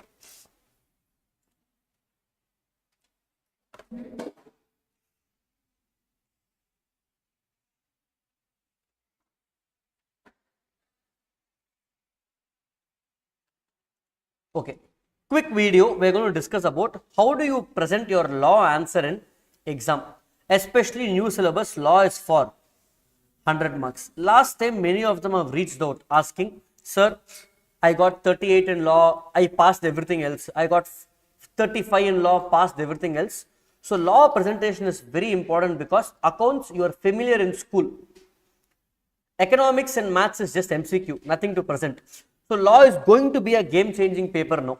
Now that you know all the concepts, we are going to have, looking at the latest mock test paper for June exam, there are 3 types of questions in your MTP. If you have seen the MTP, if not, I have seen it, so I will tell you. One is direct question. One is difference question. Next is case study based question. Only these 3 you have, and I will say almost 50% is for case study, little more than 50% is for case study, around 10%, 1 or 2 questions max is for difference, remaining 40% is for direct. Approximate split, is that what you have seen in the MTP? Yes, something of this sort is what we have seen, correct? Direct question is simple. Let me give you an example of direct question. I'll give you 2 examples. One, they might ask you from Contract Act, what are the modes of revocation of offer? What are the modes of revocation of offer? Counter offer, lapse of time, non-acceptance, notice of revocation, subsequent illegality, or death or insanity. We had a mnemonic in our class like clans. If you keep playing Clash of Clans, then you will die one day, death or you will become insane. So Clash of Clans was a mnemonic, all the points covered for what? This. Sometimes they used to ask, contract without consideration is void, but generally it is valid in few cases like agency, bailment, charity or completed gift or time barred debt. Time barred debt. Mnemonic for that we have studied in class was ABCD. What is ABCD? A is agency, B is bailment, C is charity or completed gift, D is time barred debt. So 2 points are missing. Yes. When you learnt ABCD? In the past. So in the past voluntary service, who taught you ABCD? Parents. They taught you out of natural love and affection. So you learnt ABCD in the past out of natural love and affection, these points. So straightforward points you will write and then you will write the answer. So side heading point, side heading point. New syllabus added. What are duties of Bailor? 4 points. What are duties of bailee? 5 points, 6 points. Like that you will write 6 points. Are you following, guys? That's it. These are direct questions, easy to score if it comes in exam. This involves a lot of memorization from your side. Side headings, the question ki the answer. That is important. For duties of Bailor, you can't write rights of Bailor. Gone. That's why you gave shortcuts, leave all of it. Difference is simple. You have many different questions in Contract Act like fraud versus misrepresentation. Now you have bailment versus pledge. If you put all the dabbas together, around 10 to 15 dabbas will be there. You should remember the basis. At least if you don't remember the basis, remember at least half the basis points and try to write your own basis. Follow the same template. Difference question comes means basis, bailment, pledge. Basis, voidable contract, valid contract. Follow the same dabba you see in the book. This also involves a little bit of concept plus memorizing the basis points. Coming to case study. At least what I have seen, most students do fairly well in direct questions because you are used to memorizing in school. Okay. Difference also to an extent you manage. Case study is where some of them take a hit. Okay. Now coming to case study, I will give you 2 alternate way of presentation. Those who are watching this video, part of our group, everybody part of the group, I will do one thing. Every day, let me keep the group open. If you are part of this group for presentation, we will keep it open for just 30 minutes. Okay. Or a specific day and time, I will keep it open. That time, whatever answer that you are writing, the image of it, you send it in the group. Those who are coming to offline class, you show it to me here. Let us spam that group with all the answers. Okay. When answers keep coming in, I will reply to each answer by sending an audio note as to, hey, what you have missed or what is wrong in this answer. Don't send the full certified copy. I don't have that much time. One answer you send which you feel you wrote well. I will reply to it and tell what improvements you can do here. Everybody in the group can listen to that answer.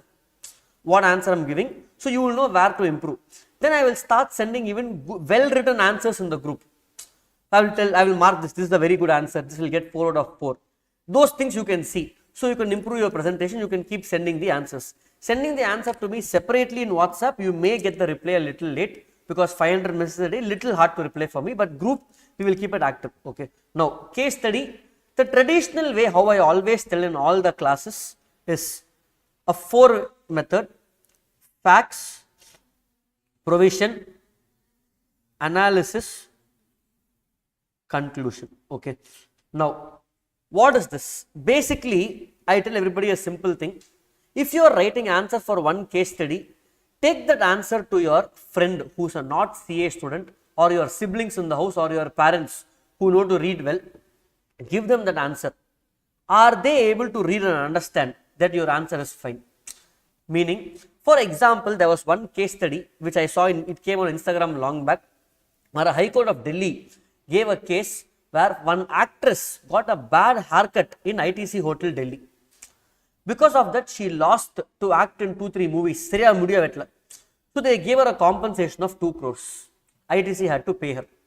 Now, how they wrote this in the High Court judgment was, every High Court judgment or Supreme Court judgment is like this. First, they will write the facts. What happened? This actress went and got a haircut, bad haircut in ITC. Then, provision, consumer code provision, deficiency in provision of service. Service was not up to the mark.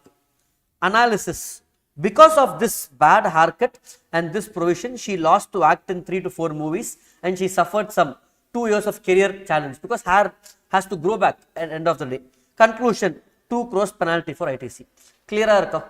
So when you are writing, You will summarize the facts, what is there in the question, in 2 to 3 lines. Don't write half a page facts, because whatever you write for facts, the marks is 1 mark கொடுக்க மாட்டோம், 1 mark கொடுக்க மாட்டோம், half mark வராது. It's only waste of writing, but we are trying to build a quote way of writing. Second, provision. First write what provision is being tested in that. Sometimes it could be one provision, sometimes they are testing multiple provisions. Write only relevant provision, guys. For example, if they are testing for, let's say, they are testing clans, revocation of offer, they are testing subsequent illegality. Don't write all the points. If my side rating has 10 points under that, write the point which is relevant. இருக்கிற எல்லா provision எழுதாது. Write the relevant provision as per Indian Contract Act or as per this act, whatever. In the provision, don't write facts of the case. Okay. Analysis is a beautiful place. That is where you carry marks. Analysis is basically நான் எழுதின facts too. The facts I have written and the provision I have written. Now if I read together, what is my analysis? For example, facts, I cross the red signal. Provision, if you cross red signal as per Traffic Motor Vehicle Act, you have to pay 100 rupees penalty. Analysis, at 11 p.m. when the traffic signal was there, I crossed the red signal, which is in violation of the above provision. So you have to pay a penalty. Conclusion, penalty 100 rupees. Conclusion is one line. Are you getting it? This is the way you write. So analysis will be mix of both and then the conclusion. Some students, what happens is, they don't have the, or they are not used to writing facts. Sir, facts the mark illiye sir. Why should I write? No problem. Don't write the facts. Straight away write the provision first. I personally don't prefer the analysis first. Some of them might tell write the analysis. How can I write analysis without giving the background to it? Directly you are writing, இது தப்பு sir. எதுக்கு தப்பு? Why is it wrong? I need to give a reason. Correct? So if you want to write the second way, sir, my handwriting is slow, sir. I am not able to write 100 marks in mock test paper. Then leave the facts. Forget about the facts. Okay. But follow only one for full exam. Mati எழுதாத. Only follow only one. First you straight away write what? Provision. Next you write analysis. Next paragraph. This time analysis will have little more detailed facts. And then write conclusion. Some people will write conclusion first. The third method is, sir, I will write conclusion first. Give the straight answer. Yes, no, liable, not liable, punishable, not punishable. Then they will write why, provision below. Why they will write analysis below. This I have seen some of them do it. Basically, they are changing the format. Are you following, guys? Are you getting it? Follow whichever style is comfortable for you. All three are fine. Basically, it's the same. You are just changing the order. But simple again, if I should tell you, if you show your answer to me, I should know what is the answer and I should also know what is the question without reading the question. As simple as that. This is what I tell people. If I read your 5 marks case study answer, don't send me the question paper. I should know what was the question and what is the answer with the provision and conclusion. If I am not able to figure that out, that means your presentation is not up to the mark. That's it. Are you getting it, guys? Is it clear? So with this, those who are watching the video, ensure you are part of the group. As how I mentioned in the group, I will keep sharing what? The time basis where you can share your answers. I will reply and give you audio feedback for all of that. Applicable for offline, online live and recording students. I will keep it open only for a few days till exams. Of course, after exams, group will die. That's it. Okay, it's a temporary group. You can leave, stay, whatever it is. Fine. That's it. This is about presentation. So more active you are, I can respond to you. If you are not sending day before exam, sir, give me presentation feedback. Sorry, I can't help it. Okay. Day before exam, I won't tell you also if it's not good also, because what you will do? You will only panic. So now is the time to work on it. Fine. That's it. This is about presentation. Okay.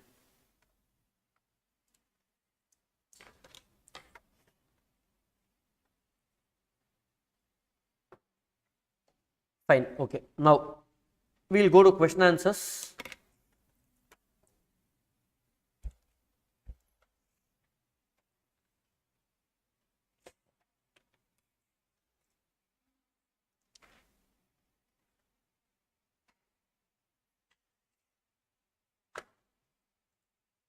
Okay, let's quickly discuss questions of bailment and pledge and indemnity and guarantee to the extent possible in this section. These are questions which I usually discuss in the last 10 batches of CA intern, same syllabus for foundation. So, same questions we are going to discuss. These questions are more than sufficient. We will do some more questions later. First, let's do this. Bailment and pledge. What is bailment? Explain the rights and duties of bailment. Answer. Rights and duties of bailor. Sorry. What is bailment? Bailment is transfer of possession from one party to another party for a specified purpose. It could be with consideration or without consideration, and the essential elements I will include all the points here. What are duties of bailor? How many duties? 4 duties. First is duty to disclose defects. Second, indemnify for premature termination. Third, expenses. Fourth, responsibility. 2 things: indemnify for any loss caused to bailee for my fault, or accept the goods that have been returned. Next, what are the rights of bailor? Rights of bailor will be similar to duties of bailee, but those opposite points. What are that? You can terminate the contract, or right to demand back the goods, sue with compensation, and after compensation, next point, sue against the wrongdoer. Those 5 points you have to remember, guys. If I don't remember also, it's okay. Like exam illa, you only have the exam. Fine. Whether the following can be considered as bailment. Mr. P parks the bike at the parking lot, locks it, keeps the key with himself. Bailment of what? Whom I gave the goods? It's with me only. Only if I give the key to somebody else, then it can be bailment. Symbolic delivery. Are you following, guys? Seizure of goods by custom authorities. Meaning, whenever goods come into India, as per indirect tax, we have a law saying customs, we have to pay customs duty, tax katnu. So, when iPhone is coming into India, company has to pay tax, then only it will be entered into India. Otherwise, it's called smuggling. Okay.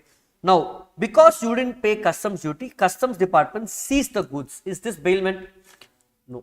Bailment, now voluntary transfer of possession. Have you voluntarily transferred? He has seized it because you have not paid customs. This is, they are in custody. They are not in a position of goods. They can't use it. They will just retain until you pay. Is this bailment? This is yes. Are you following, guys? Next. Sorry? Yeah, I aware. Just checking if you are aware. Okay. So, this is no. Okay, fine. Next. Again, this depends. If it's a voluntary transfer of possession, if its goods are given for a security, then it becomes bailment. But on the face of it, answer is no. Ashwati hires a car from Isha and agrees to pay 1,000 as charges for 1 day. The car is unsafe, though Isha is unaware of the same. Now, who is the bailor here? Important. Who gave the car? Isha. So, she is the bailor. Who is the bailee? Ashwati is the bailee. Perfect. So, Ashwati gave the car. So, Ashwati took the car from Isha, for which she paid 1,000 rupees for 1 day. Car is unsafe. But Isha didn't know about this. Ashwati is injured and claims compensation from Isha for injuries suffered by her. Isha refuses to pay. Advice. She has to pay. Answer. Duty to disclose defects in non-gratuitous bailment, whether you are aware or not aware, you are liable. You remember our example, guys. That's it. Okay. Next. Bailee has every right to mix the goods with his own goods without the consent of the bailor. True or false? False. The chicken example we saw. You cannot mix until you get the consent of the bailor. Perfect. Ilango gave his bike to Soundarya. Who is the bailor? Ilango is the bailor. Who is the bailee? Soundarya is the bailee. To keep it with her until she returns from his, he here, it should be he. Ilango gave his bike. So, until he returns from his hometown. Soundarya kept his bike along with her Activa in the same parking lot. Due to a small accident, both the bike and Activa were damaged. Ilango now wants to sue Soundarya for damages. Comment. Can she sue? Can he sue, guys? No. As a bailee, my duty is to take reasonable care. I have taken care of it just like my own goods. Both are damaged, so I am not liable. What would be your answer if Ilango had informed Soundarya to park the bike in Chennai Metro paid parking? However, Soundarya kept the bike at her own residence as she felt it was much more safer. Now she is liable. Yes, because Bailor gave some instruction you didn't follow. Are able to get the answer, but you should be able to give the right provision in the exam. That is important. Okay, next. Mr. Sai Karan had given his pen drive to Shravant for a period of 1 week. However, Shravant forgot to return the pen drive back to Sai Karan. Even after repeated reminders from Sai Karan, after a year the pen drive was lost. Sai Karan wants to sue Shravant. Can he sue? Yes. Which provision? Yes is the correct answer. Which provision you will write? Because this question, if I asked you without teaching you bailment also, you will tell yes. Which provision you will write? Which provision? No, right to demand back the goods of Bailor, but before that, it is the bailee's duty to return the goods. 2 points will come. Duty of bailee is to return back the goods. So you have to write 2 points here, guys. Look how beautifully the question is framed. You will write duty of bailee to return the goods plus right of Bailor to get the goods or sue if you don't return the goods. Correct? Bailor has the right to sue if you sue and claim compensation. So all those provisions will come. He wants to sue. So you will write facts. I will write provision. As per the Indian Contract Act, one of the duty of the Bailor is to return back the goods to the bailee. If he fails to return the goods, one of the duties of bailee is to return the goods to the Bailor. If he fails to return, then the right of the Bailor is to sue the bailee for compensation. Are you following, guys? Clear? That kind of mix you should do. What you should not do, they are asking duty of bailee. Let me write all the duties. Why? I have seen so many answers. Irukra ella duty he will write. Are you following, guys? Focus on the point. Especially case study questions, write that specific duty. What are other duties here of bailee? Not to mix the goods, take reasonable care, not to make inconsistent use. Don't write those irrelevant points here and waste your time. Are you following? See, if you think you are smart, examiner has seen lakhs of papers for so many years. So you cannot outsmart the examiner. We keep that in mind. Examiner knows how to play with your answers. So you just have to follow and be in the system. That's it. Next. Ram, the Bailor. Can we proceed, guys? We totally have 15 questions. Quickly we will close. Go to next chapter. Ram, the Bailor, pledges a cinema projector and other accessories with movie association cooperative bank. So who is the pledger or Bailor? Ram. He is pledging the projector to some movie association cooperative bank, some bank, guys. I'm writing short, okay, for a loan. So he has taken a loan. So is this bailment or pledge? Giving goods on bailment in return for a loan is called a pledge. Ram requests the bank to allow the pledged goods to remain in his possession. Ram is saying, hey, give the goods back to me. Loan also I want, goods also I want. And hold the same in trust for the bailee. He is saying, you give it back to me, I will hold it in behalf of your trust. And also further promises to hand over the possession of the same to the bank whenever demanded. He is saying, whenever you want, I will give it. Now I want the money and the projector. Examine whether it's a valid contract of pledge between Ram and bank. Is it a valid contract of pledge? In pledge, you have to give the goods and get the loan. Here you have the goods and you have the loan. This is not pledge. This is called hypothecation. This is called hypothecation of a contract, not a pledge. What is hypothecation, sir? Classic example. Auto driver bought a new auto, but he doesn't have money. So he took a loan from bank and gave auto as security. Now, if I give the auto and take the money, how I will repay the loan? Generally, what do cab drivers do? Loan also will be with me, car also is with me. Correct? When I am driving that car, whatever money I earn, I will repay that person. That is called, that's what he is doing. That's called a hypothecation, not a pledge. Pledge means goods should not be with me. I should have pledged it. Are you following, guys? Hypothecation is not in your syllabus, but you know this is not pledge. Clear? Next. Fine. Let me come in reverse now. Question 15. Suresh has given his bike to Ramesh. Who is the Bailor? Who is the bailee? Suresh Bailor, Ramesh is.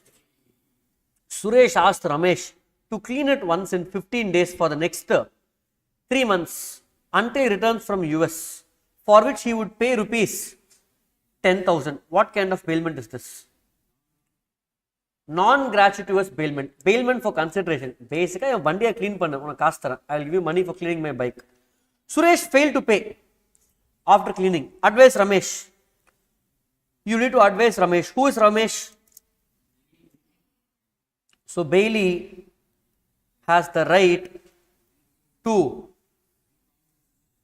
sue and claim compensation if the bailor fails in his duty. Are you following, guys? Right to make the payment. He didn't pay, so I can sue him. Are you following? What type of bailment is this?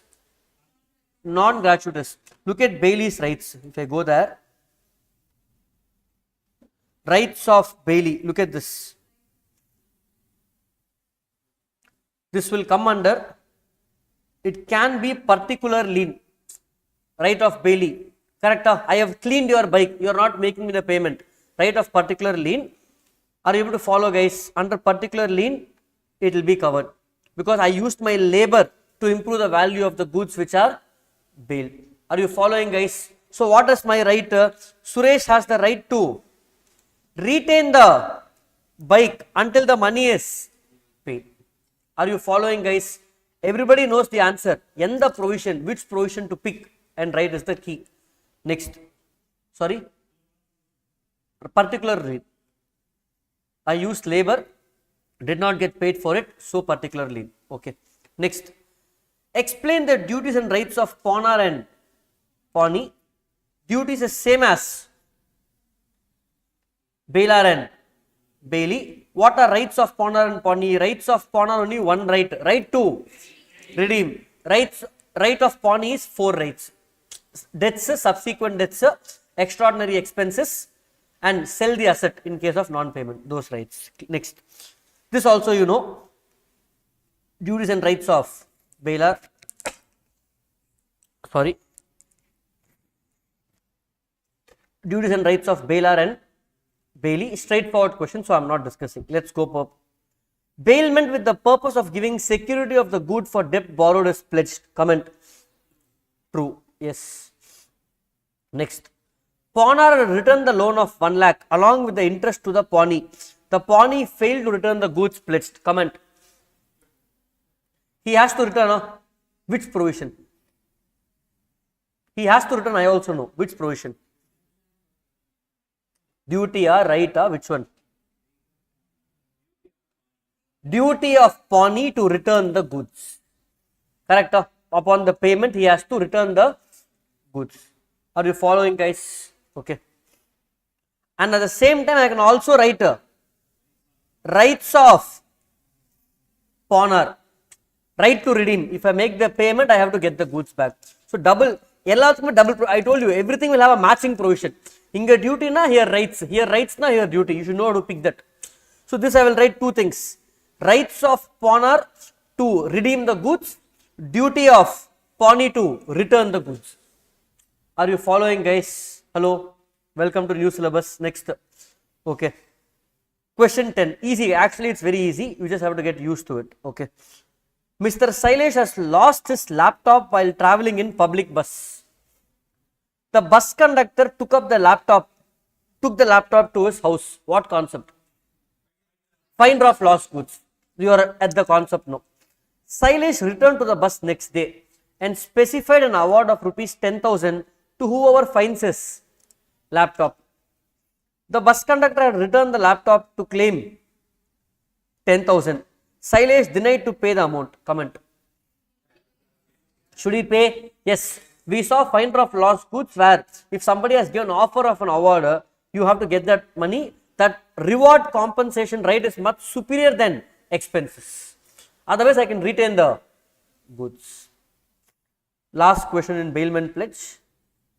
X sent a consignment of mobile phones worth 60,000 to Y and obtained a railway receipt therefore. So, X is sending mobiles to Y through what mode? Railway mode.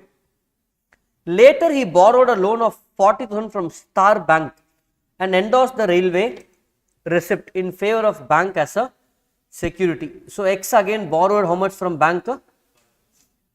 40,000, and for security what is giving? Railway receipt was given as security to the bank. So, he has basically done the question, don't bother much about it, but other questions are getting the clarity guys. This is indemnity, bailment and pledge. Let's go to indemnity and guarantee, do few more questions. Are you getting the concept guys? We will do study mat questions also, that should be sufficient, okay. And later we will do mock test paper and RTP questions, that's it. That should be more than enough for new concepts, don't stress beyond that. So, we are going to target what all questions guys? These questions, the questions which I have given you, this material plus study mat plus mock test paper plus RTP. First you finish this, then you ask for extra questions. Okay. We will finish this in the class, then you think about more questions. Okay.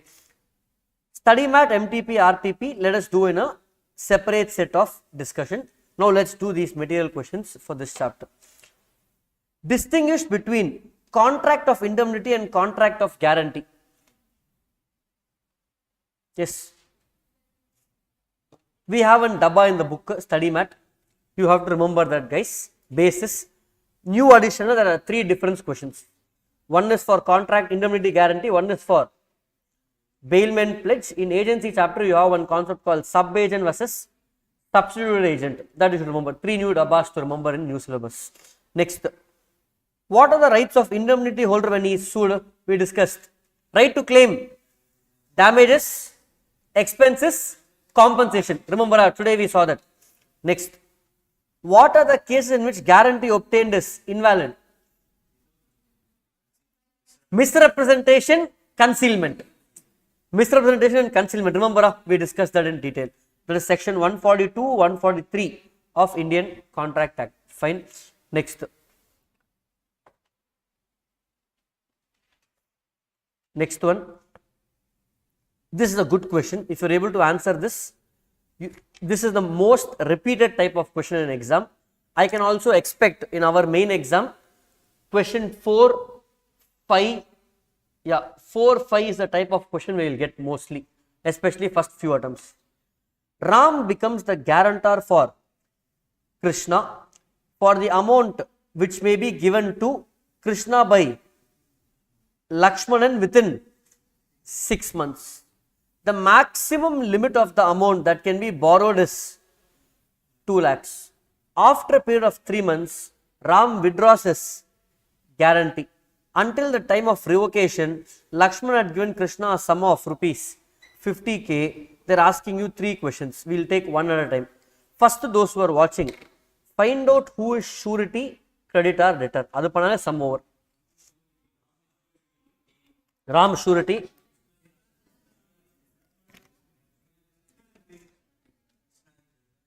Lakshman is. So, follow very carefully. That is something you have to do in every question. So, here what they are saying, I will write it somewhere here.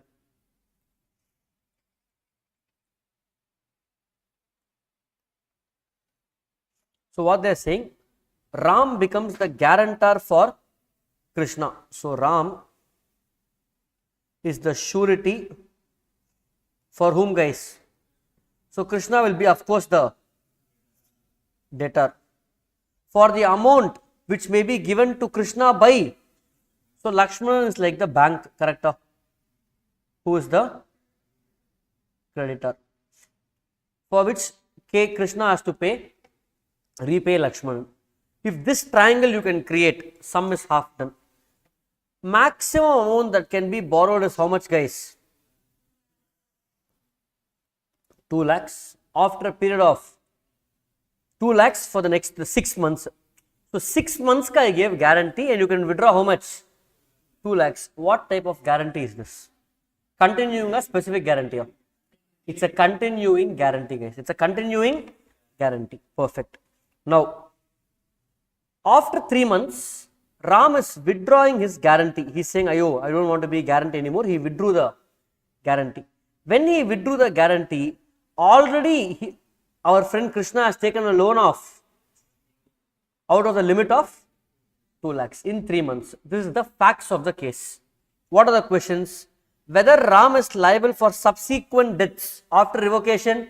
No. In case of continuing guarantee, once you revoke, you are not liable for subsequent debts. Whether Ram is liable if Krishna fails to pay 50k? Yes. If 50k is allowed, if Ram is liable, yes. What if Krishna borrowed a sum of total of 1 lakh during the period of 6 months and failed to repay the same? How much is Ram liable? How much he is liable, guys? See, totally Ram gave guarantee for 2 lakhs, but he revoked his guarantee after 3 months. So at the time of revocation, what was the due? So I will pay only. After revocation, Krishna continued to borrow. That who has to pay? Krishna itself. So he is saying if the total amount is 1 lakh, 50,000 only Ram is liable. Because after 50,000 he revoked his guarantee. Are you following, guys? Sweta, understanding? Okay. We'll just do last few questions. Till 11 we'll do and close. Okay. Indemnity and guarantee. Next. Similar question. See if you are able to answer. Try question number 5. Very similar but much easily framed.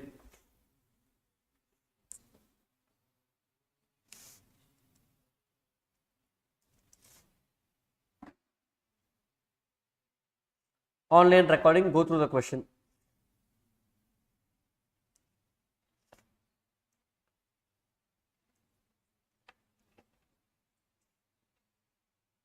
So A stands surety for B. A is surety, B is principal debtor.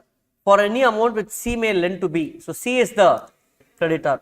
From time to time during the next 3 months, subject to maximum of 50. What type of guarantee? Continuing guarantee. 1 month later, A revokes the guarantee when C had lent 5,000. So at the time of revocation of guarantee, how much is already due? 5,000. Advised whether A is discharged from all the liabilities to C for any subsequent loan? Yes. I am liable up to 5,000. What should be your answer in case B makes a payment in paying back to C the money already borrowed? 5,000. Default. B makes a default in paying back the money. Yes, then who should pay? A should pay how much? 5,000. That's it. Adhe question now. In simple, until guarantee is there, I am liable. Once guarantee stops, you are not liable for the future debts. But until that day, whatever guarantee amount was done, you are liable. Are you following, guys? Next. Sai Karan advances to Akshay 50,000 on the guarantee of Hemant. The diagram in mind. Who is the surety? Hemant. Who is the creditor? Sai Karan. Who is the debtor? Akshay. Are you following, guys?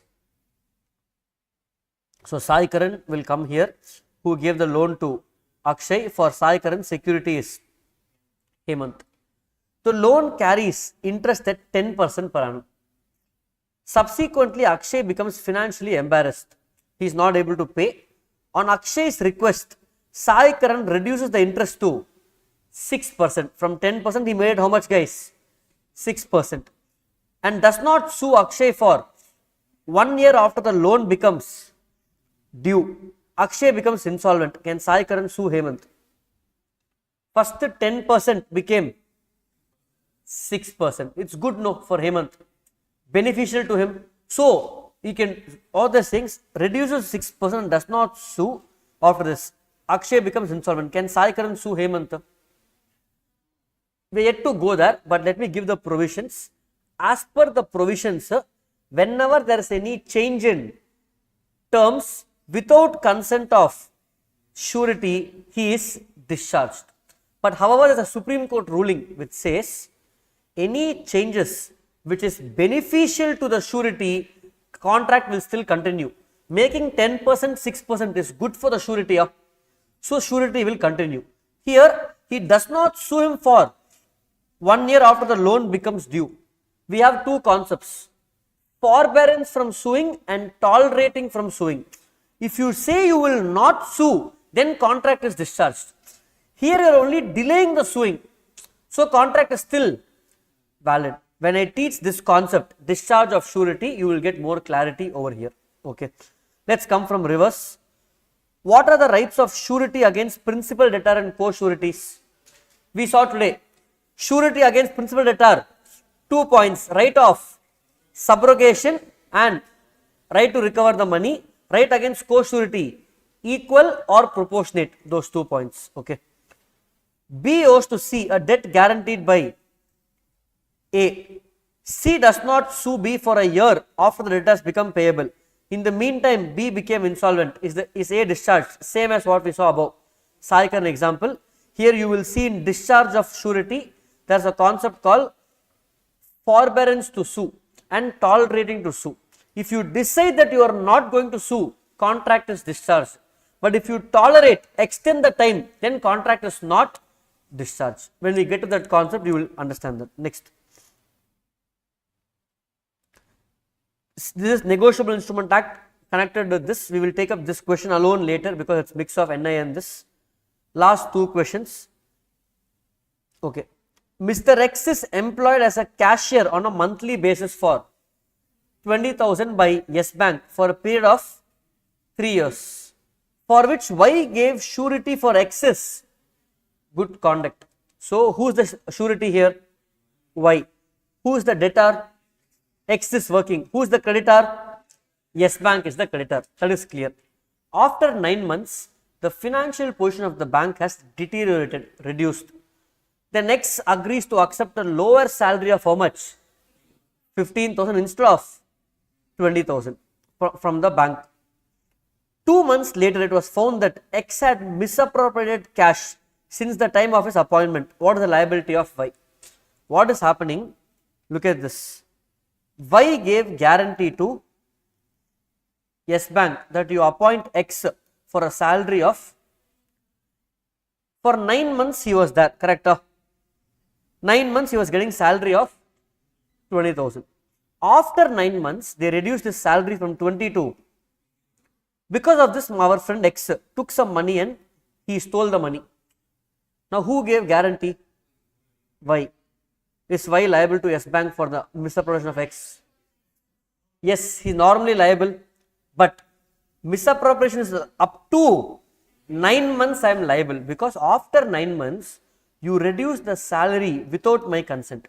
Changing terms of contract between debtor, creditor and debtor without the surety's consent will discharge the surety. Are you following? Why enna solluva? See, if his salary was 20,000, I will take care. You reduce to 15,000. Of course, he is going to steal money from you. I cannot give a guarantee for this. Why did you reduce without asking me? Are you following?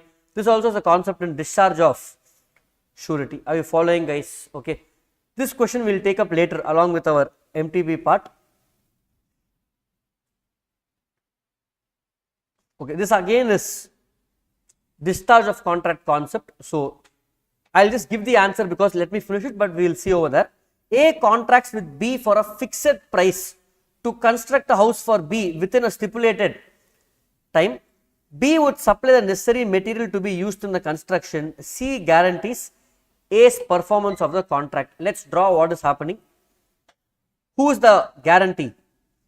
C. C guarantees A's performance of the contract. So basically C is giving guarantee for A's performance. You answer with common sense. Okay. A contracts with B for a fixed price to construct a house for B within stipulated time. So A is going to build a house for B, correct? For this, B would supply the necessary materials to be used in the construction. So can I say the question is like this? A is building a house for B. B will supply all the bricks, cement and materials. For A's good performance or construction, who gave guarantee? C gave the guarantee. Is this clear, guys? B does not supply the material. B was supposed to give the bricks, cement, sand. He did not supply. Therefore, is C discharged from his liability? Because B did not supply, A also did not perform properly. Can I still tell C gave guarantee? No. See, C's guarantee condition is that B has to supply the materials. Because he didn't supply materials, his guarantee will be discharged. This is again a concept in discharge of a contract. In discharge of contract of surety. Are you following, guys? Clear? This comes under the concept of conduct of creditor. Because of creditor's behavior of not supplying, contract is discharged. Are you following, guys? With this, we are done with questions of bailment and pledge and indemnity guarantee. Extra questions we are done. We will keep doing more questions. Stay tuned. That's it. Yeah. Fine. Yeah.